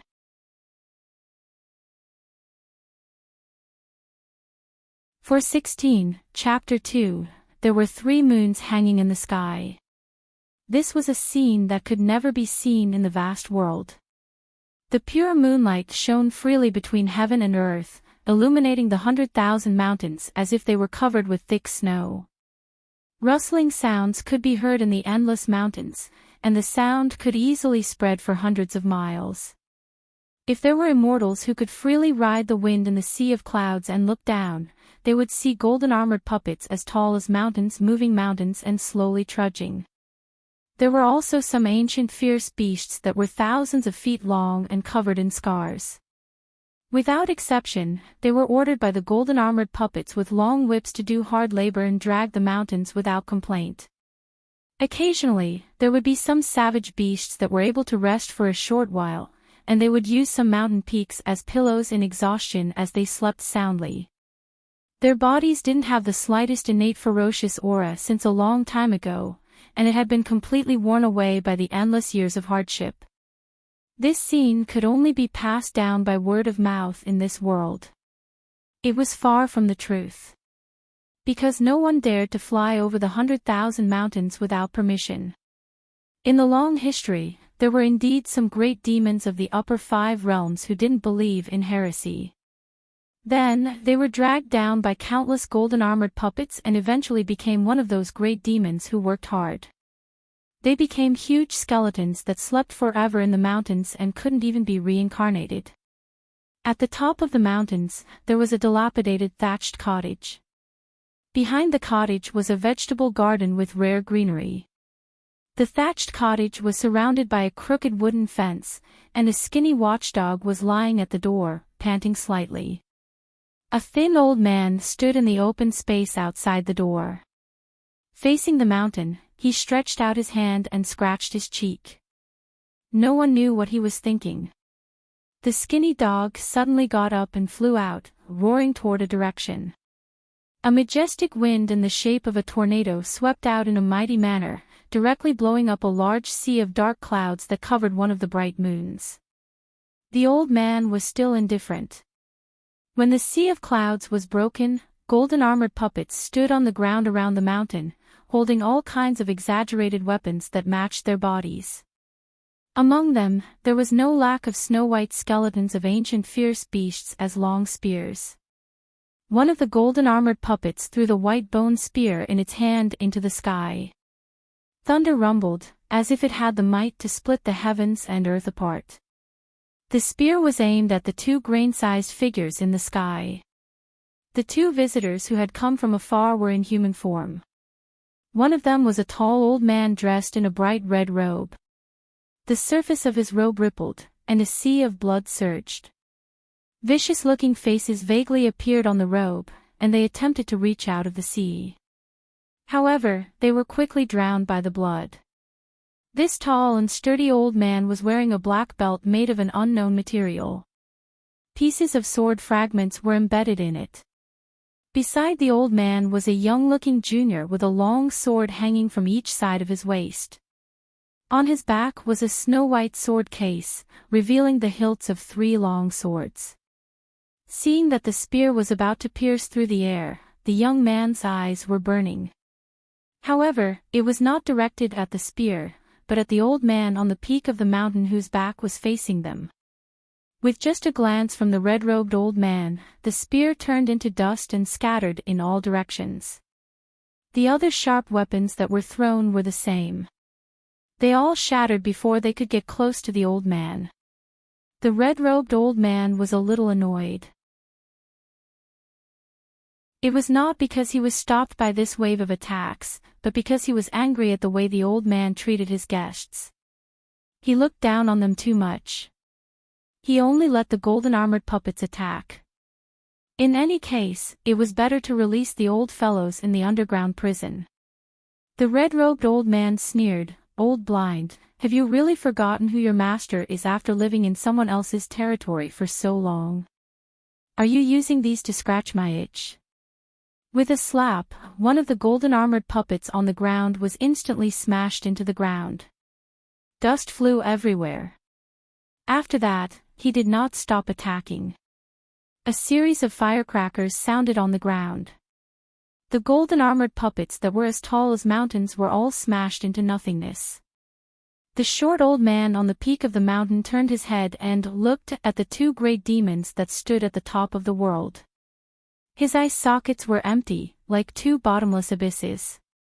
The short old man, who was called Old Blind, was still scratching his cheeks. Logically speaking, if the same level 13 cultivators or the few hidden level 14 cultivators were to fight in their own territory, unless the outsiders brought unreasonable weapons. Of course, such things could be counted with several worlds added together. Other than the 4 swords, such as a Beko Kakyung building, a string of Buddhist beads, or a book, they were usually in an invincible position in their own territory. It was even possible for them to kill the other party. Especially after entering the first level of the 2 lost realms, if they had nothing better to do, they would go to other places to have fun. It was the most natural thing to be suppressed by the rules of the great Tao of that world. However, the world was so big that there were always a few exceptions. What was so strange about that? For example, this old blind. He was an outsider in the wilderness, but he was living more freely than his master. Another example was that stinky cow nose of the world. The old blind said with a hoarse voice, "If it were that guy, it would be more appropriate." As for the two of you, if you continue to stand so high, I won't be polite anymore." The young man, who had 5 swords on him, smiled. As the youngest sword cultivator of the upper 5 realms, he had participated in that earth-shattering battle and even defeated the sword immortal of the Great Wall of Sword Chi, causing the other party to be reduced to one of the gatekeepers of the inverted mountain. He felt that the old blind under his feet was indeed very powerful, but not to the point of being lawless. The red-robed elder's expression was uncertain. His ferocious aura almost caused the surrounding river of time to stagnate. But in the end, he only snorted coldly and turned to leave. The young sword immortal great demon with outstanding battle achievements hesitated for a moment, and a slightly anxious voice sounded in his mind. "Leave quickly." "Lass Ning, don't be angry. It has nothing to do with you. You're still pretty good." Ning Yao remained silent. Chen Qingdu quickly left with Ning Yao. The old blind sighed softly. He was no longer in the mood to admire the unfinished painting of mountains and rivers. As he walked towards the courtyard's entrance, he saw the old dog with its head raised and tongue sticking out. The old blind suddenly stretched out his foot and stomped heavily on the old dog's back. It immediately whimpered and begged for mercy. The old blind directly broke the spine of this ancient great demon with incomparably tenacious vitality. After all, with the young great demon's eyeballs, it would quickly recover.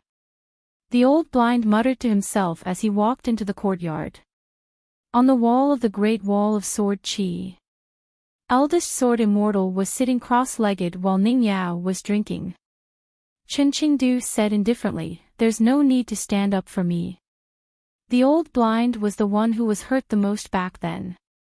Therefore, it wasn't as the rumors said, that he lost his eyes after losing a huge battle with the ancestral demon of the desolate world. Instead, he cut out his own eyeballs a long time ago.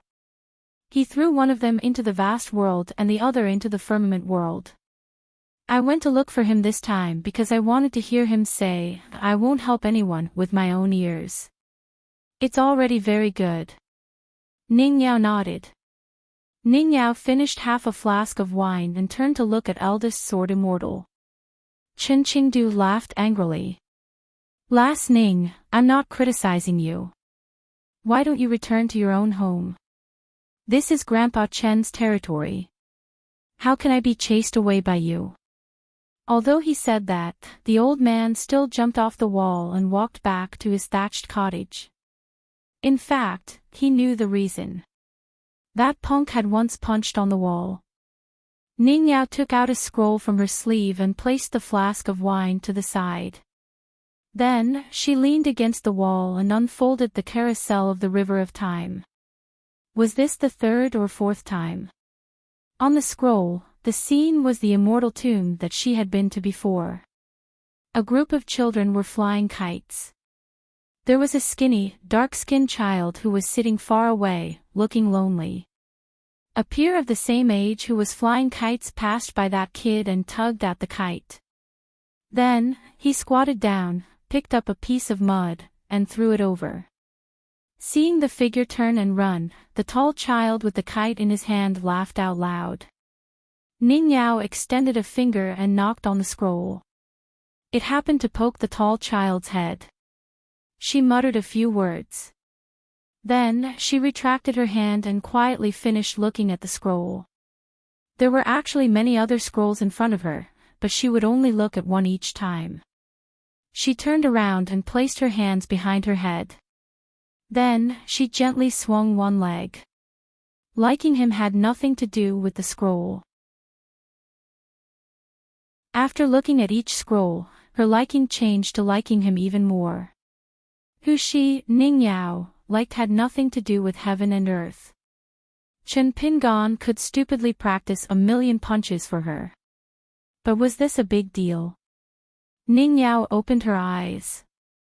She felt that even if she died 1,000,000 times, she could continue to like him. Mao Xiaodong told Qin Pingan that the undercurrents in the capital of the Great Sui Kingdom would no longer affect the Cliff Academy. Of course, Li Baoping was the happiest. She took Qin Pingan and began to wander around the capital. Li Baoping spent more than half a month treating little martial uncle to the two small eateries in the shabby alleys that she frequented and visiting various scenic spots and historical sites in the Great Sui dynasty. Li Baoping said that there were still a few interesting places that she had not visited. However, after chatting with Cui Dongshan, she learned that little martial uncle had just entered the second realm of Qi refinement warrior. It was the critical period where she needed to absorb the aura of heaven and earth day and night. Qin Pingan began to cultivate for real. He used the pure yang aura at specific times during the day to warm his internal organs and bones and resist the external evil and turbid aura from corroding his qi residence. He used the clear yin aura at certain times during the night to nourish the two aperture points that had already been opened and placed the natal item. Due to the refinement of the golden script Gaul, to a large extent, it involved the cultivation of Confucianism. Mao Xiaodong personally took out a collection of poems and gave Qin Pingan pointers to read through the 100 or so most famous poems from beyond the Great Wall. He learned that Qin Pingan had traveled so far and had not even visited an ancient battlefield site on the two continents. He only saw a group of monks chanting Buddhist scriptures on a battlefield in the small blessed land of lotus flowers. Therefore, he taught Qin Pingan another lesson. The true body talisman of the day and night wandering god had been closed by Mao Xiaodong. Otherwise, no matter how high the rank of the talisman was and how slow the loss of aura was, it was not a good thing.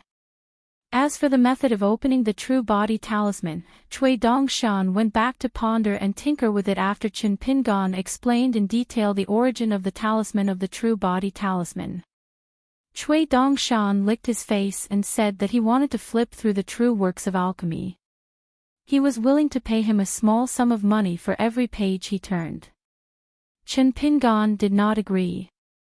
Pei Qian accompanied Qin Pingan and Li Baoping to walk around several times. He really felt more comfortable in the academy. He walked around every day, leaving early in the morning and returning late at night. He was so tired that he was half dead. He did not have the time to chat with Li Huai in Cui Dongshan's courtyard. Later, he found an excuse to stay in the academy. Qin Pingan also felt that Pei Qian had walked so far and not one step less than them. He allowed Pei Qian to play around in the academy. However, he would still check on Pei Qian's transcription every day. He also had Zhu Lian keep an eye on Pei Qian's stakewalking and sword practice.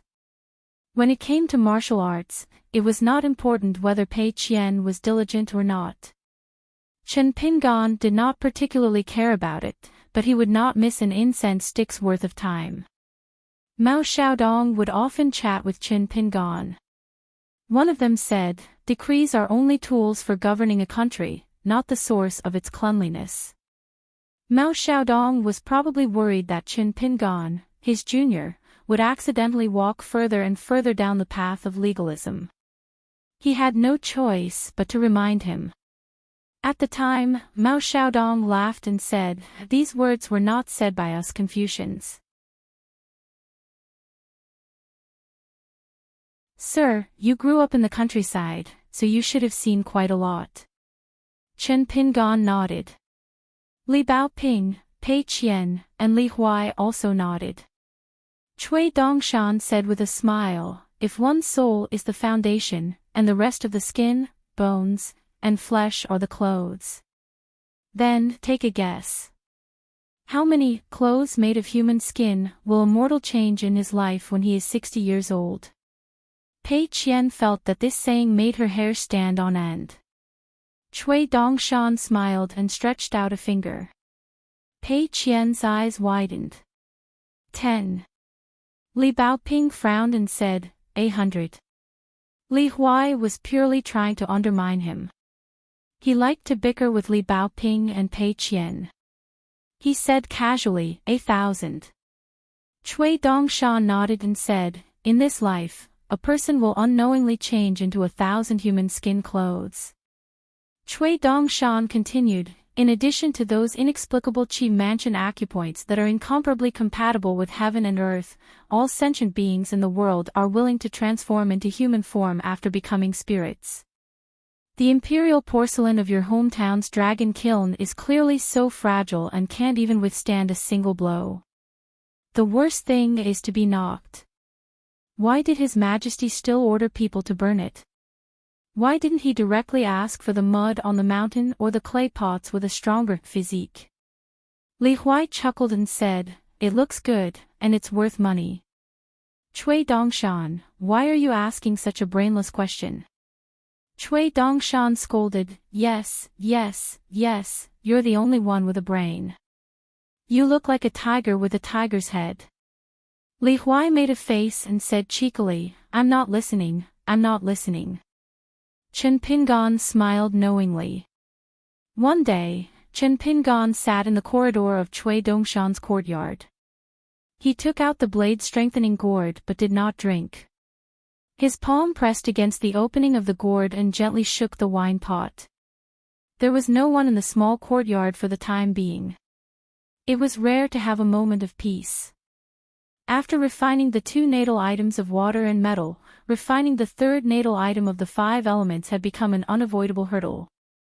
However, according to Zhang Shanfeng, 3 natal items were enough for an ordinary qi cultivator. 1 for offense and 1 for defense. The last one could help the qi cultivator absorb spiritual energy faster. It was already quite an achievement for cultivators below the earth immortal realm. As for whether the number 1 and number 15 flying swords could be refined into Chen Pingan's natal item, Cui Dongshan did not say in detail. He only said that even if the nascent soul realm sword cultivator's Li Huai flying sword was successfully refined into her natal item, compared to the sword cultivator's natal flying sword, there was not much difference. However, the so-called weak was compared to the cultivators of the upper 5 realms. For an ordinary Earth Immortal Realm cultivator to have such an opportunity to seize the natal flying sword of an Earth Immortal sword cultivator and use it for his own use, he would still be grateful. Fire, earth, wood. The remaining 3 natal items. Chen Pingan had completely dispelled the idea of using the 5-colored earth of the Dali dynasty as his natal item. The old master of the Daoist temple had once asked the little Daoist boy who carried a huge gourd to pass on a message. He mentioned that Miss Ruanxiu's fire dragon could be refined. However, Chen Pingan was not crazy. Not to mention such a crazy business, Chen Pingan already felt helpless when he thought of Ruan Tong's vigilant gaze. He was afraid that if Ruan Tong knew about this idea, he would definitely be hammered into a pile of meat paste by the military saint with the hammer used to forge swords. Then, he would not think about the fire of the 5 elements first. Therefore, the last thing left was wood. Chen Pingan actually had some plans. It was the old locust tree that had been chopped down. Both sides had already adopted a stance of not interacting with each other for the rest of their lives. After stumbling and struggling to become a qi refinement warrior, Chen Pingan was actually at a loss for the first time. He had to make a choice. In order to survive, Chen Pingan did not hesitate to suffer while practicing boxing and walking stances. However, now that his life was not in danger, as long as he was willing, it would not be difficult for him to immediately ascend to the 6th realm. For example, those people from wealthy families had to worry about earning gold or silver. This made Chen Pingan very uncomfortable. Deep down, he was used to being a pauper. He always felt that the bag of copper coins in his hand or the thin layer of rice in the rice jar was what truly belonged to him. Even if he had a mountain of gold and silver beside him, he still felt that it was his today. Once he woke up, it would be someone else's tomorrow. Chen Pingan knew that this was not right. However, a leopard could not change its spots. In this matter, he could not say that he had made no progress, but ultimately, progress was slow. In fact, Chen Pingan knew that many things had changed a lot in the past few years. For example, he felt awkward when he changed into boots instead of straw sandals. He almost could not walk. For example, when he wore a golden robe and a jade hairpin, he always felt that he was the kind of monkey that was described in the books. For the dream that he had once told Lu Tai, he would spend a lot of money on useless things, hoping that one day, he would have a new family with a big business in Longquan County. Chen Pingan crossed his legs and shook them gently. The little lotus flower peeked out from the ground sneakily, darting up the stairs in a flash. In the end, it climbed onto Chen Pingan's legs and sat down. Chen Pingan stretched out a finger and placed it by his mouth, indicating that it should not speak.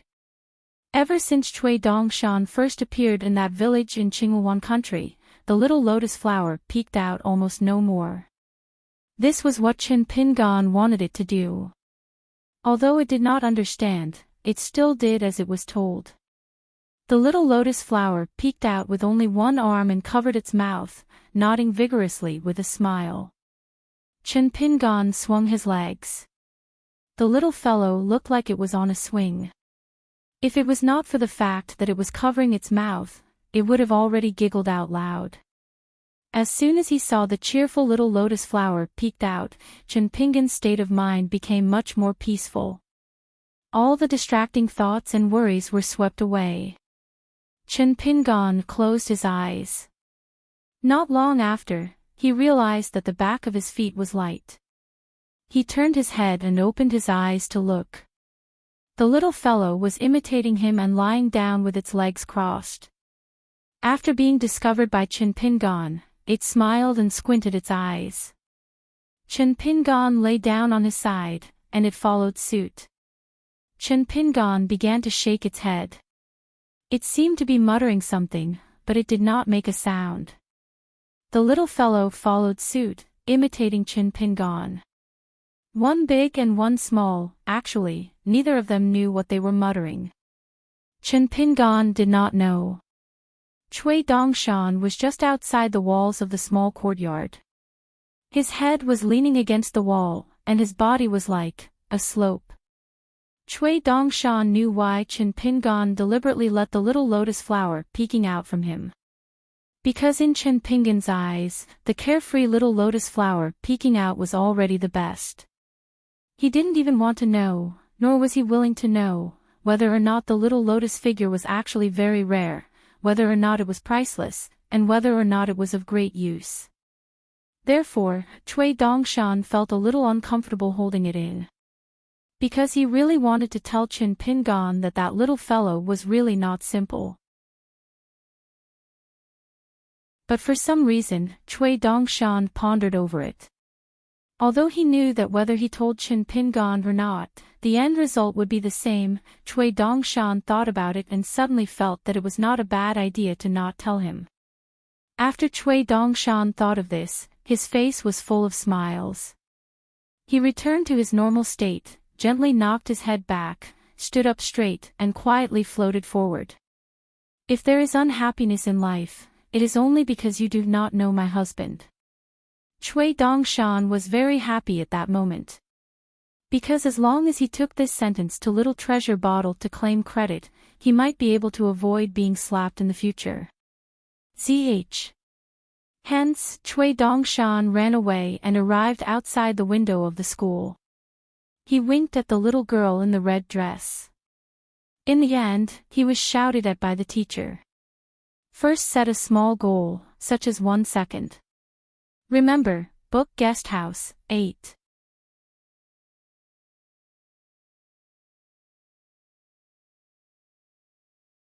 The pitiful ancient people could only go around and around the word not.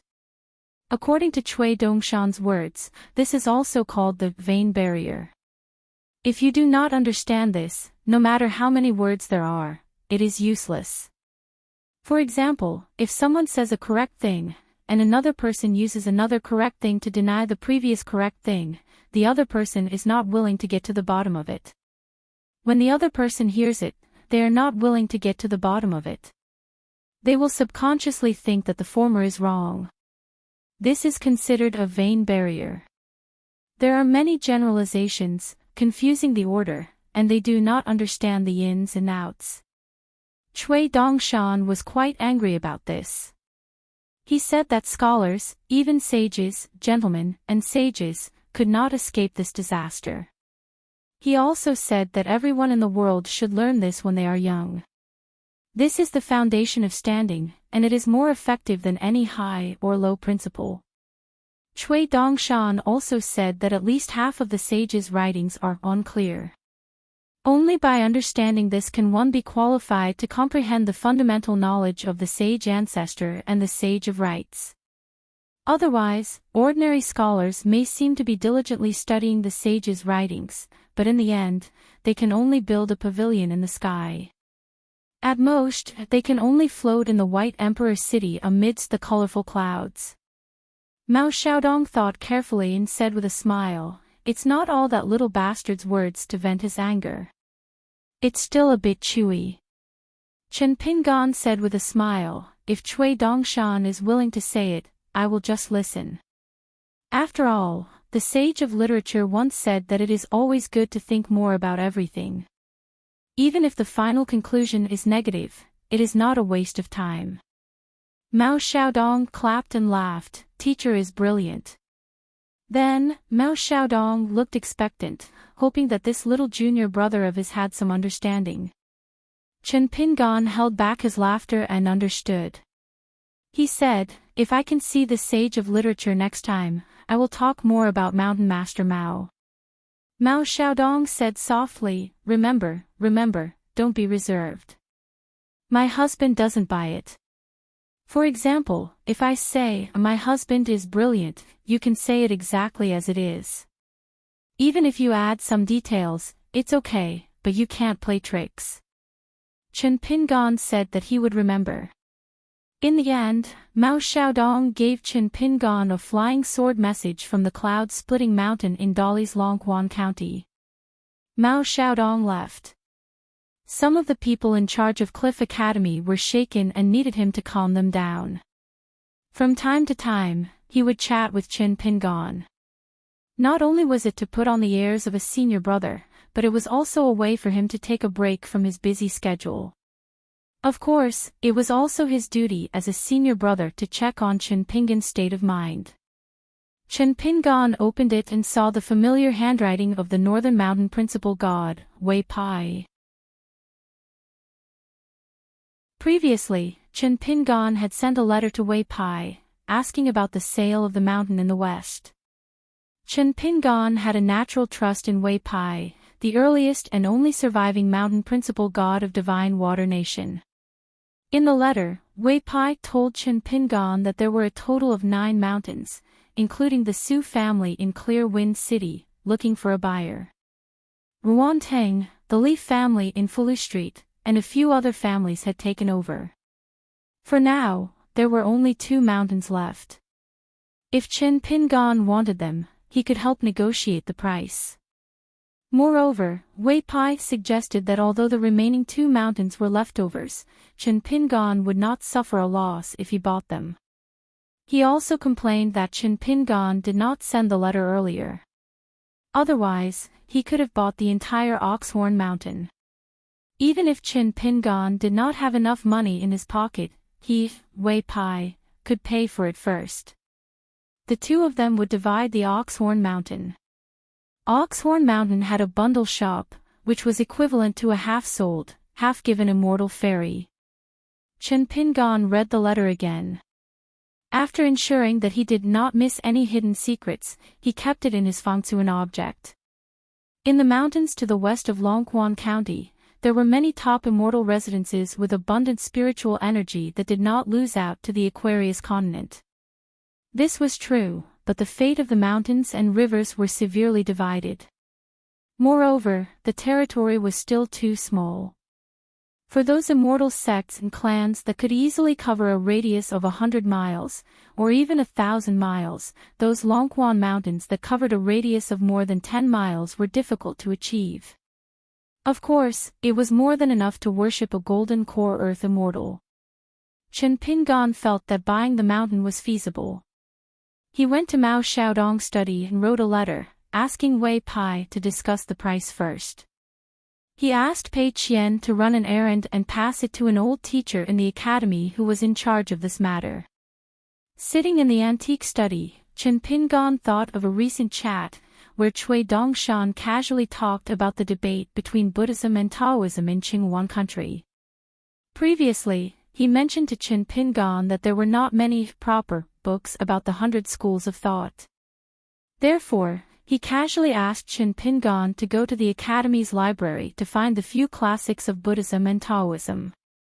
Chen Pingan hesitated for a moment and left the study. After waiting for Lin Shi to finish his qi refinement, he pulled him to the library. On the way, Lin Shi asked with a smile, "That matter, you still haven't thought of an answer?" Chen Pingan was stunned for a moment. Then, he remembered that it was the first time he visited Lin Shi in the academy, and the latter said that he was grateful. Chen Pingan smiled bitterly. "I really can't guess. I'm very curious. Don't play riddles with me. If you don't tell me, I'll definitely ask you directly before I leave the academy." Lin Shi smiled. "Do you still remember that time when the mountain path was muddy and Li Huai was rolling on the ground and everyone was annoyed?" Chen Pingan thought for a moment. "I vaguely remember. Later, I promised to make Li Huai a bookcase. Only then did he stop crying and stop making trouble. Otherwise, we probably wouldn't be able to travel for a while. But in these few years, Li Huai has become much more sensible." Lin Shi asked, "Then do you still remember what you said to me at that time?" Chen Pingan hesitated for a moment. Lin Shi smiled. "I know you definitely remember." Chen Pingan sighed. "You really care about such a small thing?" Lin Shi nodded. "At that time, I was the most unsociable. Li Baoping called you youngest uncle. Li Huai was the closest to you. Even Alliance liked to chat with them. Zhu Lu and Zhu He were father and daughter. Only I, Lin Shi, seemed to be the most unsociable. Although I didn't seem to care, how could I say that I wasn't disappointed at all? So, for a long time, I actually doubted whether I should go to the Great Sui Kingdom with you to study." When Lin Shi talked about this cultivation jade, who was serious in speech and manner in the academy, actually had a warm smile. "Then you squatted on the muddy road and turned to me and said, 'I'll make one for you too. Anyway, it's convenient.'" Lin Shi walked slowly, "So I agreed at that time." Chen Pingan laughed. "I didn't think much at that time. I just thought that if I didn't say so, you definitely wouldn't accept it. But at that time, I made a bookcase for Li Huai, but only you didn't. I was worried that you would alienate little treasure bottle on Li Huai. To be honest, at that time, I considered your feelings, but more than that, I thought that among the three of you, Lin Shi was the oldest and had a stable temperament. When I went to the academy and left, I hoped that you could take care of them more." Lin Shi nodded and said, "I actually understood this on the road. But there's one thing that I do well, that is, when others are kind to me, I won't feel unjust because they are more kind to others." Lin Shi's smile widened. He said, "Later on the ferry crossing the river, you made Li Huai's small book chest first, and then mine became the last one you made. Naturally, the bamboo chest that you, Chen Pingan, were most familiar with became the best one in all of them. At that time, I knew that Chen Pingan was a man of few words, but he was actually a good person. So when we went to the academy, Li Huai was bullied. Although I didn't do much, I didn't hide. You know, at that time, I had already seen my own path of cultivation. So I bet all my future and prepared for the worst. At worst, I would be beaten up and cut off my path of cultivation. Then I would continue to be an illegitimate child that even my parents looked down on. But first, I had to be a person that Chen Pingan wouldn't look down on." Chen Pingan nodded and said, "I remember all these." Lin Shui smiled and said, so after the nascent soul sword cultivator assassinated the courtyard, Chen Pingon came to the courtyard and sat beside me on purpose. I knew, and so did you, Chen Pingon. In fact, except for that stupid Li Huai, even Pei Qian, everyone in the courtyard knew. Why did you sit beside me alone? You were afraid that I, Lin Shui, would only be able to watch from the beginning to the end of the battle. So you must feel disappointed and afraid that I, Lin Shui, would be further and further away from you. Chen Pingon stopped and didn't deny it. He asked with a smile, then do you know what I am most grateful for? Now it's your turn to guess. Lin Shui directly shook his head and said, I'm a stubborn person. I don't think too much about other things. In this aspect, I'm worlds apart from you, Chen Pingon. I definitely won't be able to guess. When we were drinking, my brother said that he saw the highest-ranked river god of the Tiefu River and was very envious. He wanted me to put in a good word with the Dali Imperial Court to include some tributary rivers under his jurisdiction. Then, did he give you some divine money to build connections? Not yet. The girl in pink had a strange look in her eyes. The little boy in green glared at her and said angrily, it's not that my brother is stingy. He said it himself that it's unreasonable to talk about money between brothers. I think that's reasonable. Now, I'm just worried about which temple I should enter and which bodhisattva's incense. You know that Wei Pai has always disliked me. The last time I went to him, he kept making excuses. He doesn't care about brotherhood and friendship. The words of the mountain god with a golden head at the top of our mountain are useless. County Governor Wu Yuan, the county magistrate with the surname Yuan, I've also been rejected before. But that Su Ruo, the swordsman who gave each of us a peace token, I think there's a chance. It's just that I can't find him. The girl in pink chewed on the melon seeds and asked softly, even if you find the temple, do you have the money? The little boy in green was not confident that Su Ruo might not take money from me. You see, Su Ruo has a good relationship with our master, how can he take money from me? If there's no other way, I'll owe him first and borrow money from our master to pay back Su Ruo. Is that okay? The girl in pink got angry and said angrily, what's wrong with you? Why are you always thinking about our master's money? The little boy in green muttered, a penny stumps a hero. What's so strange about that? Who hasn't fallen on hard times? Besides, isn't this place called Luopa Mountain? It's our master's fault for choosing such a mountain. The name is inauspicious. The girl in pink got even angrier, how can you blame our master for this? Has your conscience been eaten by a dog? If it was any other matter, the little boy in green would have been furious if she dared to talk to him like that. But today, the little boy in green did not even want to be angry. He could not muster up any energy. At this moment, Wei Pai, who rarely came to Luopa Mountain in the past year, appeared on the road and slowly walked over. The little boy in green jumped up and ran over. He said flatteringly, Great righteous God Wei, how come you have time to visit my house today? Are you tired from walking? Do you want to sit on the bamboo chair and let me massage your shoulders and legs for you? Wei Pai reached out and pressed the little boy's head, go away. The little boy in green grabbed one of Wei Pai's sleeves with both hands. In the end, he was dragged by Wei Pai to the pond behind the bamboo building. The girl in pink shook her head. It was really embarrassing for her master. Wei Pai squatted beside the pond with clear water. The golden lotus seed had already begun to sprout.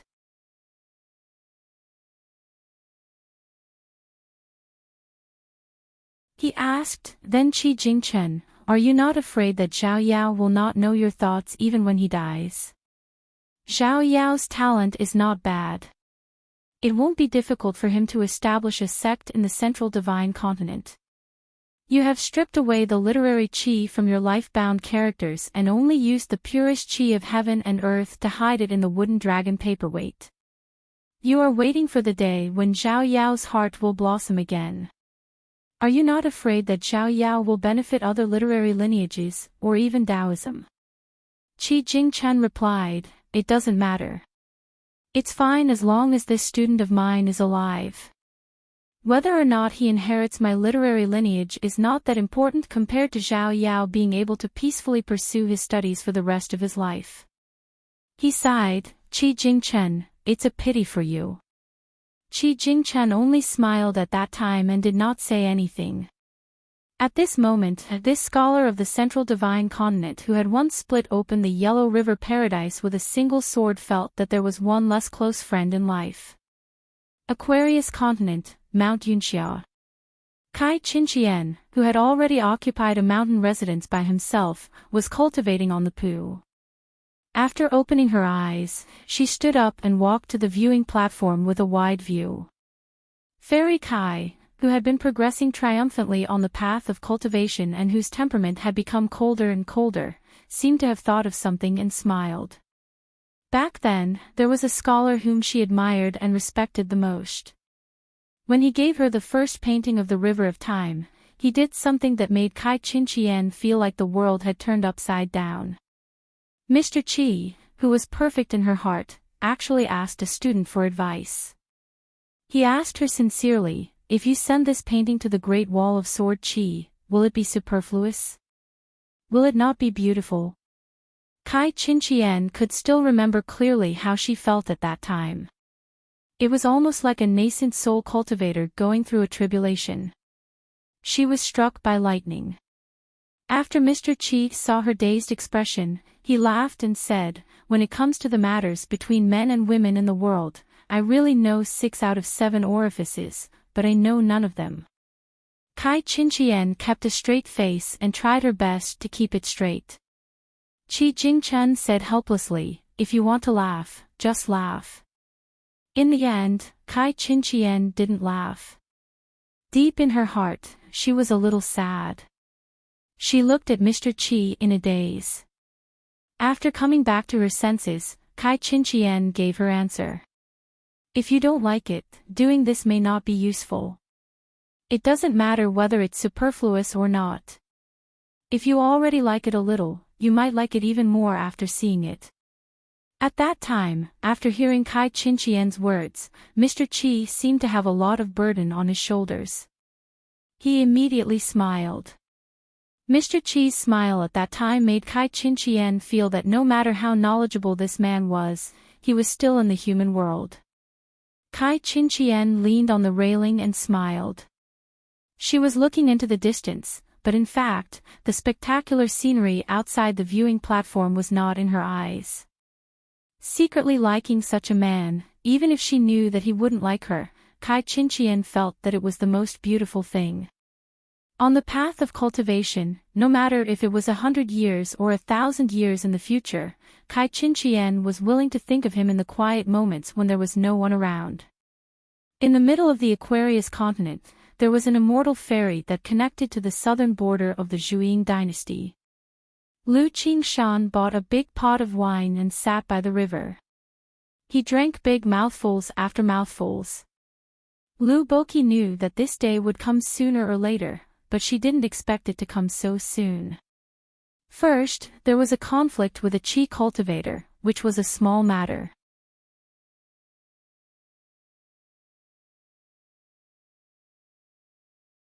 It's the same with the wise and mighty uncle, and it's also the same with the civil and military officials. Song he asked, "Then what about the people on the mountain?" The woman was actually a little hesitant. Song he said, "I actually don't understand why father always wants to compete with those immortals. If I were a Qi cultivator, especially when my realm is high, who would be willing to be restrained by a human monarch? If I really become the emperor in the future, if I change the established national policy, do you think there will be more immortal forces who will surrender to me and surround my dragon throne? Maybe I can rely on this to gradually balance the imperial tutor and uncle." The short but extremely exquisite woman in the palace dress sighed. Don't say such stupid things in the future. It's best not to even think about it. Song, he said. Okay, I'll listen to mother. The woman smiled sweetly. He was the most likable in this aspect. He was obedient, so mother and son were of the same mind. As for the other one, she deliberately did not let herself think too much. Dragon Spring Sword Sect. Ruan Xiao stood in her courtyard, eating the pastries bought from Dragon Riding Alley. In the courtyard, the chicks grew into hens and gave birth to a nest of chicks. The number of chicks and hens increased. That San Xian, who had been enlightened, showed signs of taking over the mountain and acting wildly in the mountains in the west. Fortunately, it had suffered before and did not dare to be too presumptuous. When it saw people in the streets, it would obediently tuck its tail between its legs. Ruanxiu finished eating the pastries, put away the embroidered handkerchief, and clapped her hands. She swept up. She came to the cliff where someone had carved the words Tian Kaishin Xiu. She walked down from the top of the cliff. When she reached the bottom of the cliff, she went back the way she came. On this day, Chen Pingan took Li Baoping and Pei Qian to the capital of the Great Sui Kingdom for a stroll. Cui Dongshan stood in his study and glanced at the immortal scrolls that were casually piled up. Then, he looked at the books that Chen Pingan had borrowed from the library. There were also Chen Pingan's carving knife and a few bamboo slips on the desk. They were all for the convenience of copying the words on the books. They were not put away. Cui Dongshan was a little happy. Li Baoping, Pei Qian, and Li Huai treated this place as their own territory. Didn't Chen Pingan have such signs? However, Cui Dongshan was still in a bad mood today. For no reason, Cui Dongshan was even more helpless. Whatever he could do, he had done it both openly and secretly. But it still seemed very difficult. He left the study and sat cross-legged on the green bamboo corridor. He pressed his palm against the floor and smiled. Little fellow, come out. Cui Dongshan suddenly raised his sleeve. A little fellow was pulled out. It was dizzy and swaying. In fact, that day was the first time Cui Dong left the school of the Sage of Literature, although it was only for a short period of less than 2 hours. But later on, his junior apprentice brothers Hua and Qi Jingchen, as well as all the students and registered disciples of the Sage of Literature, did not know about this. Cui Dong did not say anything and the old scholar also did not say anything. Today, Cui Dongshan used his finger to knock on the head of the little lotus and smiled. I want to talk to you about something serious. It has to do with my teacher. Do you want to hear it? The little guy hesitated for a long time and nodded. Cui Dongshan slowly said, my teacher has a mountain called Luopa Mountain. There is a pond there and there is a golden lotus seed in it. It is very likely that it is your chance to prove your Tao. For example, you can break through the Yuanying bottleneck and become the first of the 5 realms in the Aquarius continent. At that time, Luopa Mountain will also benefit greatly. Through you, it can stabilize and condense a large amount of Ling Qi and chance. In the matter of cultivation, there are some barriers that I think are first come first served. If you are late, you won't even have the chance to squat in the latrine. The little lotus blinked and then raised his arm and clenched his fist, probably to encourage himself. Cui Dongshan shook his head, but I want you to do one thing. In the future, when my teacher is not by your side and someone tells you this, when you feel that you are particularly useless, when you feel that you should do something for my teacher. Cui Dongshan said, don't do it. The little lotus was even more confused. Cui Dongshan pointed to his heart and then to the little guy and smiled, you are the paradise in my teacher's heart. The little guy tilted his head, indicating that he did not understand. Cui Dongshan turned his head and looked up. In you, he saw the most beautiful scene in his heart, and, at least one of them. How should I say it? You are like my teacher looking back at all the hardships he suffered when he was young, and produced a flower. Seeing you, my teacher will feel at ease. So in the world, he is not alone, there are also fools like him, exactly the same. And then your luck was so good, you met. Perhaps one day, due to the complicated ways of the world, my husband will be helpless and change as well. At that time, if you haven't changed, my husband will be slightly more at ease. He will change less and slower. Cui Dongshan retracted his gaze, but if you do as I say, you will lose a huge chance. The little lotus shook his head, as if to say that it was fine. Cui Dongshan smiled brightly, he leaned forward and extended his little finger, then let's make a pinky promise. The little lotus with only one arm raised that arm and made a pinky promise with Cui Dongshan. The difference in the size of their fingers was very interesting. Cui Dongshan bent over and smiled, hang for 100 years, yes, if possible, 1,000 years, 10,000 years. The little guy nodded vigorously.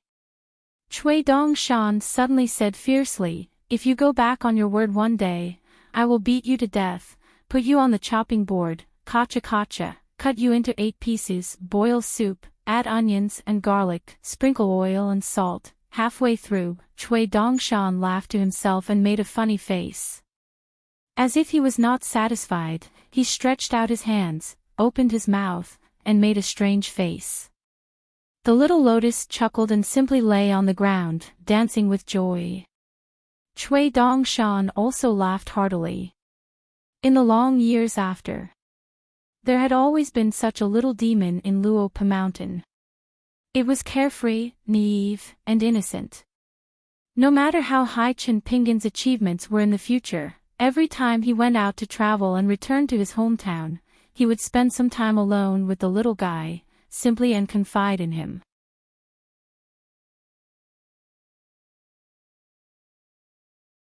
For 18, he probably sensed that Chen Pingin's state of mind was fluctuating. Mao Xiaodong did not call Chen Pingan to the study room. Instead, he chose a quiet night and took Chen Pingan to walk around the academy. Mao Xiaodong was always like this. No matter how he acted or how he taught people, he always abided by one thing. What he taught you was his own principles. Be it the students of the academy or younger brother Chen Pingan, you should listen to it first and take it as a suggestion. It might not be suitable for you, but at least you can use it to broaden your horizons. Chen Pingan and Mao Xiaodong walked through the headmaster's hall, where the statues of the 3 sages were hung, the library, where the occasional candlelight shone, and the houses where people were either snoring or talking in their sleep. Finally, they walked to the peak of Mount Donghua and looked down at the night view of the capital city of the Great Sui Kingdom. Rich places were brightly lit and continuous. It was as if they could feel the singing and dancing even from a distance. Even in a poor and cold place, there was still moonlight to accompany them, as well as daily necessities. Chen Pingan suddenly said, Mountain Master Mao, I've thought it through. Refining the 5 natal items to gather the 5 elements is to rebuild the longevity bridge. But I still want to practice martial arts. After all, practicing martial arts is also practicing swordsmanship. As for whether I can nurture my natal flying sword and become a swordsman, let's not think about it first. So next, except for the few key aperture points that may be suitable for the natal items of the 5 elements, I will still give the pure martial genuine qi in my body to nurture as much as possible.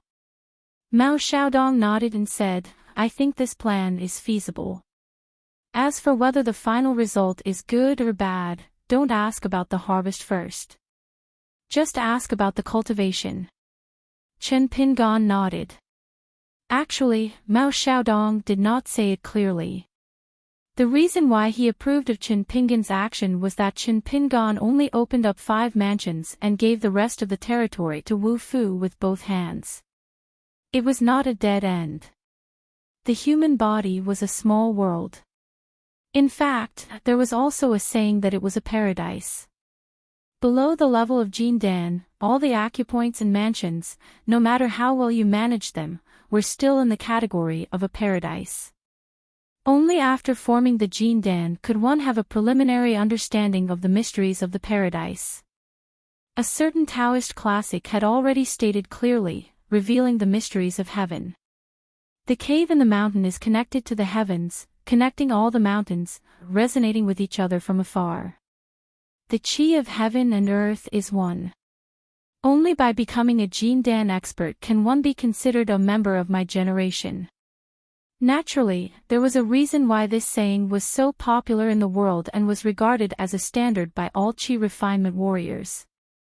Mao Xiaodong didn't mention it because as long as Qin Pinggan moved forward step by step, he would reach that step sooner or later. If he said it too early and suddenly had a beautiful vision, it might shake Qin Pinggan's state of mind that had calmed down with great difficulty. Imparting Tao had never been easy. How could one not be cautious? To carve a beautiful jade, one had to remove the impurities and preserve the essence with every cut. One must not hurt the tendons, bones, and spirit. How difficult was it? How could one not consider it carefully?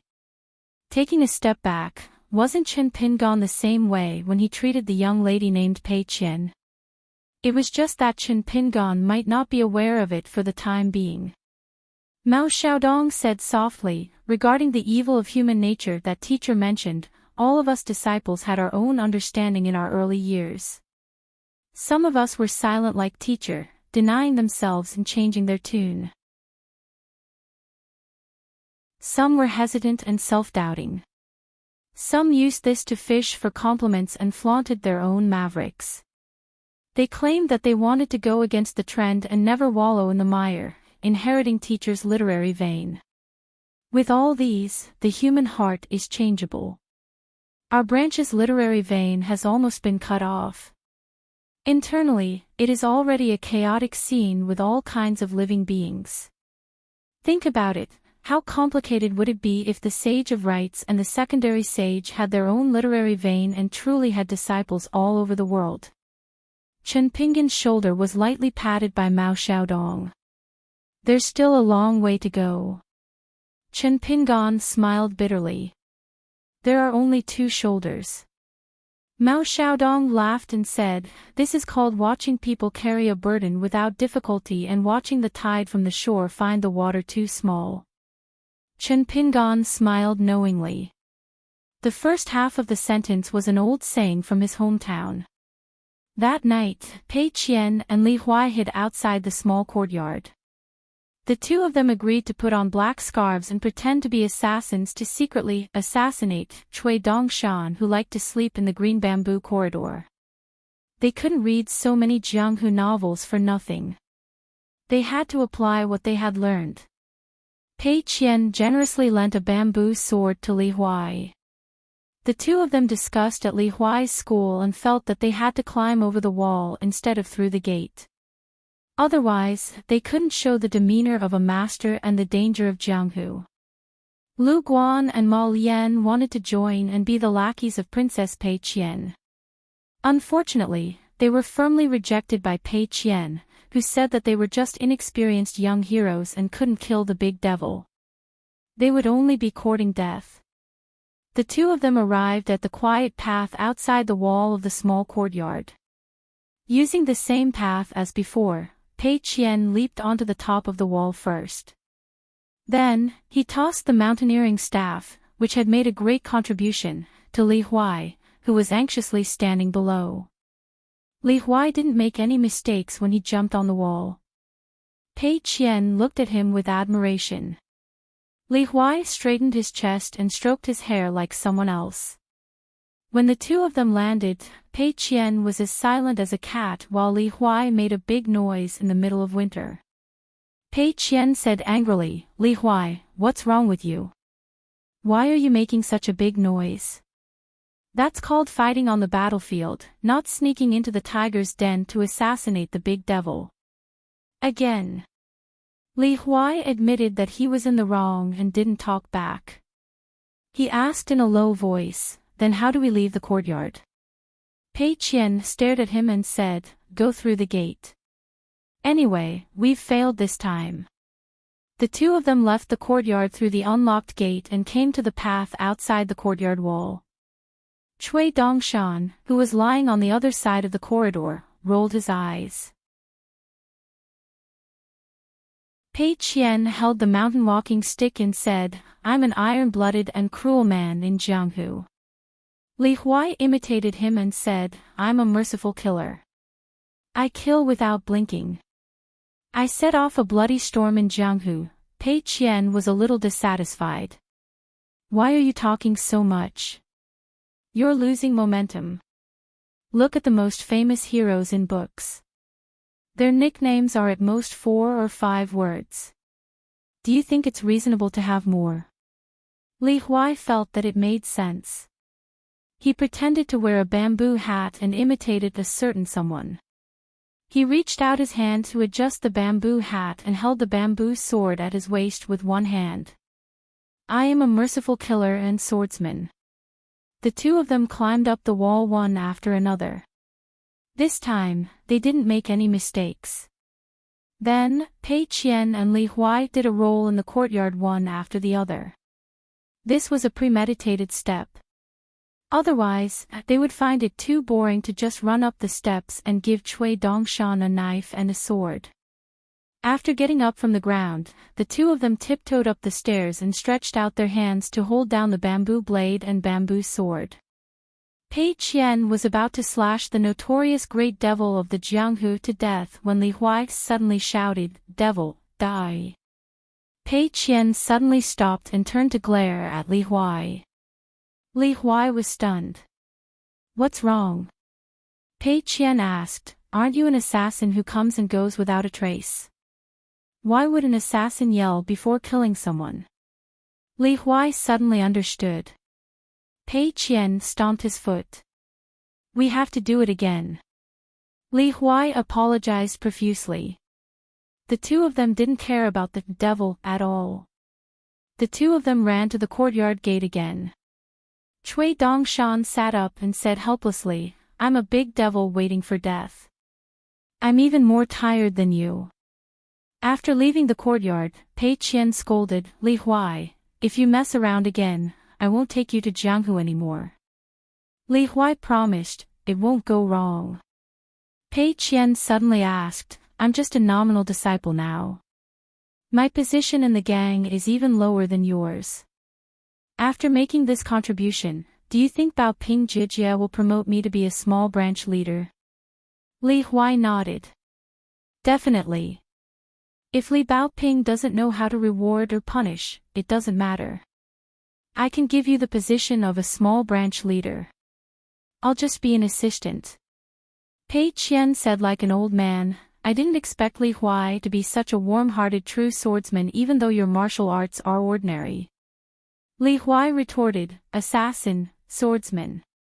As a result, the two of them were hit on the head by a chestnut. "It's so late. Why aren't you sleeping? What are you doing here?" Pei Qian saw that it was Chen Pingan and immediately kicked Li Huai. Li Huai said heroically, "I invited Pei Qian to help me get rid of evil for the people and assassinate the big devil Cui Dongshan." Chen Pingan smiled and said, "Okay, the big devil will be dealt with by a swordsman with unparalleled martial arts. You two are not strong enough now. Let's talk about it later." Pei Qian took back the bamboo sword from Li Huai and went to sleep in the side room of the courtyard. Previously, he slept with Li Baoping in the school dormitory, but today was an exception. Chen Pingan brought Li Huai back to the school dormitory. Chen Pingan met a teacher who was patrolling the academy at night. Coincidentally, he was familiar with him. He was actually the gatekeeper with the surname Liang, a nameless nascent soul cultivator. Thus, Chen Pingan exonerated Li Huai and found a reason to avoid punishment. The old teacher was easy to talk to and didn't mind at all. Instead, he pulled Chen Pingan and chatted for a while. Li Huai felt very proud and wished that everyone in the academy could see this scene and envy him for having such a friend.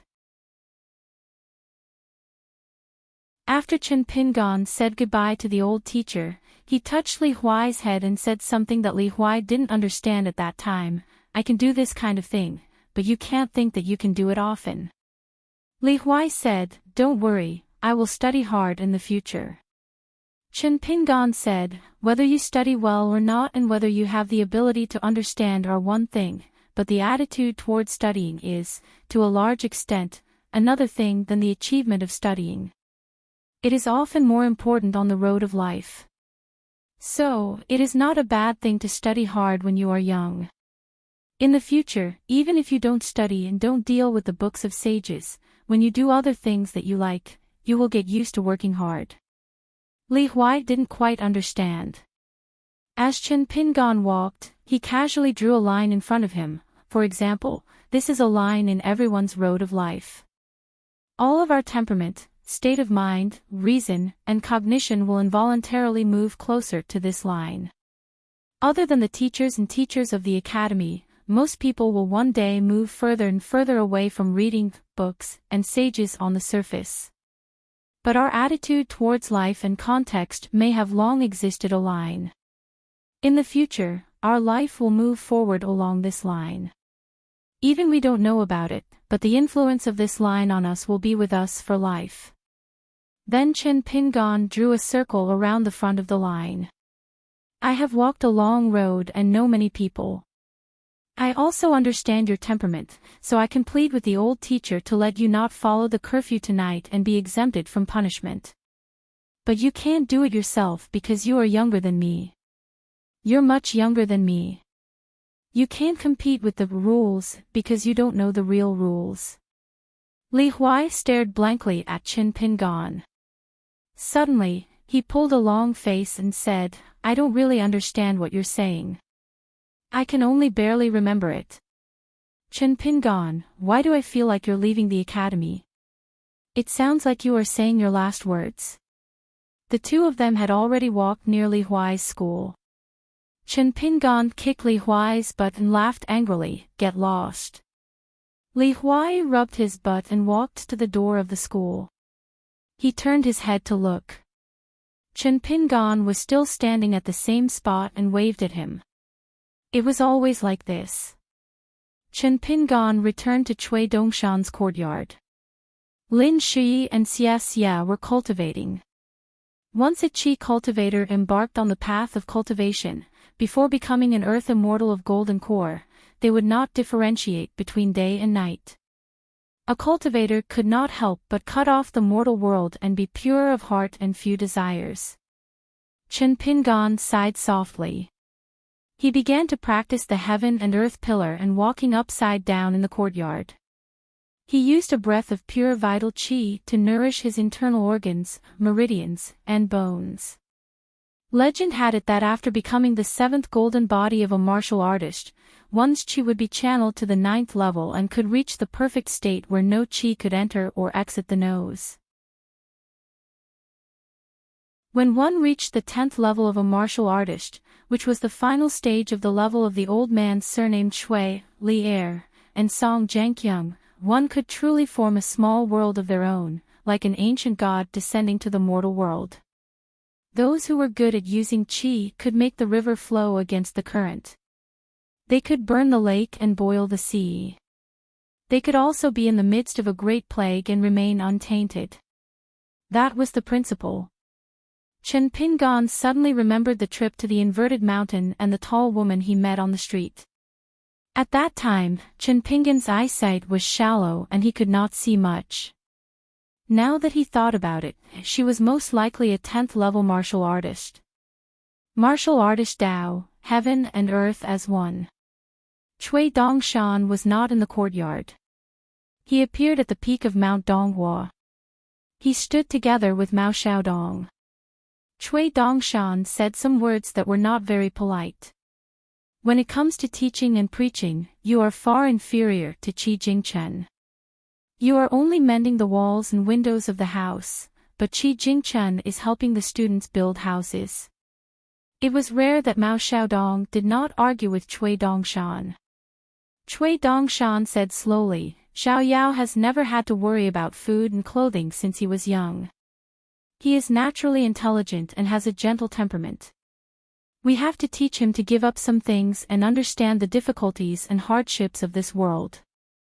Only then can he truly understand what is in his heart and what is in his hands. Song Jisin seems domineering and sharp, but he is actually inferior and timid. We have to teach him some legalism knowledge similar to Confucianism to strengthen his heart and make him understand the rules clearly. When it comes to governing a country, we have to abandon petty cleverness and obtain great wisdom. We will not deviate too far from Confucianism and will ultimately walk the right path. As for my master, he is used to having nothing. His heart is extremely hard, but he has no one to rely on. He has to learn to pick up some things and then constantly read and understand people. Then, he will use the principles that he constantly ponders as the ballast of a small boat drifting in the sea of bitterness. This is called teaching according to one's aptitude. There is no discrimination in education. Mao Xiaodong finally opened his mouth and said, I do not deny that I am inferior to Qi Jingchen, but this is not a reason why I am inferior to you, Cui Dong. Cui Dongshan laughed and said, compared to someone like me, don't you think you are too shabby? Mao Xiaodong twitched the corner of his mouth and disdained to speak. Cui Dongshan laughed and said, when will you officially enter the upper 5 realms? I will prepare a congratulatory gift for you when the time comes. Mao Xiaodong was unwilling to answer this question. His heart was heavy. Will there be a big problem over at the Great Wall of Sword Qi? The 100 schools of thought are so active now. They are betting on the various dynasties of the 9 great continents. This greatly violates common sense. Why do I feel that? Mao Xiaodong did not continue speaking. Cui Dongshan sighed and said, the whole world feels that the felons resisting the demon race is something that the 9 great continents are used to. It is the responsibility of the sword cultivators. As for the truth and the result, let's wait and see. Mao Xiaodong turned to look at him. Cui Dongshan looked into the distance. Put yourself in their shoes. If you are a remnant of the demon race that left behind the great continent, do you want to return to your roots? If you are a remnant of the felons who are confined to a circle, do you want to turn around and tell the great continent what you have been holding in your heart for countless years? Mao Xiaodong frowned and said, the Great Wall of Sword Qi has always been guarded by the saints of the 3 sects. Cui Dongshan laughed. Not to mention the entire desolate world, even half of it, as long as they are willing to work together and are willing to pay any price, they can take down a Great Wall of Sword Qi and swallow a few continents of the Great Continent. Is it difficult? Mao Xiaodong said, I don't think it is easy. Cui Dongshan did not deny it. He only said, you will know the answer if you read more history books. Mao Xiaodong hesitated for a moment. In the South Swirl continent closest to the inverted hanging mountain, there is a Qin Chunan who can carry the sun and moon on his shoulders. Cui Dongshan said slowly, there are also some people in the history books. If they die early, their names will be passed down through the ages. If they die late, their names will go down in infamy for 10,000 years. Mao Xiaodong was about to say something when Cui Dongshan turned to him and said with a smile, I am talking nonsense here. Are you taking it seriously? Mao Xiaodong said, if it turns out that you are talking nonsense, then I will treat you to a drink. Cui Dongshan laughed. As expected of a scholar who is about to enter the pure jade realm. The higher your cultivation, the more magnanimous you become. Mao Xiaodong looked around. In the vast world, the territory was vast. Naturally, there were wars and chaos in every continent. However, on the whole, it was still like the capital of the Great Sui dynasty. Singing and dancing were peaceful. Children could only read about the rivers of blood flowing through the rivers and the thousands of li of starvation. Every day, the adults would haggle over every ounce of firewood, rice, oil, and salt. The scholars who studied bitterly all thought about becoming field servants in the imperial court and ascending to the emperor's hall in the evening. Many scholars who had already become officials, even if they were already in the large vat of officialdom, things remained the same but people had changed. Occasionally, when they flipped through books in the dead of night, perhaps they would still feel ashamed to face the teachings of those sages and virtuous men. They yearned for those high mountains and bright moonlight, the bright universe. Cui Dongshan looked at the nominal disciple of the sage of literature who he used to look down on. He suddenly stood on tiptoe and patted Mao Xiaodong on the shoulder. "Don't worry. In the vast world, there are still people like my master and your junior brother. Besides, there is still some time. For example, Little Treasure Bottle, Li Huai, Lin Shui, they will all grow up. By the way, what's the saying?" Mao Xiaodong said one of his teacher's famous sayings, "The student surpasses the master." Cui Dongshan coughed and said, "To tell you the truth, the reason why old Xiao was able to say these words was because of me. I might as well tell you the reason for this. At that time, old Xiao and I were passing by a dye house and met a beautiful young lady." Mao Xiaodong grabbed Cui Dongshan's shoulder and threw him off the peak of Mount Donghua. He scolded, "Little bastard, are you addicted to talking nonsense?" In the wilderness, 3 moons hung in the sky. It was a huge abyss shaped like an ancient well. It was known as the Hall of Martyrs. It was said that this place was once the battlefield site of a great demon ancestor in ancient times. He had a great battle with a young Taoist who rode a bull from afar. In this world, the battle was described in a soul-stirring way. Only a handful of demons knew the truth. In fact, the battle was real, but it wasn't between the demon and the young Taoist who rode a bull. It was an even more tragic battle from a long time ago. However, at that time, an extremely senior demon had climbed up the well for thousands of years and finally broke free with great difficulty. After going through untold hardships, he climbed out of the well and reached the mouth of the well. Then, the Taoist stood on the mouth of the well and gently pressed down with a finger, knocking him back to the bottom of the well. Now, above the 4 walls of this well, there were huge seats arranged in a circle. There were a total of 14 seats, and the seats were uneven. There was a broken mountain that hung upside down like a high platform. There was also a bejeweled jade palace that seemed to be part of the legendary ancient celestial court. There was also a huge corpse floating in the endless void. There was a huge skeleton throne made of white bones. There was a white bone demon that was as white as jade. It was holding a cup of wine, and beneath its feet was a head that it gently twisted. There was a pillar that was thousands of feet tall, carved with ancient runes. It towered in the void, and there was a long scarlet snake coiled around it. Dim dragon pearls slowly rotated. There was nothing on a tattered gray robe that fluttered in the windless air. There was a tall and sturdy figure wearing golden armor and a visor. Golden light constantly flowed out from the gaps of the armor like flowing water.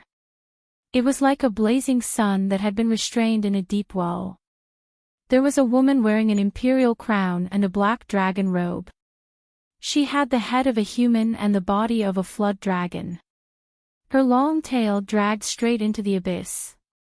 There were countless ethereal women that were the size of rice grains compared to her enormous figure.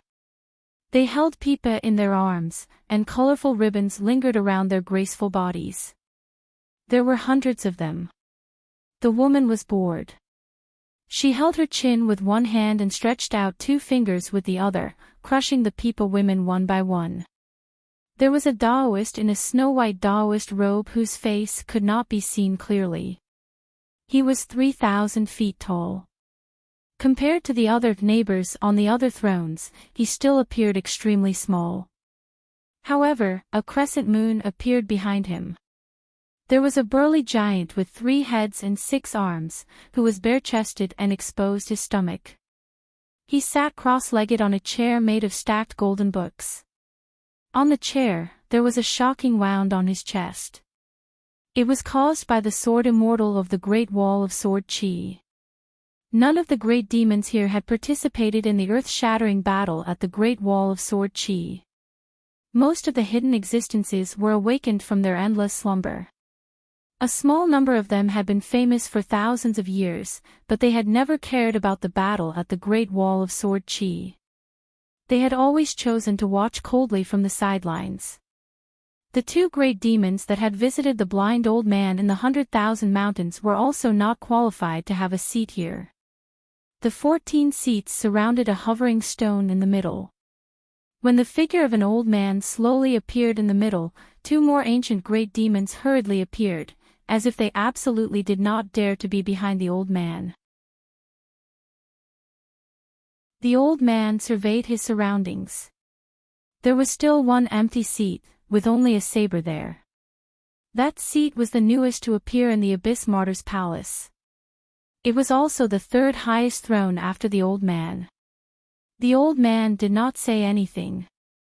In this desolate world, true experts were revered more than anywhere else. The owner of the saber had secretly fought 2 life-and-death battles with Alliance of the Great Wall of Sword Chi. However, they still called each other brothers and drank together. Once, when he had nothing to do, he went to the 100,000 mountains to help the blind old man move mountains. Second only to the old man was a middle-aged man dressed in a scholarly robe. He sat upright and still. He did not reveal his true form as a demon and appeared as small as a mustard seed. This person's seat was even higher than the sword. Including the scholarly great demon, all the great demons present stood up to show their respect to the old man. The old man said, "There's no need to wait for him. Let's begin the meeting." Only then did the demons slowly take their seats. The old man looked at the scholarly great demon. "Whatever you say next, everyone present will do it. If anyone disagrees, I'll persuade them. If anyone agrees, after the matter." The scholarly great demon added with a smile, "If they agree in public but oppose in private." The old man nodded. "Then I'll talk to them personally." In the desolate world, a youth who looked like a sword-bearing boy followed behind a burly man. The man's clothes were clean and tidy. The youth behind him was dressed in ragged clothes. The youth's eyes were different. In this world, he would be mocked as a bastard. In this barren and vast world filled with miasma, it was a symbol of strength to be able to walk around in human form. This man had fought with Al Yang before, and they had also drunk together. The youth's body was tied with a mahist mechanism known as a sword rack. At a glance, when it was filled with swords, the youth's back looked like a peacock spreading its tail. In the vast world, Chao Ci of the Central Divine Continent's Great Duan dynasty was dragged by her friend Lu Yuzhou to travel the world. Chao Ci never went to the martial temple, only the Confucian temple. Along the way, she killed demons and devils with her bare hands and hammered golden core evil cultivators. Lu Yuzhou only needed to watch from the side and applaud. Back then, when she passed through the Great Wall of Sword Chi and the inverted hanging mountain, Chao Ci broke through to the 5th realm. When she passed by a small country in the Central Divine Continent, she silently reached the 6th realm just by practicing her fists as usual. Her vast and dense martial arts fate flowed in all directions. A nearby martial temple was on the verge of collapse. The martial arts fate continued to flow like a flood, causing the martial arts fate of the country to grow by countless times. In the blue underworld, a youth covered in wounds and grief climbed up the mountain to beat the heavenly drum. After a moment of silence, a young Taoist priest with a lotus crown on his head appeared beside the youth with a smile and accepted him as a disciple on behalf of his master. A Beko Kekyung building with 5 cities and 12 floors shook from top to bottom. From then on, the Taoist ancestor had a new disciple. In the Aquarius continent, the Great Sui Kingdom's Cliff Academy. Pei Qian and Li Baoping sat on a high branch at the peak of the mountain and looked under the tree together. Chen Pingan was practicing his fists.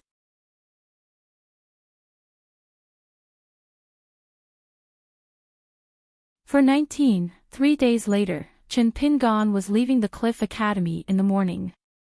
Li Baoping found that Li Huai, Pei Qian, and the others had been sneaking together recently. Even youngest uncle was missing from time to time, which made Li Baoping a little disappointed.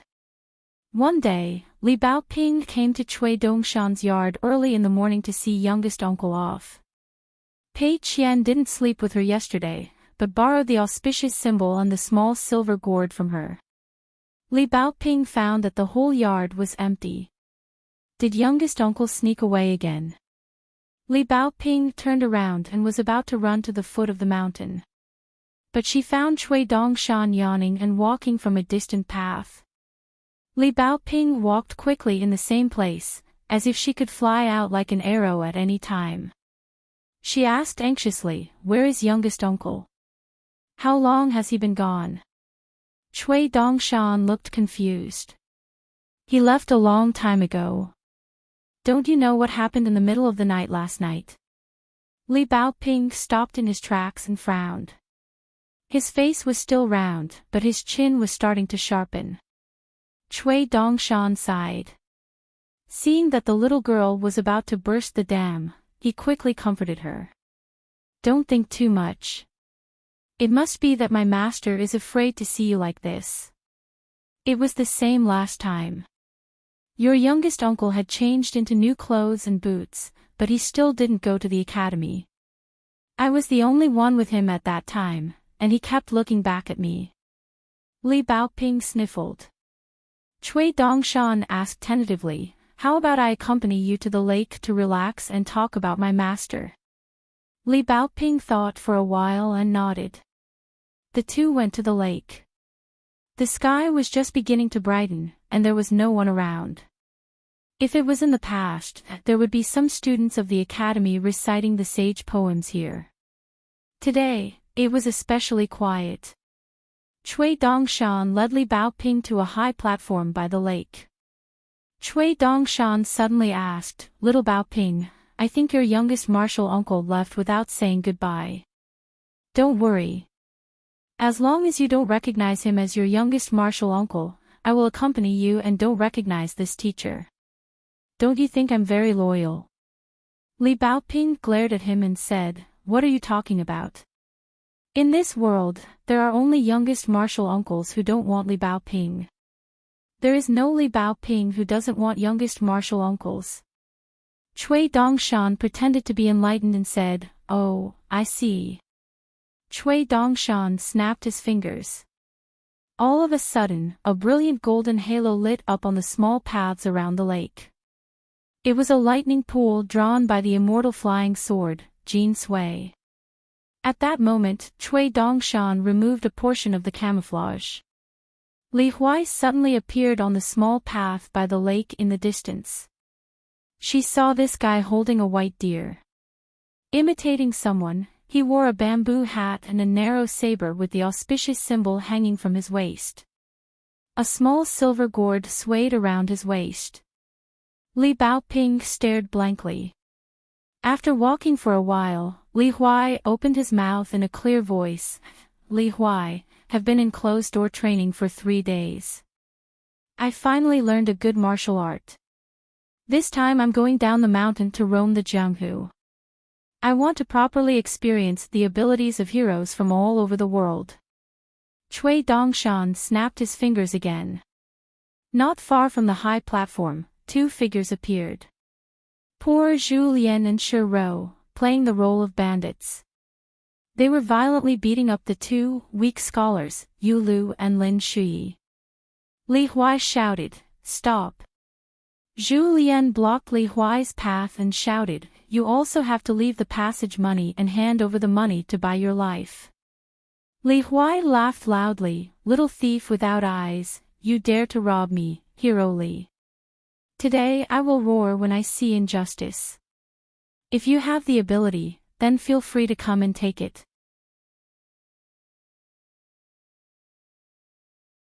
Then, with a tap of her toes, she stepped on the golden flower that Cui Dongshan had helped her control. She suddenly twisted her body and placed the bamboo blade back at her waist. After landing, she continued running forward with the crazy fiend sword technique that she had created. In order to be able to beat the wildest dog in the future, Pei Qian felt that she practiced martial arts very diligently. She felt that this unique set of martial arts was unparalleled in the world. Pei Qian practiced this set of sword style to her heart's content. He stood still and put away his bamboo sword. Pei Qian stood on the surface of the lake about 7 or 8 feet away from the high platform. He flipped his wrist and suddenly a small gourd appeared in his hand. He raised it high and said loudly, "There's nothing good in Jianghu except for the wine. Where's the wine? Come come come. Who's going to drink the wine of Jianghu with me?" Cui Dongshan laughed heartily. He waved his sleeves and rushed towards Pei Qian.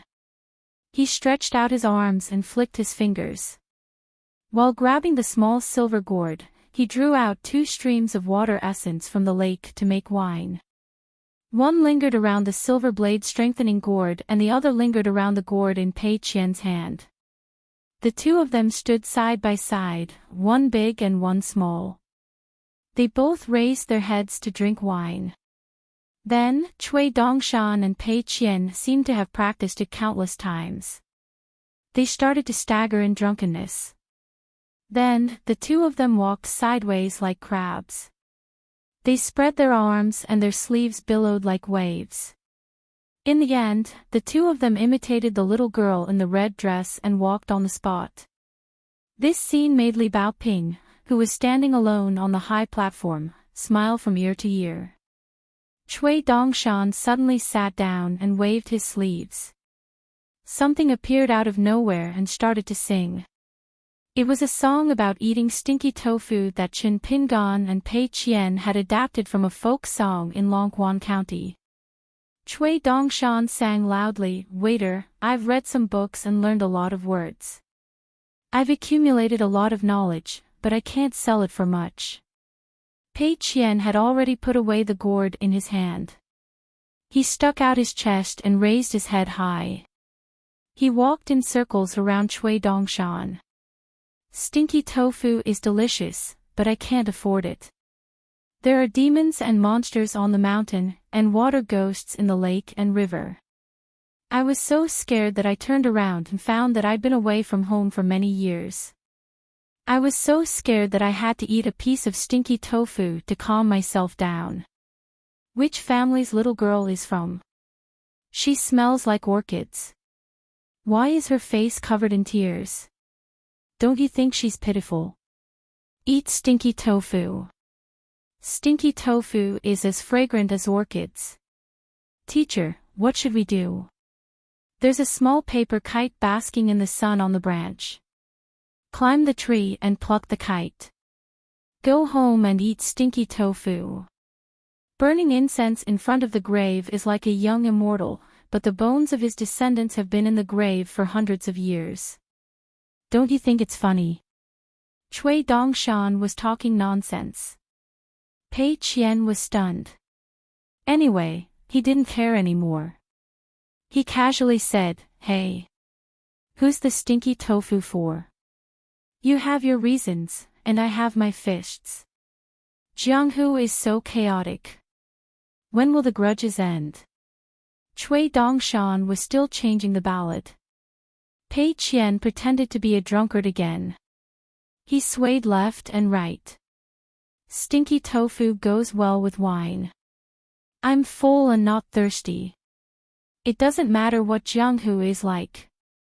People all say that immortals are good, but I don't think the mountain is free at all. Pei Qian glared at Cui Dongshan, who kept changing the ballad.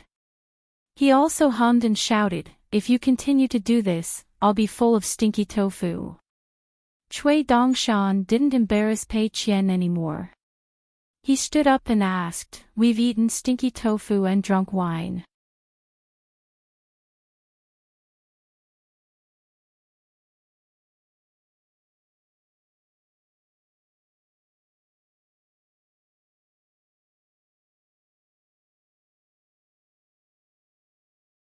It seemed that the people of the Huang Ting kingdom did not feel much about the tribute from the Gao family of the Great Sui kingdom to the Song clan.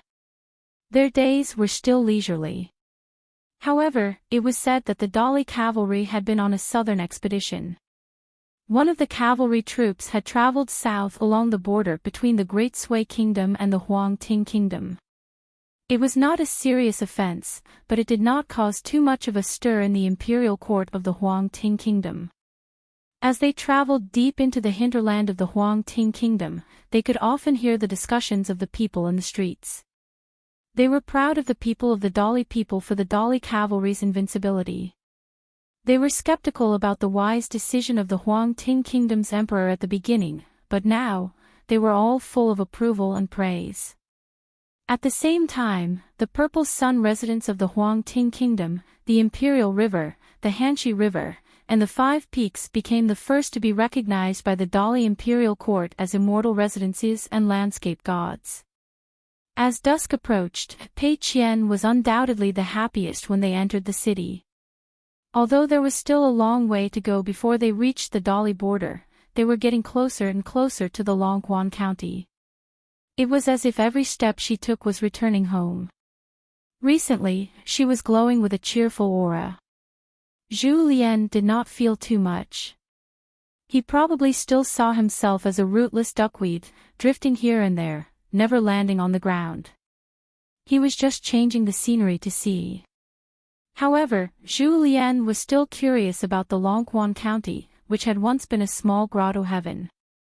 Especially after learning that there was a limitless grandmaster in Luopa Mountain, Zhu Lian wanted to see it. Only Shi Rou was filled with apprehension. Chen Pinggan's intermittent chatter, coupled with Cui Dongshan's description of the Longquan County as a place of crouching tigers and hidden dragons, made Shi Rou feel that she would be a lamb walking into a tiger's mouth if she brought the remains of an immortal there. In particular, Cui Dongshan deliberately teased that it was not easy to live in the remains of an immortal, which made Shi Rou even more worried.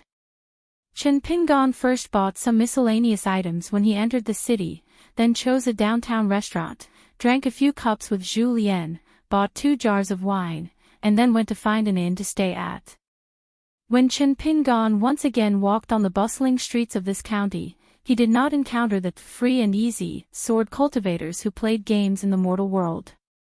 Otherwise, Chen Pinggan would not mind directly punching them out of their flying swords when they wantonly hurt people. As for whether there would be any subsequent disturbances that would implicate a few ancestors of the mountain, Chen Pinggan did not mind. After walking through the inverted mountain and the map of the 2 continents, one would know about small vassal states like Huang Ting country. Generally speaking, a Jindan Earth immortal was already the leader of a country's immortal master and was out of reach. Moreover, if he really encountered a nascent soul cultivator, Chen Pinggan did not dare to say that he could win in a single battle.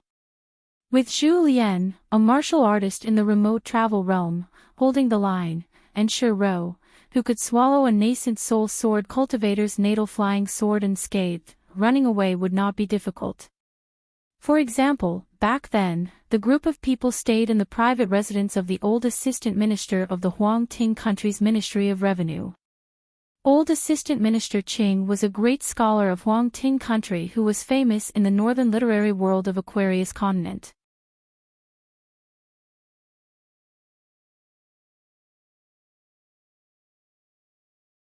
Chen Pinggan didn't feel that their choice was wrong. In the depths of Chen Pinggan's heart, he hoped that the mountains and rivers of his hometown would remain the same. Whether it was Dong Shuijing and Shi Chuanjia who stayed in their hometown, or Lu Xianyang, Gu Kan, and Zhao Yao, who were already far away from their hometown, their hearts were still filled with the green mountains and rivers of their hometown. Of course, on this journey back home, Chen Pingan still had to make a trip to the mansion of the female ghost with the beautiful wedding dress hanging high in the wind. He had to tell her some of the words that he had kept in his stomach back then. In the twilight, Dong Shuijing hung up the closed sign for the wonton shop, but he wasn't in a hurry to close the shop's doors. After doing business for a long time, he knew that there would always be some visitors who had made appointments with the shop when they went up the mountain to buy a bowl of wonton. Therefore, even if Dong Shuijing hung up the wooden sign saying, "closed," he would still wait for about an hour or so. However, Dong Shuijing wouldn't let the two newly hired waiters wait with him. When customers came, Dong Shuijing would personally cook. Even if the two waiters, who were born in poverty, wanted to share the joys and sorrows with the shopkeeper, Dong Shuijing wouldn't let them. Dong Shuijing's wonton shop became more and more famous. Many rich people in the newly established county city of Longquan invited Dong Shuijing to open 2 more shops in the county city, but Dong Shuijing declined all of them.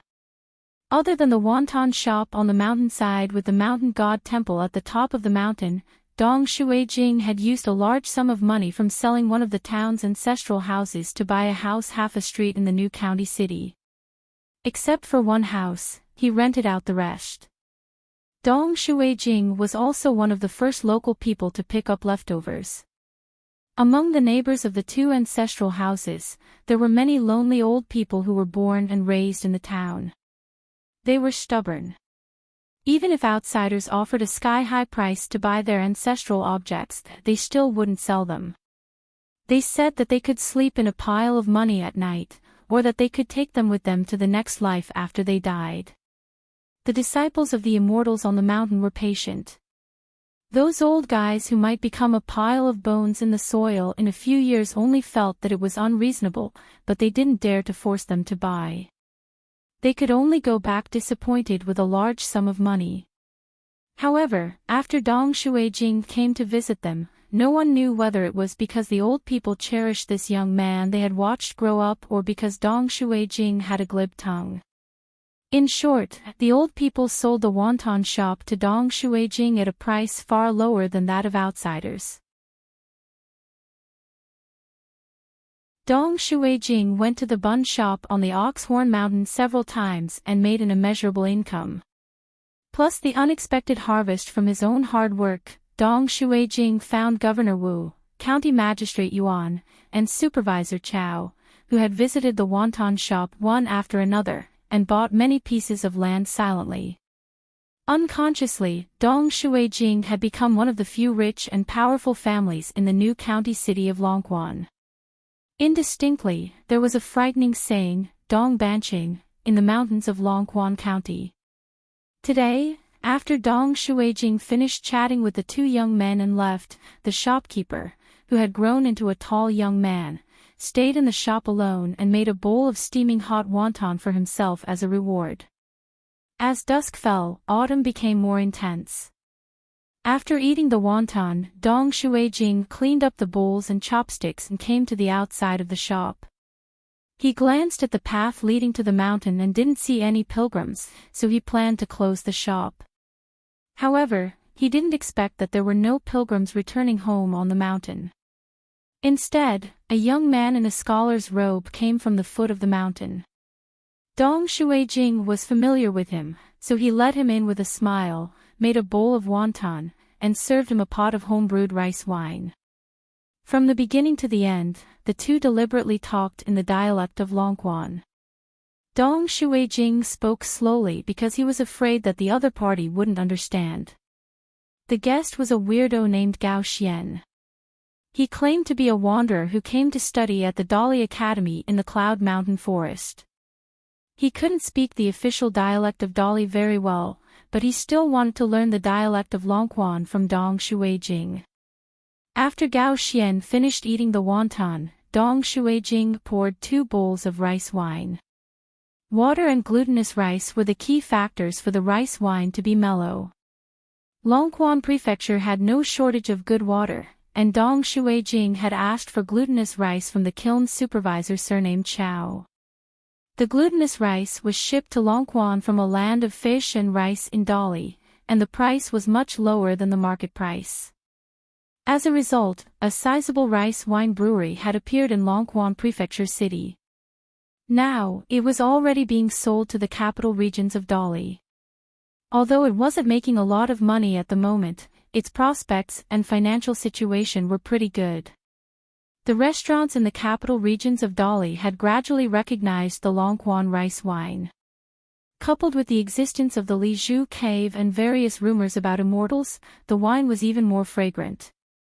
Dong Shuijing had asked County Magistrate Yuan for help in the matter of selling the rice wine. This small profit but quick turnover deal involved Wu Yuan's approval, County Magistrate Yuan's opening of the capital regions, and Supervisor Chao's glutinous rice. Wu Yuan, the prefectural governor, County Magistrate Yuan, and Supervisor Chao. Among the three, Wu Yuan had the highest rank. Although he was only a rank 4 prefectural governor, he wasn't a true feudal official. However, as the youngest prefectural governor of Dali, Wu Yuan was an existence that the Dali imperial court didn't want to underestimate. After all, Wu Yuan's teacher was the imperial tutor of Dali, Cui Dong. It was a pity that after Wu Yuan had been promoted, his reputation was much worse than before he left the capital. It was said that before Longquan was promoted to a prefecture, County Magistrate Wu, who was sent here by the imperial tutor with high hopes, was ostracized by the large clans in those regions. Zanyuklang, clang, clang, clang. He was rebuffed. However, Wu Yuan had a good teacher. Others couldn't be envious of him. However, Wu Yuan was already a big joke in the imperial court of Dali. On the contrary, the latter two, County Magistrate Yuan and Supervisor Chao, were favored by the Dali bureaucracy. It wasn't just that these two young talents were direct descendants of the two great pillars of the state. Both of them were doing well in their respective fields in Longquan Prefecture. County Magistrate Yuan was responsible for the construction of the Immortals Cave on the Western Mountain. The smooth construction and completion of the Tomb of the Immortals and the Civil and Martial Temple on Laosi Mountain was also due to his efforts. The large clans that stayed in Longquan Prefecture didn't recognize Wu Yuan as the prefectural governor, but were willing to recognize the county magistrate who had an even lower official title. As for the Kiln Affairs Supervisory Office where Supervisor Chao worked, on the surface, it was a small yamen that was in charge of the production of imperial porcelain from the Dragon Kiln. In reality, it was a secret mission to supervise all the powers in Longquan Prefecture. Yuan and Chao, the two most noble surnames in Dali, were like fire and water. The Dali cavalry was divided into 3 groups when they marched south. Behind the scenes of 2 groups stood the figures of the 2 great pillars of the state. For Dong Shuijing to be able to rope in these 3 people at the same time through an inconspicuous small business, it couldn't be denied that it was a magnificent feat of accidentally. In reality, Dong Shuijing was the one who had come up with the idea for the rice wine business. However, the specific plan, the interlocking steps, was someone else who had given Dong Shuijing advice. Dong Shuijing later asked that person why County Magistrate Yuan and Supervisor Chao, who were descendants of prominent aristocratic families, didn't refuse this small profit.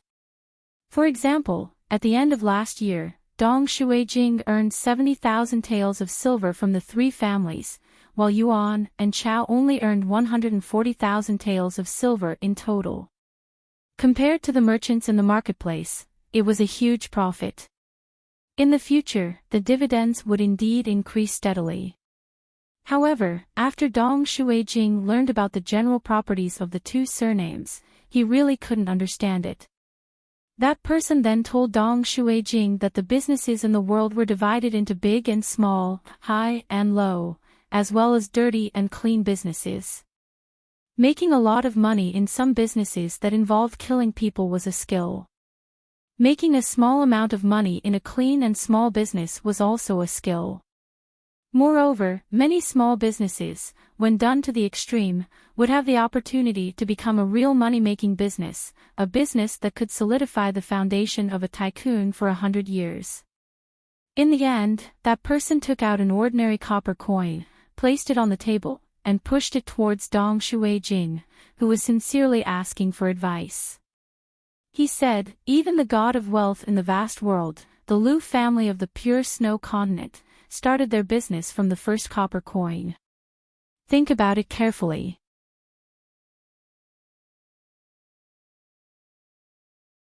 When you become big, of course, you still need to be diligent. However, the word information will become more and more important. You need to be good at digging out the details that no one cares about, and that information hidden behind the details. One day, you will be able to use it, and you don't have to hold a grudge against it. Dong Shuijing nodded. Su Ruo asked again, "What do you think of Wu Yuan, County Magistrate Yuan, Supervisor Chao, and Gao Xian's temperament?" Dong Shuijing said slowly, "Governor Wu is gentle, County Magistrate Yuan is strict, and Supervisor Chao is romantic. Gao Xian is elegant." Su Ruo asked again, "Why so?" Dong Shuijing already had a draft in his mind, so he said without hesitation, "Governor Wu's husband, the imperial tutor Cui Dong, is now showing off his abilities. Governor Wu must be cautious and not get carried away, or else it will easily cause unnecessary jealousy and attacks. The Yuan family has always been cautious. If I remember correctly, the family motto of the Yuan family is to hide wind and gather water. The Chao family has many descendants from the border army, so they are heroic. As a prince of the Great Sui Kingdom, it is inevitable that Gao Xian is a little disheartened after being stranded here. Even if he is angry, he should at least show it on the surface." Su Ruo said, "These are correct, but they are still superficial. If you can think of these, so can many people. Therefore, this is not considered information that can make you rich. You need to think deeper and higher, and think about the more far-reaching structure of the court and the trend of the dynasty. It may not be useful for your current business, but once you develop a good habit, it will benefit you for life."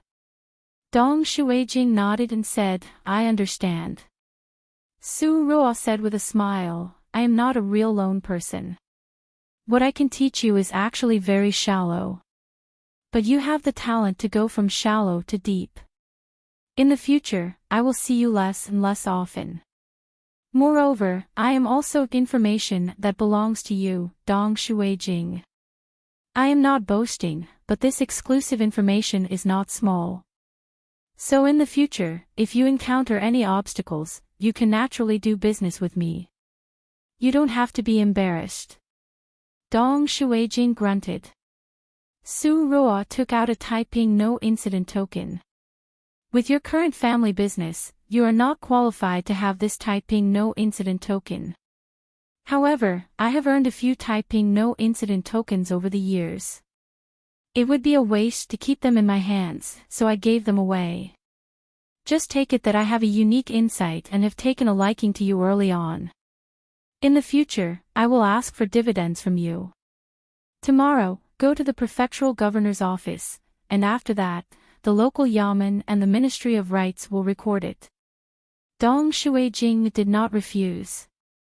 He kept the token of peace and carefully put it in his pocket.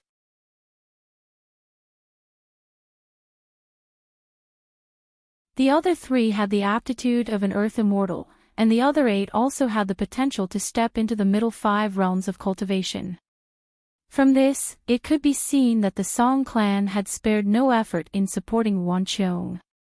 After the 12 people settled down, Wan Qiong only showed up once during the swordsmithing period. After confirming the aptitudes of the 12 people, she handed them over to the other direct disciples. What followed would be a process of continuous selection. For the Longquan sword sect, the aptitude to become a qi cultivator was only a stepping stone. In Yuan Qiong's eyes, the aptitude for cultivation and the fundamental disposition were more important. When these people arrived at the mountain, they learned that sect master Yuan had an only daughter named Yuan Xiu. She liked to wear cyan clothes and tie her hair in a ponytail, which was unforgettable at first glance. Some of the youths were even more excited, but dared not to show their thoughts. These juniors of the Longquan sword sect all liked to address Yuan Xiu as eldest senior sister. Yuan Xiu, who was amiable to everyone but not particularly close to anyone, tried to persuade them several times, but still could not change their mind, and so they just called her eldest senior sister. As time went by, some of the disciples who had stood out from the crowd, and some who were beginning to feel the strain, found that the eldest senior sister was the strangest existence in the already strange sect. No one had ever seen this eldest senior sister cultivate.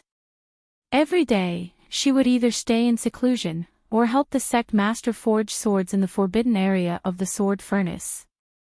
Otherwise, she would wander among the mountains.